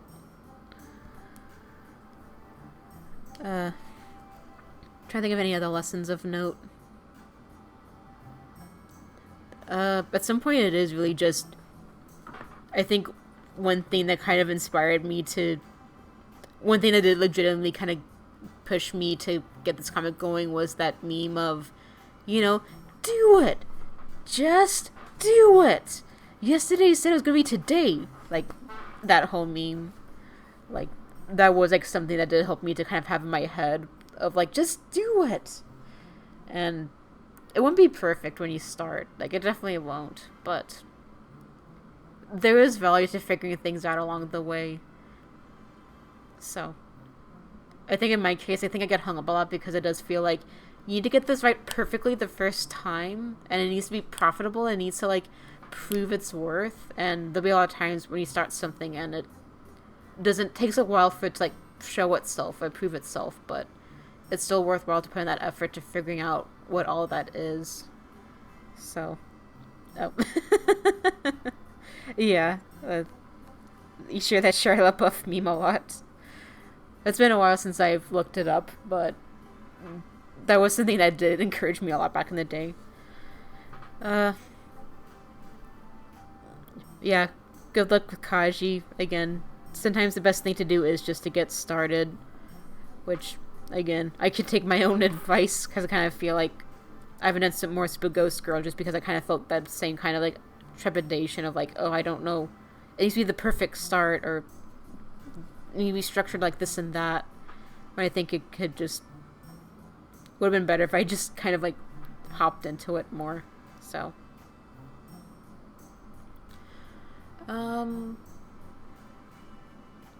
any other questions about the comic or making webcomics in general?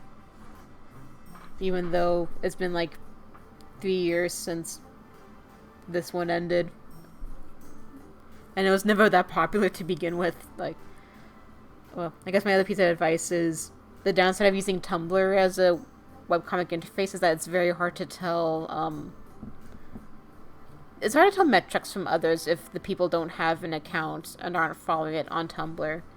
Like, there's not really a good way to be like, where it's just the eyes visiting the page, where it's just people visiting it regularly.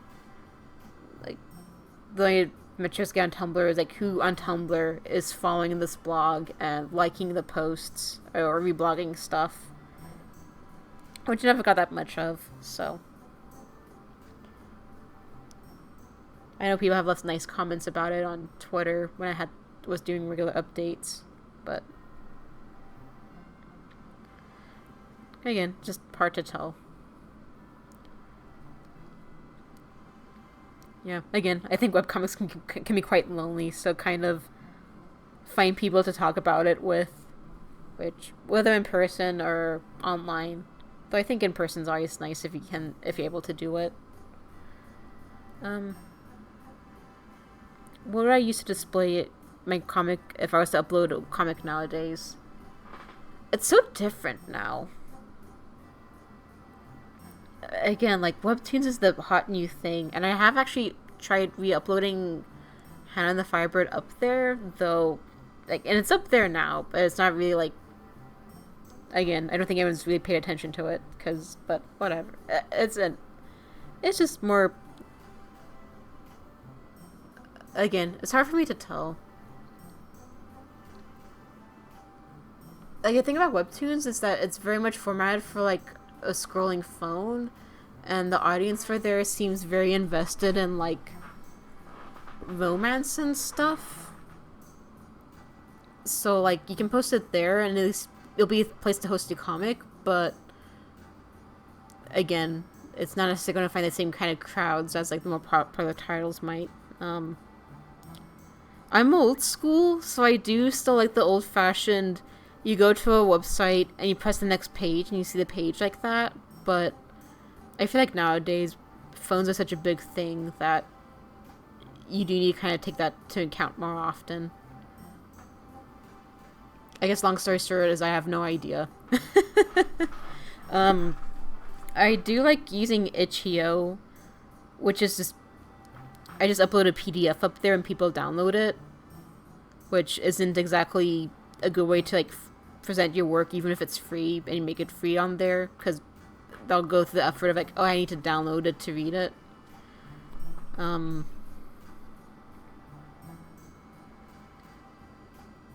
yeah, social media, like, I feel like that at least gets eyes in front of your page. Like, obviously not social media is the only place to upload it, but, like, it wouldn't hurt if part of the update just kind of shared your page as far as social media, so if, like, something stands out to folks, they can just, like, share that tweet or something. Don't take my word for any of this. Again, times have changed drastically, and in some ways I kind of feel like, yeah, I feel like where it is not important anymore, just how you share it.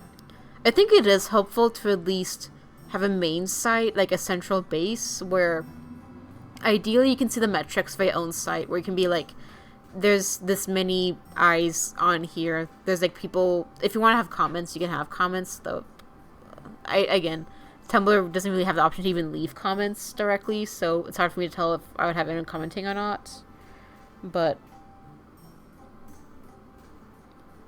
yeah, it's just very different nowadays. It's hard for me to judge, really. And again, the stuff that, again, there's, like, a difference between stuff that goes viral or hits with a certain crowd versus stuff you make for yourself, or it does appeal to people, but, like, a smaller niche thing. So I think in the end, it doesn't hurt to have it in as many places as you can. Just doesn't hurt to be aware of, like, the perks and negatives of having it on different sites, how that might be seen differently or read differently. Just get it out there. It was always kind of nice to have a central hub, just to be like, okay, this is where we can find everything. Like, in here I have, like, the about page, the characters page with very outdated, I did all this by hand. I think I even had, like, a profile for Genji one time, but I never uploaded it because he hadn't appeared in the comic yet. By the time he did, I forgot to upload it here. So, rip.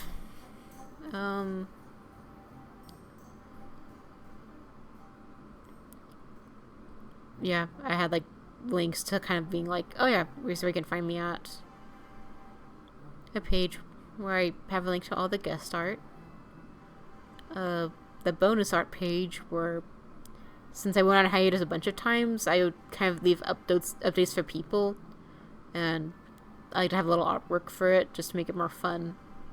So in here it'd be like, okay, if the team are working together, if these three are working together in the comic, Aiden would be the writer, Hana would be like the inker, and Sparks would be doing the color flats online.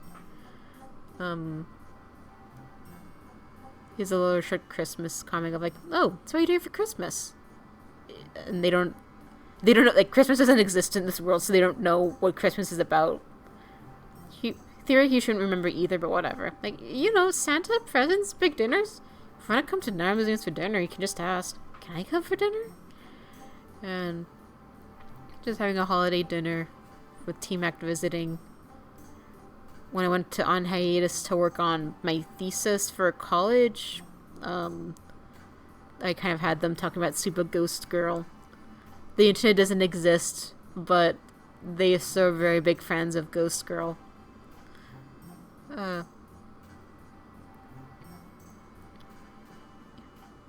Yeah, I think these are from when I was like job hunting and pausing a lot for that.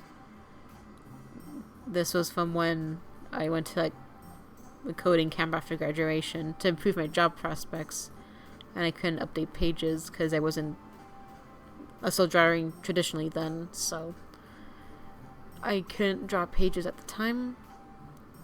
Moving, a short summer break. I know for me, I liked having a buffer. I liked having a steady update. That was something that I guess for a lot of artists at the time were kind of going like, oh, who cares if you skip an update or not?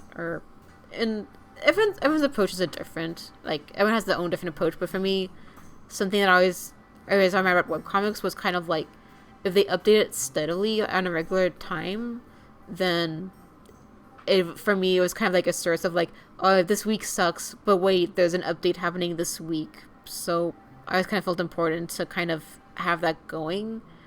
And when I was working on it, I kind of realized I'd rather take like a short hiatus and get a buffer going, and then just be able to say for like, the next 10 weeks there'll be an update every week on this day. So, and then ideally during that time I'd work on more pages, but if stuff came up, then it'll be fine. There's still a buffer, and when it runs out, I'll just be like, I'm gonna take a short break. I'm gonna work on more pages, and so next time I'm up, it'll hopefully last longer as the pages are going up. So that's why that's another thing I learned while making this, is kind of like everyone's approach to updates will be different. Do what works for you. Some people do make pages and post them the same week, and they find the ways to work with that. For me, I like having a buffer, and I don't mind giving myself the time to work on making a buffer.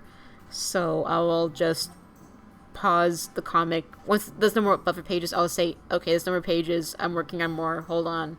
And then come back and have more regular updates again. So that's how it ended up working well out for me. Oh, this is a good one. Hey, Hannah, I got some gifts for you and your friends. I thought you kiddos would like something hip.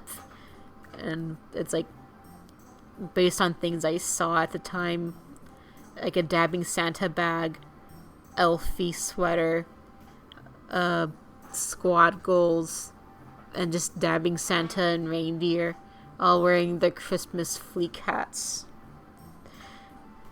Just having a grand old Christmas. And that was the last hiatus image.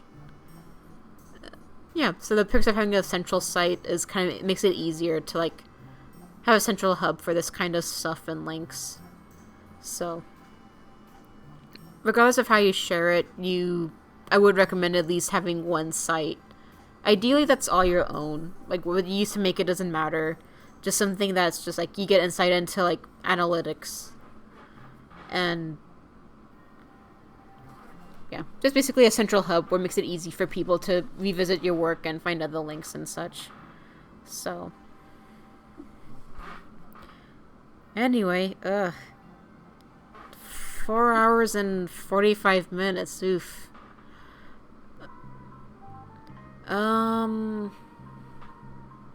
God, I could talk forever, but let's just cool down now. Again, still 7 people in here, wow. yeah, thanks again, everyone. So much. Thank you again so much for listening to me talk about my webcomic for like hours and asking questions and leaving comments. That did encourage me a lot. I'll There'll definitely be a VOD up here. They'll only be up for like 14 days. I would like to upload this onto YouTube. I'll see. Like, I'll definitely save a copy of the VOD and upload it to YouTube. Though, we'll see how long that takes me. Hopefully not too long. So hopefully this video can be up as a reference for other people who might be interested in the future.